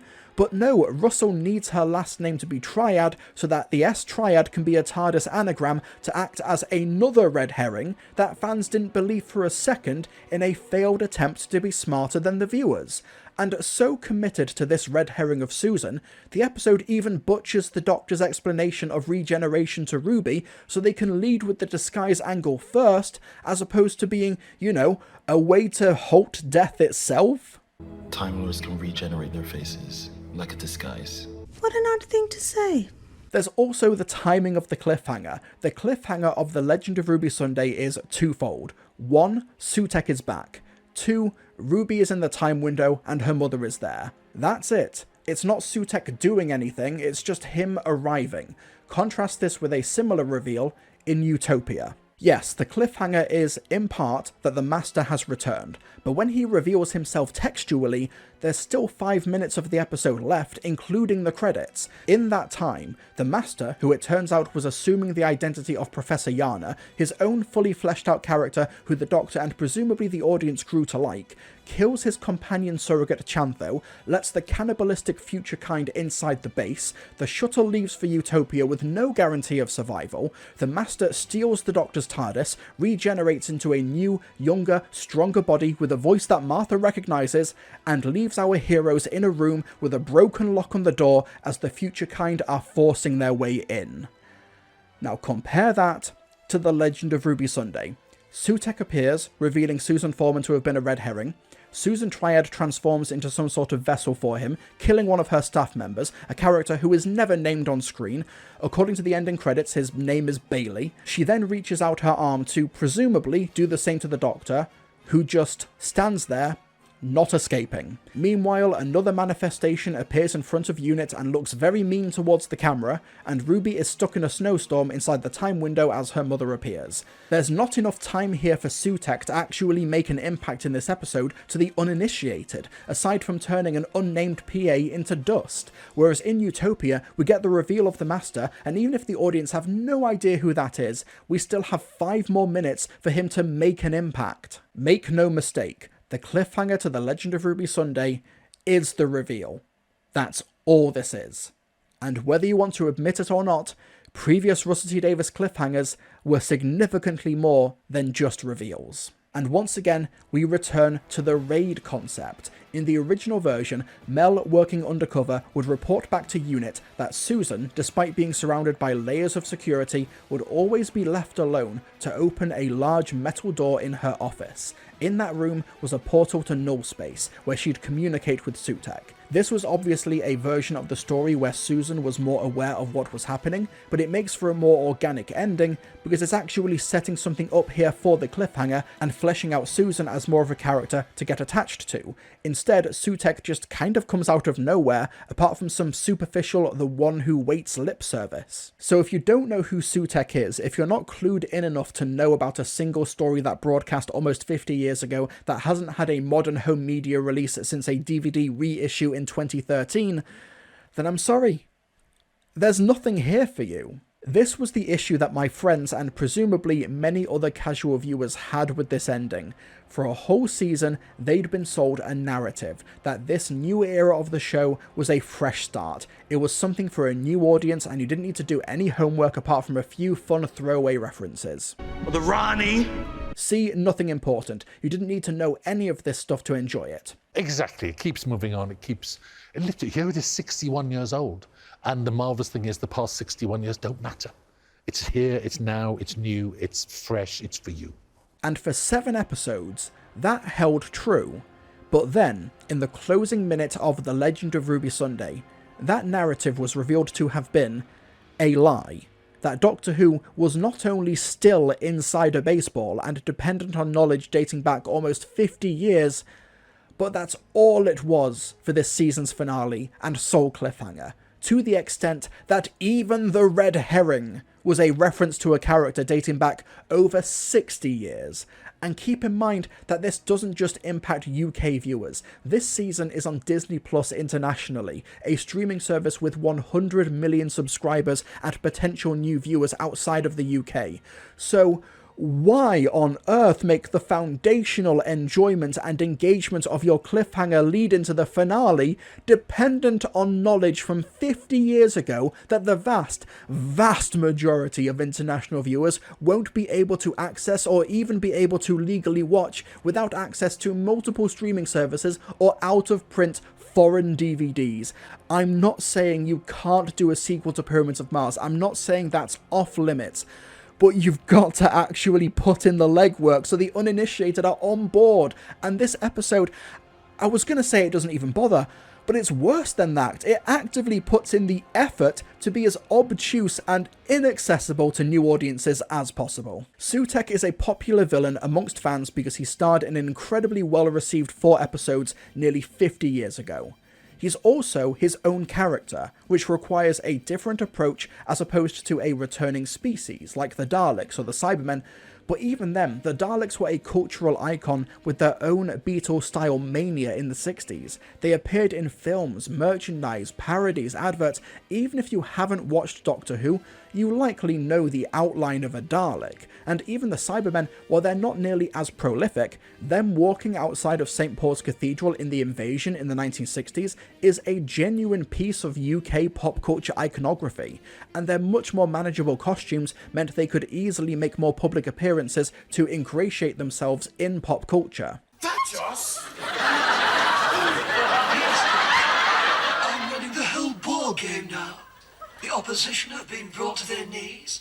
The unions have had their knees removed, and the wets have been dried over an open fire. But despite all of that cultural fortitude, the Daleks were still effectively reintroduced and recontextualized in Dalek in 2005, so the uninitiated were on board. The Cybermen were given their own new alternative world in Rise of the Cybermen to establish themselves in. Davros, a character in his own right more akin to Sutekh, is teased throughout the Stolen Earth and gets revealed in a complete scene with the Doctor over video screen to establish who he is before the episode can start heading towards the main cliffhanger. Sutekh has neither that fortitude or an appropriate reintroduction or adequate placement in the structure of the episode to make an impression. He reappears after not being mentioned on screen for nearly 50 years with no lead-in. In fact, his lead-in is reserved for Mrs. not appearing in this season, materializing in front of a group of characters, only one of whom actually knows who he is, and then proceeds to do practically nothing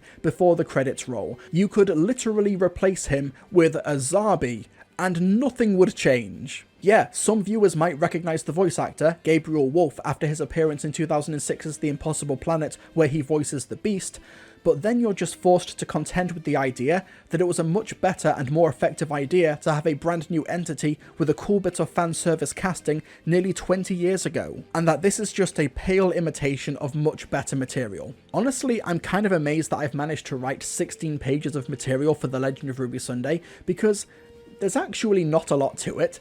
It's mainly a fascinating example of how not to structure the opening half of a story. There's no conflict to be found between the characters, there's no actual tension or escalation until the third act, meaning the story is just spinning its wheels with busy work and adding more to the ongoing mystery of Ruby's parentage rather than drip-feeding solutions to us. Compare it to the unravelling conspiracy at the heart of Bad Wolf, or the world building of the ghosts and Torchwood in Army of Ghosts, or even the introduction of a beloved new character in Yana in Utopia, and The Legend of Ruby Sunday is just a baffling drop-off in quality. Despite Russell T Davies, once upon a time, he once knew how to do this. I will say this is a very good looking finale. I really like the opening of the Doctor landing the TARDIS at Unit HQ. Like I said, I think Jamie Donahue's direction is really strong. There's some wonderful visual moments, the performances are great, and I do love Murray Gold's music in the third act as Sutekh is being revealed. I think a lot of the ending's impact, text aside,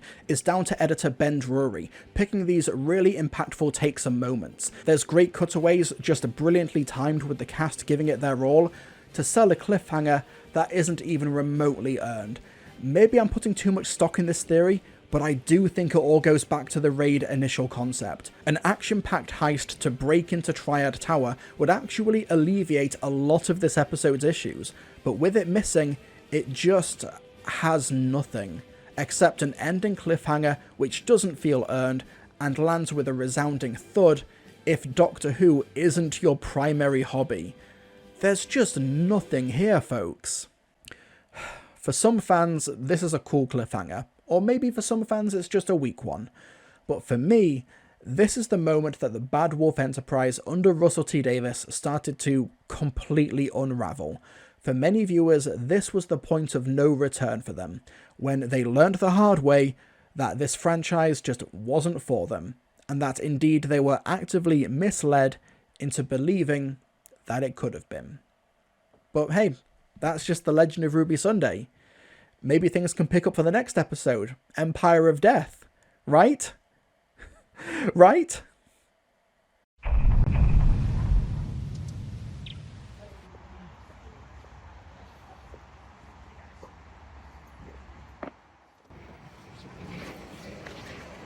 Will, are you ready to watch Garfield at midnight? Excellent. Come right this way.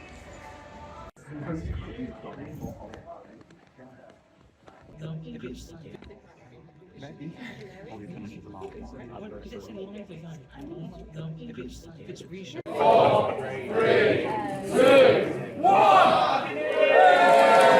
Hi there everyone, I'm Millie Gibson and I play Ruby Sunday in Doctor Who, and I just want to say a big thank you for you all coming out so late on a Friday night. We're so proud to show you the season finale. Everyone put their hearts and soul into it, and I really hope you enjoy it. It all comes down to a huge conclusion. I promise all of your questions will get answered tonight. Well, most of them.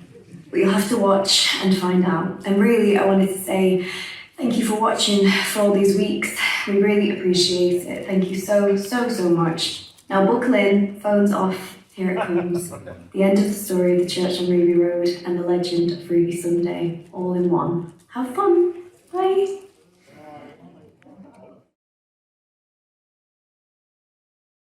Garfield was barely in it. Really? Yeah. Expecting more of him. The pick and mix came with orange jazzles. Oh, for goodness sake. It's all he's been on about. They've got orange jazzles in the pick and mix at the Odeon now. You don't even get a pick and mix. He's got a cup of orange jazzles. Yeah. It was that was an episode. It was. I'm sure everyone really liked it, and there were no complaints from fans. No complaints. No controversy. I've not looked on the internet. No I'm discourse. assuming it's nothing but praise. Mm-hmm. And everyone was happy, and no one was expecting Susan to show up or the trickster. No. Trickster, the Mara. Yeah. Big snake. Big snake. No. Yeah. 0 big snakes out of 10. Is it? Yeah. Was there any touching grass, by the way? Oh, was there grass in that episode? I actually don't think there was. I don't think there was no grass. They didn't go back Zero on grass. Oh.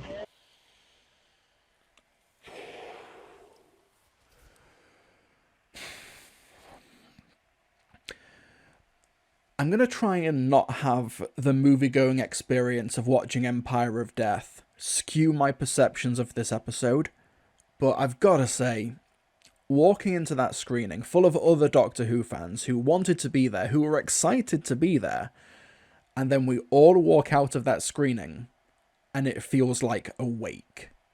So, let me talk about why Empire of Death is not only the worst thing that Russell T Davies has written for the programme, but is just a top-to-bottom disaster of an episode.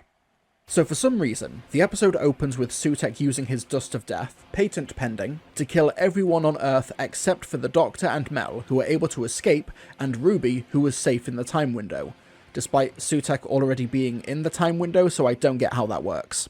Get out, Bunker 17 now. Did the Doctor send Sullivan to die here? Now I say for some reason, because I don't understand why this wasn't the cliffhanger to The Legend of Ruby Sunday, because it would actually show Sutekh, you know, doing something. We know that Russell T Davies is trying to emulate the success of the Marvel Cinematic Universe, but it kind of feels like he forgot that Infinity War's cliffhanger had Thanos executing his plan before the ending credits. However, while there is something to be said for the opening of Empire of Death showcasing the main villain essentially achieving his victory in his war on life, it does feel like the stakes are now too high and that there's nowhere else for the episode to go.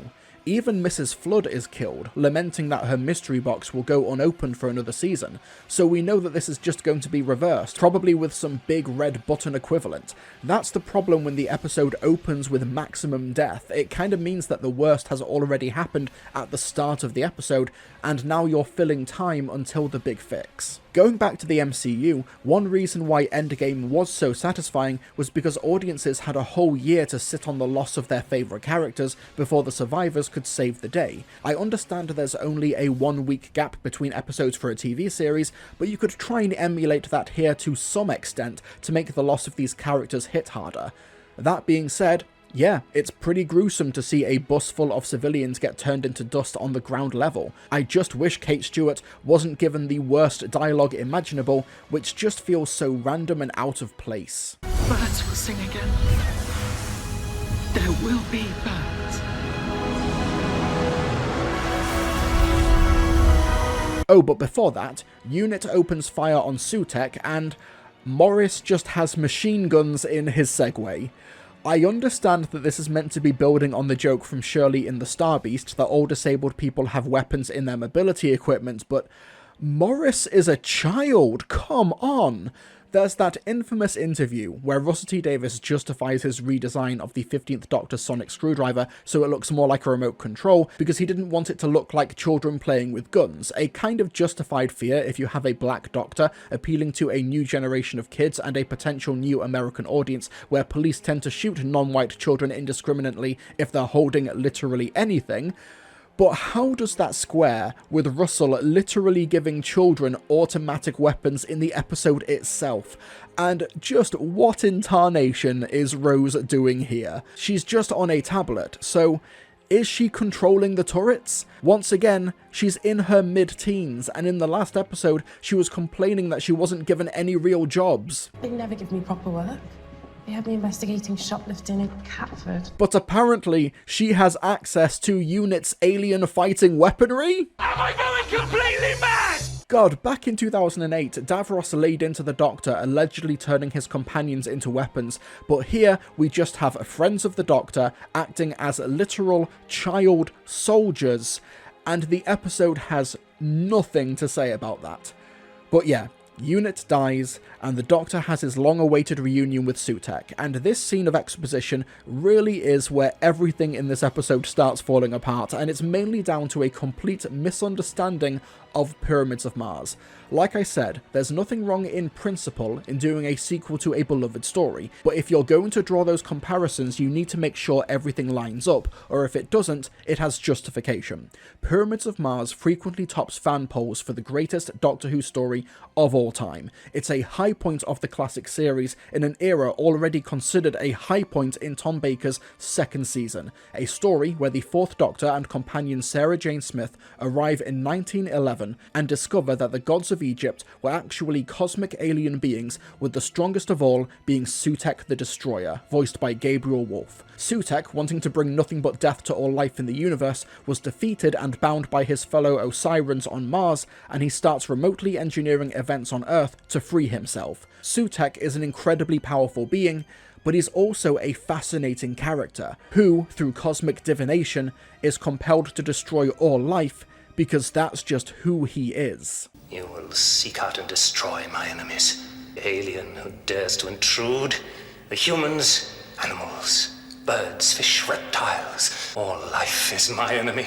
But he's not a mindless killer. He's self-aware, he's calculating, he's incredibly intelligent, patient, and will refrain from murder if it will benefit his long-term goal. He's telepathic, can inflict torture on his enemies with a thought, can possess others, and his mind is mighty enough to infiltrate the Doctor's TARDIS. He sees Time Lords like the Doctor as grovelling insects, with his immense power giving him a superiority complex. He resents that his fellow Osirans, led by his brother Horus, the god of light, were able to imprison him on Mars for 7,000 years in a building composed of puzzle chambers. Horus, think you can confound Sutekh with these childish stratagems? The story is also given great stakes, because the Fourth Doctor even shows Sarah Jane what will happen if they don't intervene, how Sutekh's power is able to transcend time and destroy the future that she came from. This scene was even remade in this season's The Devil's Chord, with the 15th Doctor showing Ruby her world after Maestro removes music in the 1960s. In the end, he's defeated by a temporal trap laid by Horus and helped by the Doctor as he's sent forward in time, essentially aging to death. It's a brilliant story, and we already knew that Russell T Davies loved it, not because he's a Doctor Who fan, and not because he partially remade a scene in The Devil's Chord, but because he put it in the pilot episode of his breakout series Queer as Folk all the way back in 1999. One of the main characters, Vince, played by Craig Kelly, is a huge Doctor Who fan, and in the pilot episode, after a night of drug-fueled gay sex, goes to watch Pyramids of Mars in his flat on VHS.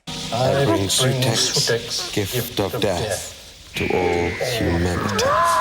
So if you're going to do a half-century later sequel to a beloved story, you're going to have to make sure that you get it right. Everything you've done up until this point has alienated casual viewers, and you've told them that they're not invited to this finale. So this is a finale for hardcore fans and them alone. So as a result, you've got to make sure that all of the details and all of the characters line up with the original in order to please those hardcore fans. Pain. Pain. Pain. So, this is what happened at the end of Pyramids of Mars. Sutekh was caught in a temporal trap where he ages to death. However, Empire of Death establishes that Sutekh somehow attached himself to the TARDIS after the events of that story, and has been invisibly riding the Doctor's ship for the past... Hold on. So, if Trial of a Time Lord counts as 14 episodes, remove the minisodes, carry the TV movie, 427 episodes. So Sutekh has been attached to the Doctor's TARDIS quite literally, as we're gifted this unintentionally hilarious image of Sutekh in giant dog form clinging onto the spinning police box in the vortex, for the past 427 episodes, gaining power from the time vortex, taking on this new form as a massive dog with the TARDIS at the centre of it. And get this, Sutekh's big revenge plan against the Doctor involves travelling wherever the TARDIS lands, and everywhere it does, Sutekh births a Susan Triad clone? Something to do with the TARDIS's perception filter, I don't know. But that's why there have been numerous characters played by Susan Twist during this era. Now you'd think that since these Susans have only been appearing since Wild Blue Yonder, that it was Donna spilling her coffee on the TARDIS console at the end of the Star Beast that woke Sutekh up, and when he started enacting his plan. And that would make sense, because it's there when the TARDIS first started making the groaning noises. But no. The episode goes to great pains to say that this has actually been happening since the end of Pyramids of Mars 50 years ago, once again, overcomplicating things and obfuscating the lore for no apparent reason. And the marvellous thing is the past 61 years don't matter. It's here, it's now, it's new. What a fucking liar, dude. What a fucking Weasley little liar, dude. What a fucking Weasley little liar, dude. Holy shit, dude. Excuse me. Holy Sorry. fucking I'm out of shit, control. I dude. apologize. So, what's the purpose of these Susans? Well, after the TARDIS lands enough times and creates enough Susans on Earth, they collectively form what can only be described as a Super Susan, if you will, which is the Susan Triad at the centre of the last episode on 2024 Earth. And this Susan, deliberately borrowing the name of the Doctor's lost granddaughter, with her tech company and last name Triad being an anagram of TARDIS, would lure the Doctor in to try and learn what she was up to, so that Sutekh can dramatically reveal himself so he can just kill everyone. Right, quick question. Why doesn't Sutekh just skip right to the end? And no, that is not an unreasonable question. Sutekh is the god of death. Pyramids of Mars establishes him as an incredibly efficient and direct antagonist with a clear end goal. He resents the busy work and the meandering and the childish stratagems. The idea of Sutekh having an elaborate plan in the first place is pure busy work and character assassination. Sutekh isn't someone you can easily manipulate. He's not someone who will lose sight of their goals to chase petty revenge. He's someone who wants to kill and leave nothing but dust and darkness in his wake because he finds it good. And this isn't me overanalyzing a children's program from 50 years ago, by the way. This is literally the surface level text of the episode. Where I tread, I leave nothing but dust and darkness. I find that good. The idea that Sutekh would lower himself to a revenge scheme against the Doctor across 50 years of TV history is such a basic misunderstanding of Sutekh as a character that all the material differences come across as petty in comparison. I mean, we will get to those petty differences later, but I think it's important to lead with that fundamental one. Sutekh creates Susans everywhere the Doctor lands instead of just ending creation right there and then, because he learned that the Doctor once had a granddaughter called Susan and just made it his entire personality. Okay, that's a bit of an exaggeration. He didn't make Susan his entire personality. He made solving this season's mystery box his whole personality instead. The temple of my empire of death.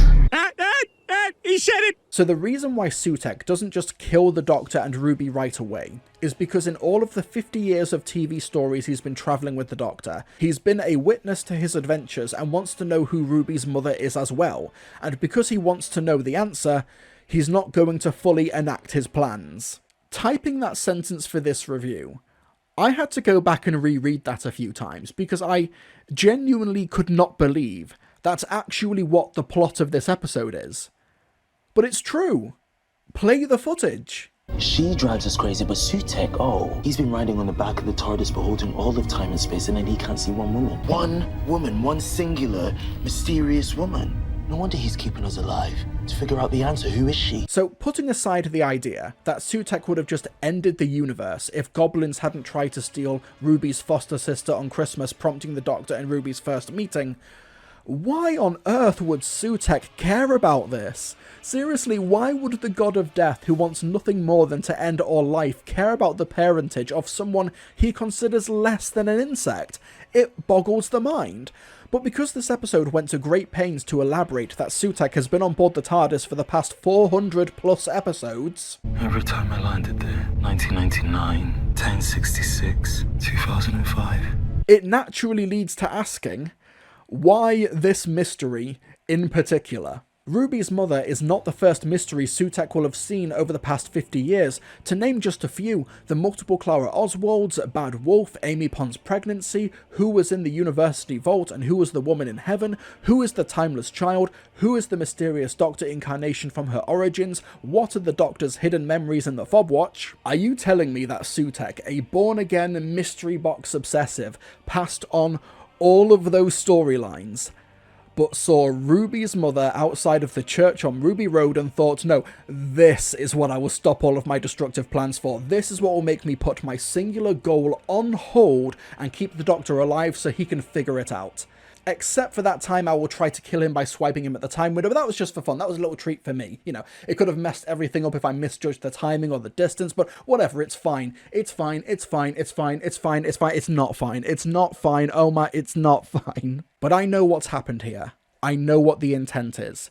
Hardcore fans who this finale is meant to appeal to are meant to spot and acknowledge this long-running history and get hyped and excited, but simultaneously ignore everything that comes with it because Sutekh says the line. And I find that good. We touched on this earlier, but if the TARDIS couldn't figure out who Ruby's mother was, UNIT's time window couldn't do it, nor could futuristic databases or the eternal gods of the Pantheon who treat creation as a plaything, there had better be a damn good explanation as to who Ruby's mother is and how she could shield her identity. So, the Doctor, Ruby and Mel escape because the Doctor used Ruby's memories inside the time window to create a memory TARDIS, a hodgepodge of set dressing, props and costumes from Doctor Who's history. While it's cool to see all these props and for Mel to immediately gravitate towards the 6th Doctor's outfit in the corner, it really does just hit home the fact that this season had absolutely no intention long-term of bringing in a new audience. A main pivotal location of this finale is a literal safe space for long-time fans, which our main characters use to escape the planetary devastation across the universe. On its own, we have a nice scene where our lead trio watch Sutekh's dust of death take hold from the TARDIS doors, leading to the Doctor to blame himself for his travels before screaming out into the dying void. Every world that I ever stood upon, all dead. I did this. I thought it was fun.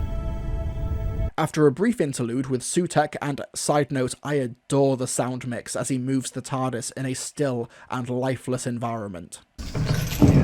Death. Yet, one thing persists. We then cut to the Doctor an indeterminate amount of time later as he searches for a piece of metal on a dying world, encountering a woman played by Sian Clifford. It's a nice scene, demonstrating the effects of Sutekh's death down the family line, non-linearly, killing her child before it reaches her. The Doctor is gifted a metal spoon, which he uses on the TV monitor he yoinked from Unit 2, and I swear this is true, rewatch Pyramids of Mars. The Doctor and Ruby, not Mel because she's taken a nap curled up by the 7th Doctor's outfit, take a break from the plot to get a subscription to BritBox so they can watch episodes from the classic series. And if you think that's an exaggeration, let's talk about this memory TARDIS. Fans in the UK watching Empire of Death for the first time might have already seen this set long before broadcast, because this memory TARDIS played host to a pseudo spin-off called Tales of the TARDIS, a repackaging of iconic classic series stories put on the BBC iPlayer, bookended with scenes featuring actors associated with those stories. Even more of me! The 7th Doctor and Ace watched The Curse of Fenric, Stephen and Vicky watched The Time Meddler, etc. One of these was the 15th Doctor and Ruby watching Pyramids of Mars, which is meant to slot into this moment, meaning it is technically canon that our main characters just watched the whole 4-part serial before moving on with the rest of Empire of Death. Oh, and to add salt into the wound for international viewers, this spin-off series wasn't available on Disney+, with only this Pyramids of Mars version getting a home media release on related box sets. I bring this up because it's clear that Russell T Davies really wants to mine audiences' affection for this story. For season 1 of this new era, they've repackaged it, they've done a sequel to it, and they've even made it canon that our main characters literally watched it in their fandom safe space. And yet... Yeah, I never understood, what was all that Egyptian stuff? Cultural appropriation. What the fuck, Russell? Are we supposed to love and cherish this story, or are we meant to feel bad about enjoying it while you're making us watch a sequel tribute episode based on it? This line doesn't make sense in universe anyway. In the Whoniverse, the Osirans weren't culturally appropriating Egyptian mythology.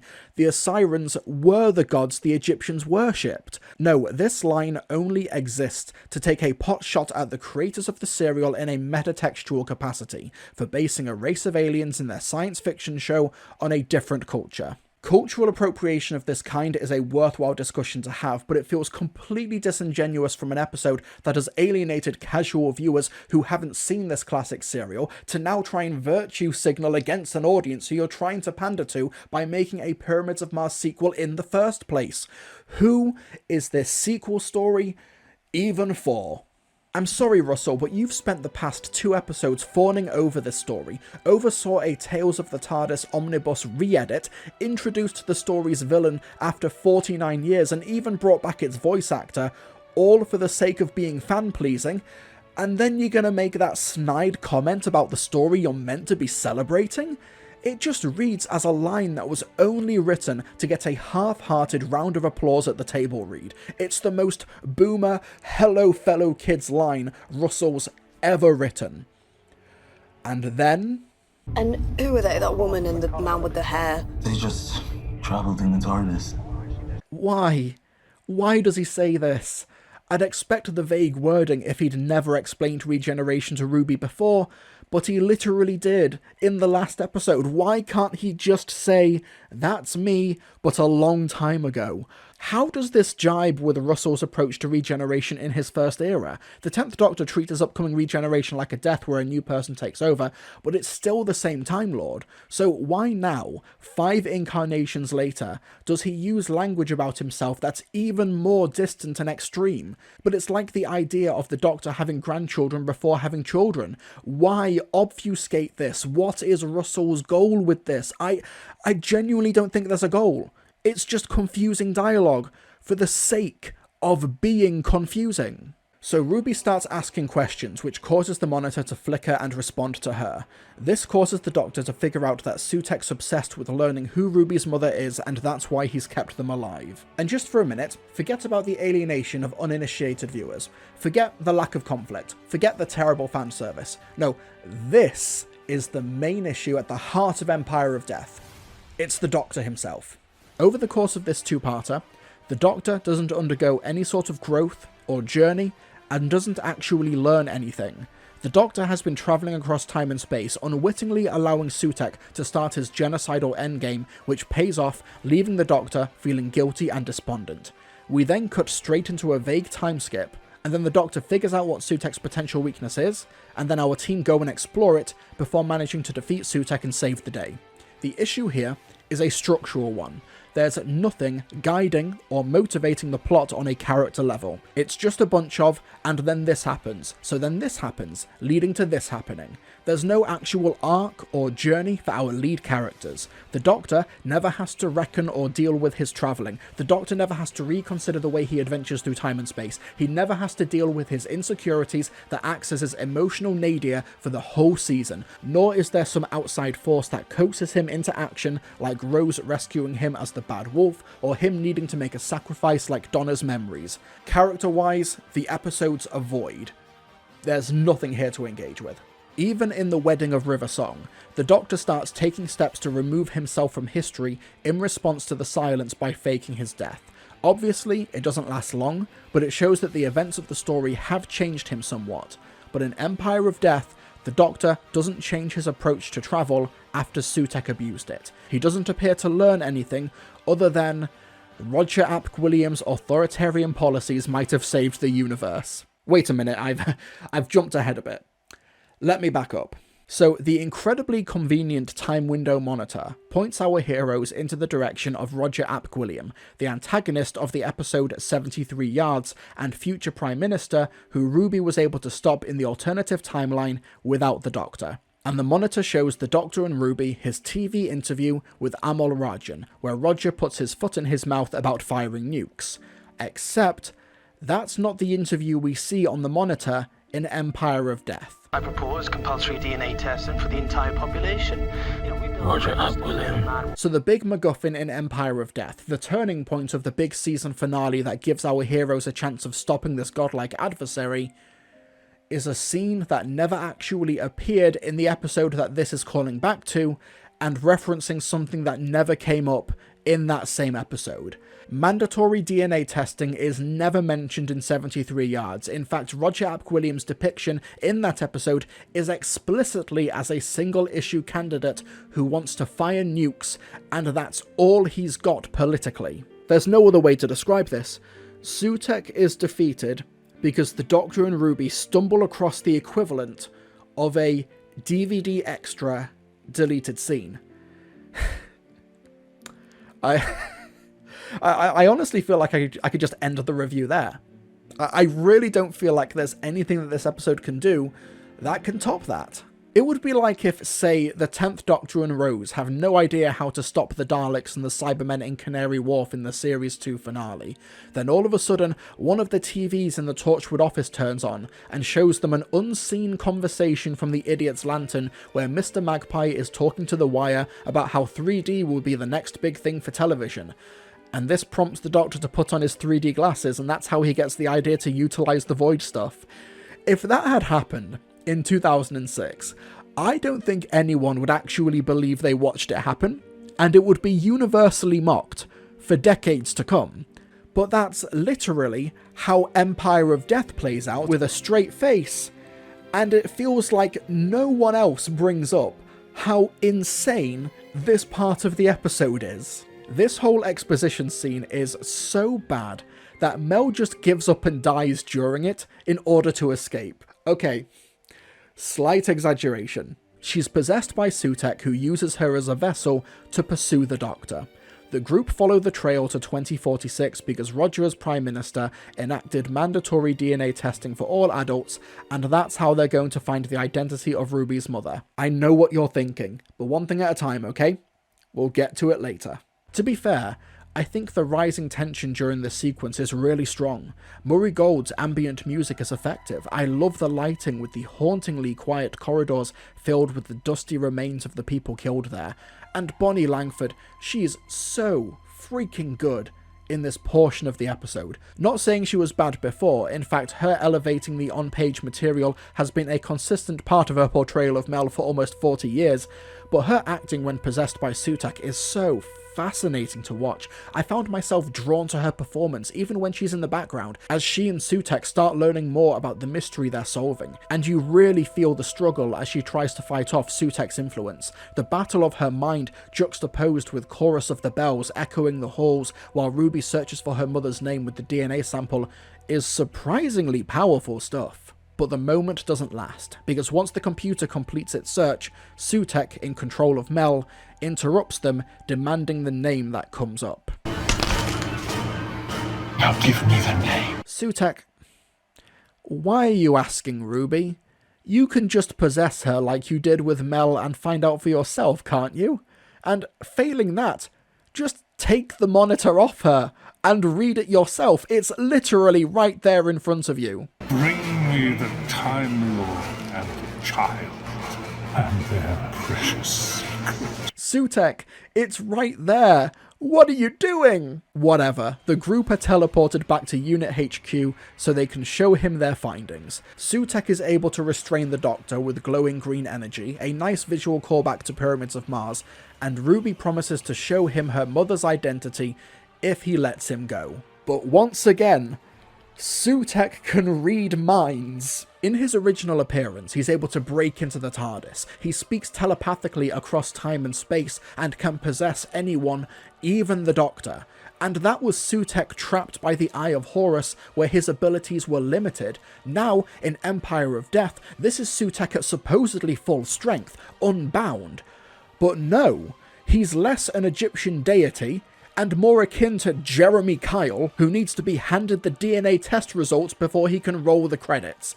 It's a mockery that he can be stomped simply by facing a monitor away from his field of view. Waiting for so long. We're just normal men. What do you mean, normal men? We're just innocent men. Ruby uses the distraction of her dropping and breaking the monitor to hook a rope found in the memory TARDIS to his collar. The Doctor uses a whistle to cue the TARDIS to fire its deadly laser beam. Oh no, I read that right, that is what happens. The TARDIS's deadly laser beam, presumably killing Harriet, but who cares about her anyway? It It shoots Sutek's crotch and blasts itself across the room, and thanks to the anti-mav gloves, the Doctor and Ruby latch Sutek to the TARDIS and give him a ride in the time vortex. Two quick things. One, why did Sutek send his servants Mel and Susan to walk very slowly across the room to stop the Doctor and Mel, even though he can incapacitate them with his mind or use his dust of death at long range? And two, why is the Doctor's plan to kill Sutek to drag him through the same time vortex where Sutek found his newfound strength? He's been living in the vortex for over 400 episodes. How is this meant to kill him? Whatever, so Sutek gets dragged through the vortex, his claws tearing across it, which somehow brings everyone back to life. Mel, Susan, Kate, Ibrahim, Morris, even the Vlinks is back, who I'm convinced was only introduced in this series so that Sutek could sit in its place in an earlier draft as a callback to Pyramids of Mars that never ended up happening. And I know what you're all asking. What about Colonel Chidozi? Who did not die? Oh, isn't that swell? We even have Cherry Sunday and Mrs. Flood back. Knowing who Mrs. Flood turns out to be in the end, this line makes absolutely zero sense in hindsight. God, Russell really was just making these series arcs up as he went along, wasn't he? Jesus Christ. The unit family step outside to look at nothing, as Kate and Ibrahim hold hands and exchange an affectionate look. These two characters haven't exchanged a single line of dialogue this entire era. All the dead worlds are brought back, but the Doctor has unfinished business. We fought a monster, and now I must become a monster.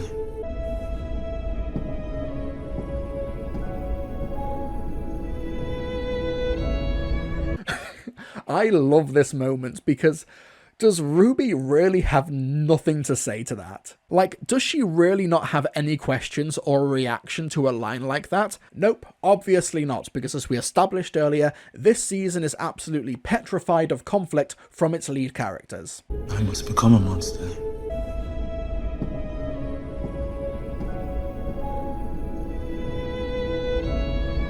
Stop, don't come back. So she just lets the Doctor slowly walk away to kill Sutek, even though there's not really any sort of moral grey area here. I don't know, maybe I'm not woke enough, but I think killing the demigod that wants nothing more than to destroy all life on Earth and has proven that it will do that at the first opportunity, I think that's a good thing, actually. Because if you're dead, then I must represent life. Surely that's what I am. Life. I know writers who use subtext and they're all cowards. Because you turned me into this. I am the one that brings death. Yeah, that line doesn't really work after a montage of the Doctor bringing back every single life in existence. Sorry, but this attempt at adding moral complexity at the last hurdle just doesn't remotely land. It feels so inauthentic. Whatever. So Sutek is killed by the time vortex, somehow. Ruby goes to comfort the Doctor by the TARDIS door, but the episode is so afraid of having any drama that it preemptively starts fading to black before she even reaches him. And now we're in the epilogue. Susan Triad is still alive, and Kate, having absolutely no standards for hiring at unit, immediately tries to bring her on board. Thankfully, Kate is interrupted from breaking more child labour regulations by the DNA results from 2046 coming through unit, confirming Ruby's mother to be an ordinary human. She was 15 when she had Ruby, escaped an abusive partner, and left Ruby at the church. So, putting aside the fact that Roger Ap Williams' fascist-leaning mandatory DNA testing saved the day here, why couldn't anyone learn her identity before this moment? The TARDIS, the future ambulances, the time window, Sutek himself were unable to do what a simple DNA database from 2046 Earth could do. How does this work on any level? She was important because we think she's important. It's how everything happens. Every war, every religion, every love story. We invest things with significance. While the whole of creation was turning around her, it made her sheer existence more powerful than Time Lords and gods. No. You don't just get to create a mystery box, make it textually so vital to the show that it's the opening scene of the series and the inciting incident of numerous story threads, pepper in dozens of mysteries on top of that to string audiences along for a full season, only to turn around at the end and talk about how the existence of that mystery in and of itself is the reason why it couldn't be solved. And while we're here... That is more than just a glitch. It's like she's shadowed. So that was just a fucking lie then. The episode just lied about one of its mysteries. And if we're taking the text at face value, why was the Doctor and Ruby's mystery the only one invested with significance to the extent that Sutekh couldn't find the solution? Ruby's surely not the only foundling with questions about their parentage in 2024. Surely there's someone else on the planet who wants questions in their life answered. Heck, Sutekh even killed Mrs. Flood, and she's a walking, talking mystery box in this series. But that didn't save her. Now don't misunderstand me, I have no issue in principle with Ruby's mother just being an ordinary person. A teenage girl who wasn't able to look after a child so gave her up for adoption. That's an effective, grounded and powerful story. But everything, and I mean everything, surrounding this mystery this season was building upon this mystery, the answer to this mystery, being anything but what it was actually revealed to be. Russell has elaborated that this story was his response to the sequel trilogy of Star Wars, where the main protagonist Rey, played by Daisy Ridley, is desperate to find out where she came from and validate her ambitions to be special. But it's revealed in The Last Jedi that she's not special. Her parents were low-life criminals who sold her. She wasn't a Skywalker, or a Solo, or a Palpatine, yet. But she doesn't let that define her moving forward, and it's really effective in a universe where so much emphasis is placed on heritage and bloodlines. And for our purposes in comparison, Rey's parentage in The Last Jedi lined up perfectly with what we learned about her up until that point. That's not the case with Ruby's ordinary, non-special heritage in this season of Doctor Who, and an entity like the Force doesn't exist in this universe to single out people like it did with Rey. It's like Russell just saw the ordinary person aspect of Rey's character, and just decided to ignore literally everything else surrounding that. And it's an astonishing showcase of media illiteracy from someone who's normally pretty good at picking up on these trends in film and TV. But okay, Ruby's mum is ordinary, and that's fine, because ordinary people are special and important and significant, except for Harriet though. Probably worked at UNIT for several years, made a lot of friends with the people there, maybe she even had a partner and kids. And she's just killed by the TARDIS laser, and no one brings it up.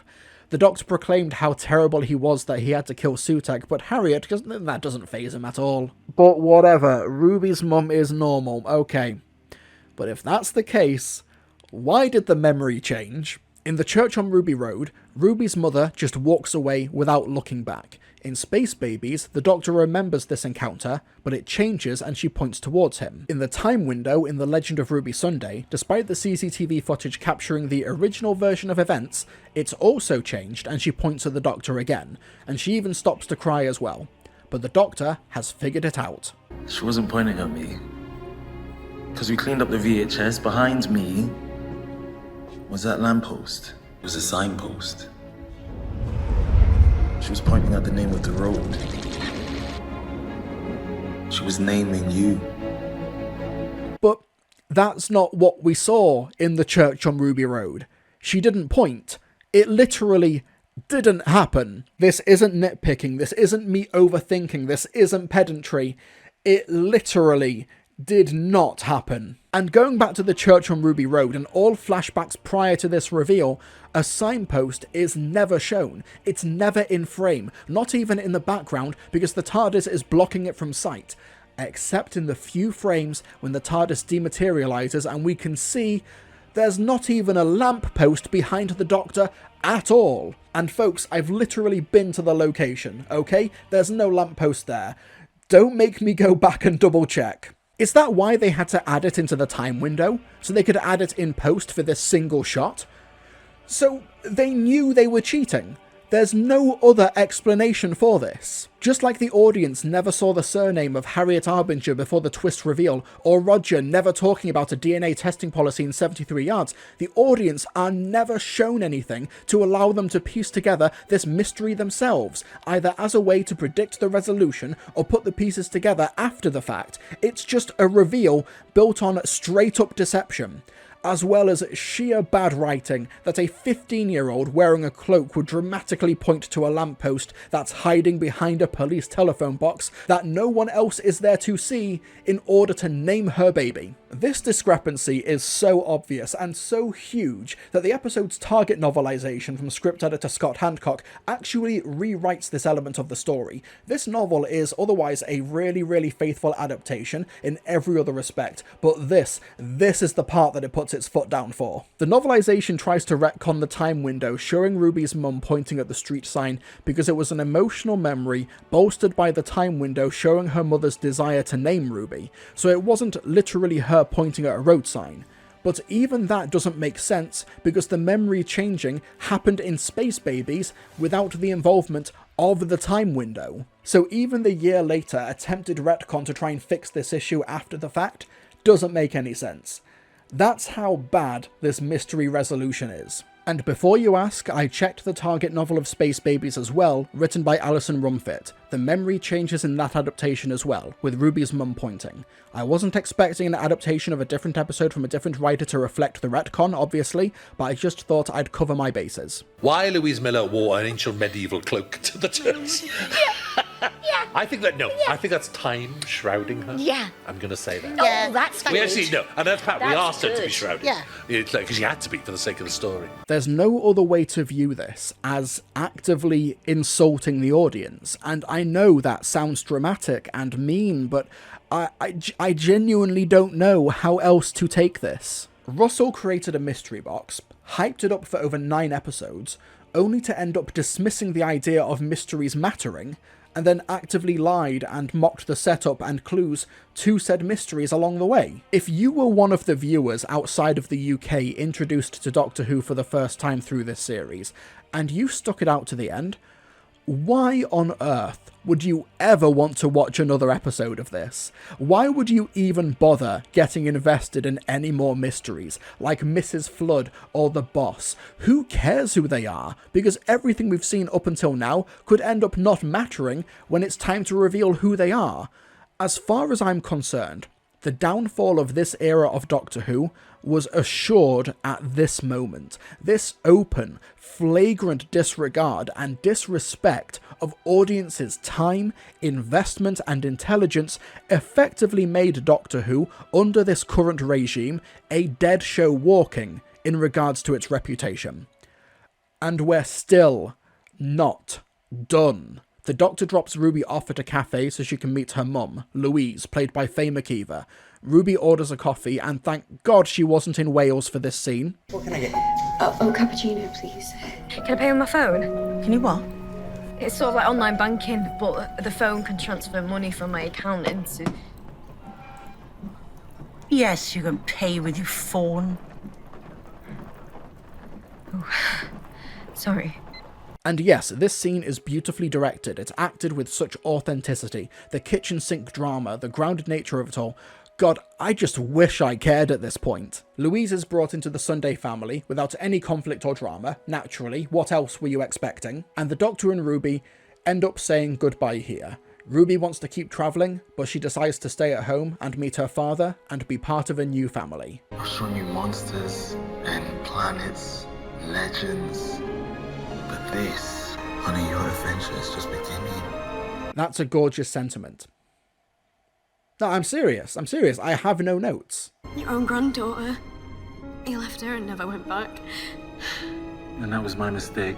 Maybe I'll find her again one day. But you, Ruby Sunday, I will see again. Because you changed me. I talk about family in a way that I never did before.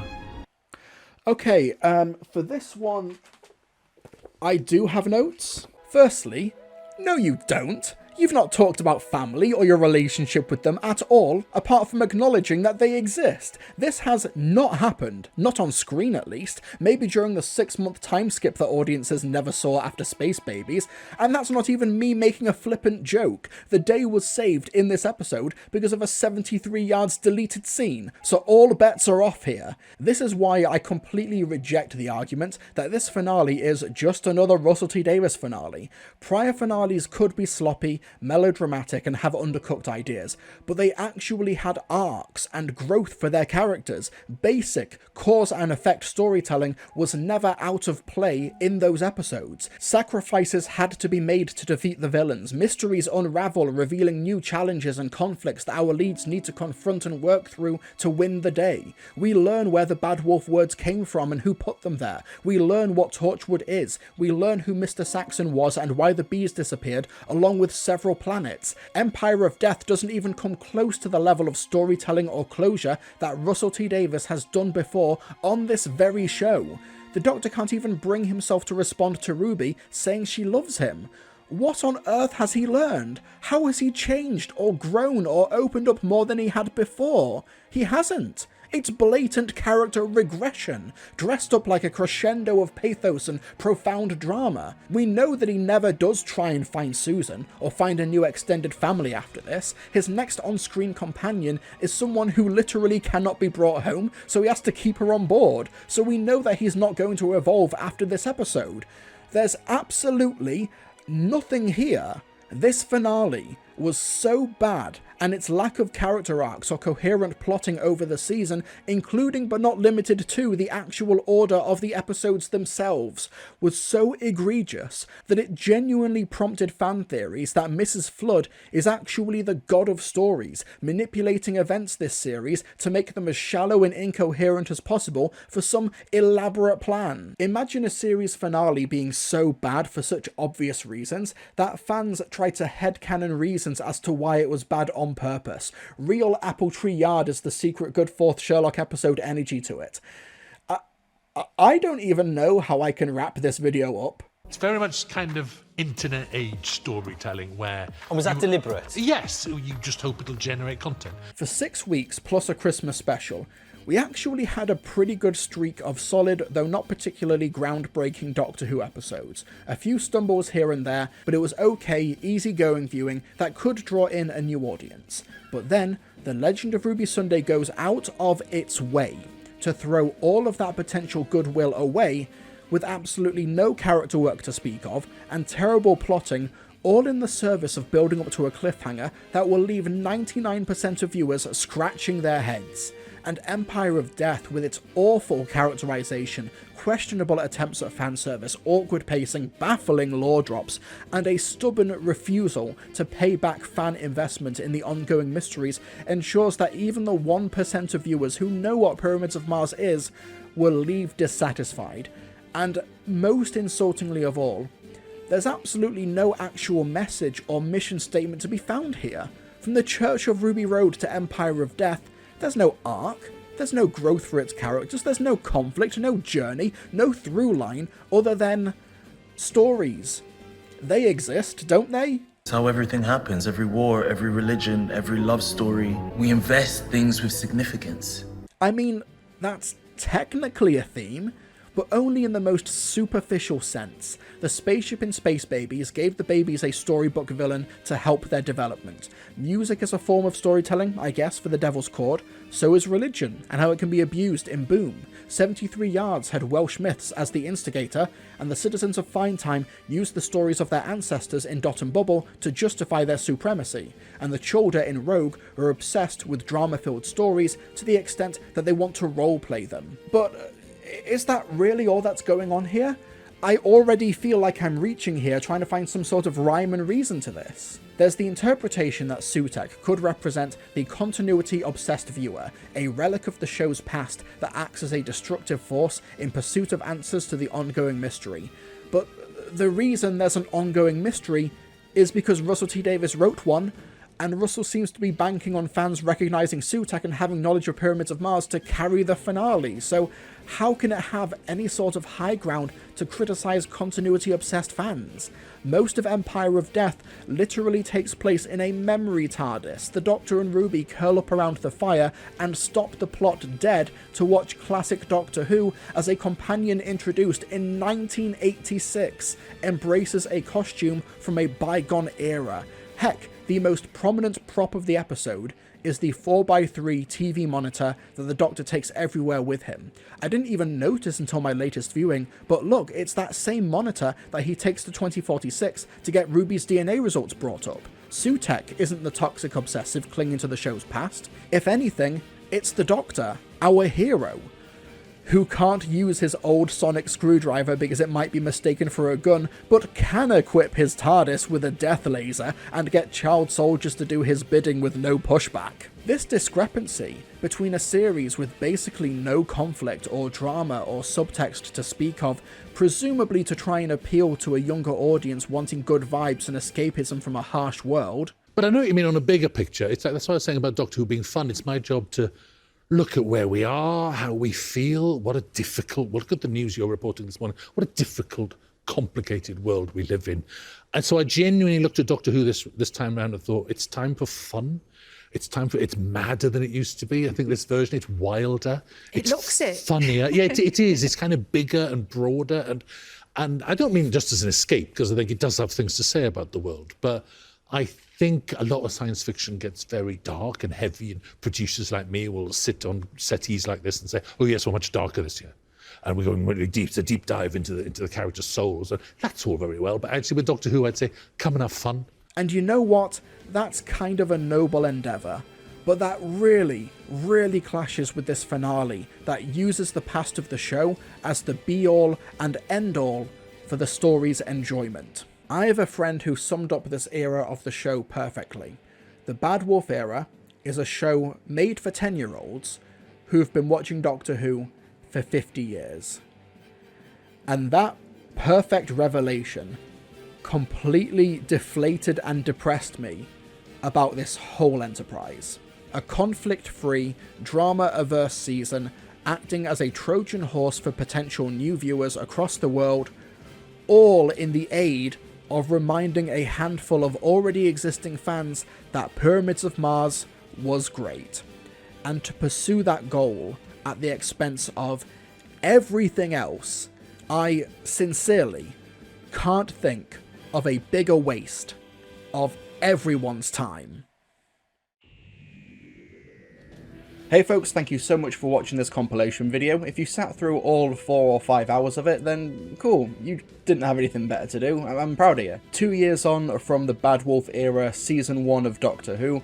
How much can change in 2 years? It was kind of mad revisiting these old videos and just seeing the optimism I had from the Church on Ruby Road, and then just the moment you hit The Legend of Ruby Sunday and Empire of Death, you just slam into that wall. Like, everything was more or less, bar a few, slips in 73 Yards and Space Babies, everything kind of just was running quite smoothly, and then you just hit that finale, and then the show just collapses. And I think that's reflected in just the sheer tonal change from my reviews of the Church on Ruby Road to Empire of Death. And you folks let me know if you sense that change in attitude as well. But thank you so much for watching this video. Thanks so much to my patrons, whose names you should be seeing on the screen right now. And I want to give a shout out to these particular patrons: Chiba City Blues, Daniel Davis, Air Hoovian, High Lord Warnir, John, Joseph Adams, Lard Dragon Ezra, Leela, Marianne Mogensen, Michael Serrano, Palex, Phantom Forge, Raven Woods, Retrospective Raccoon, Ray Sprinkle,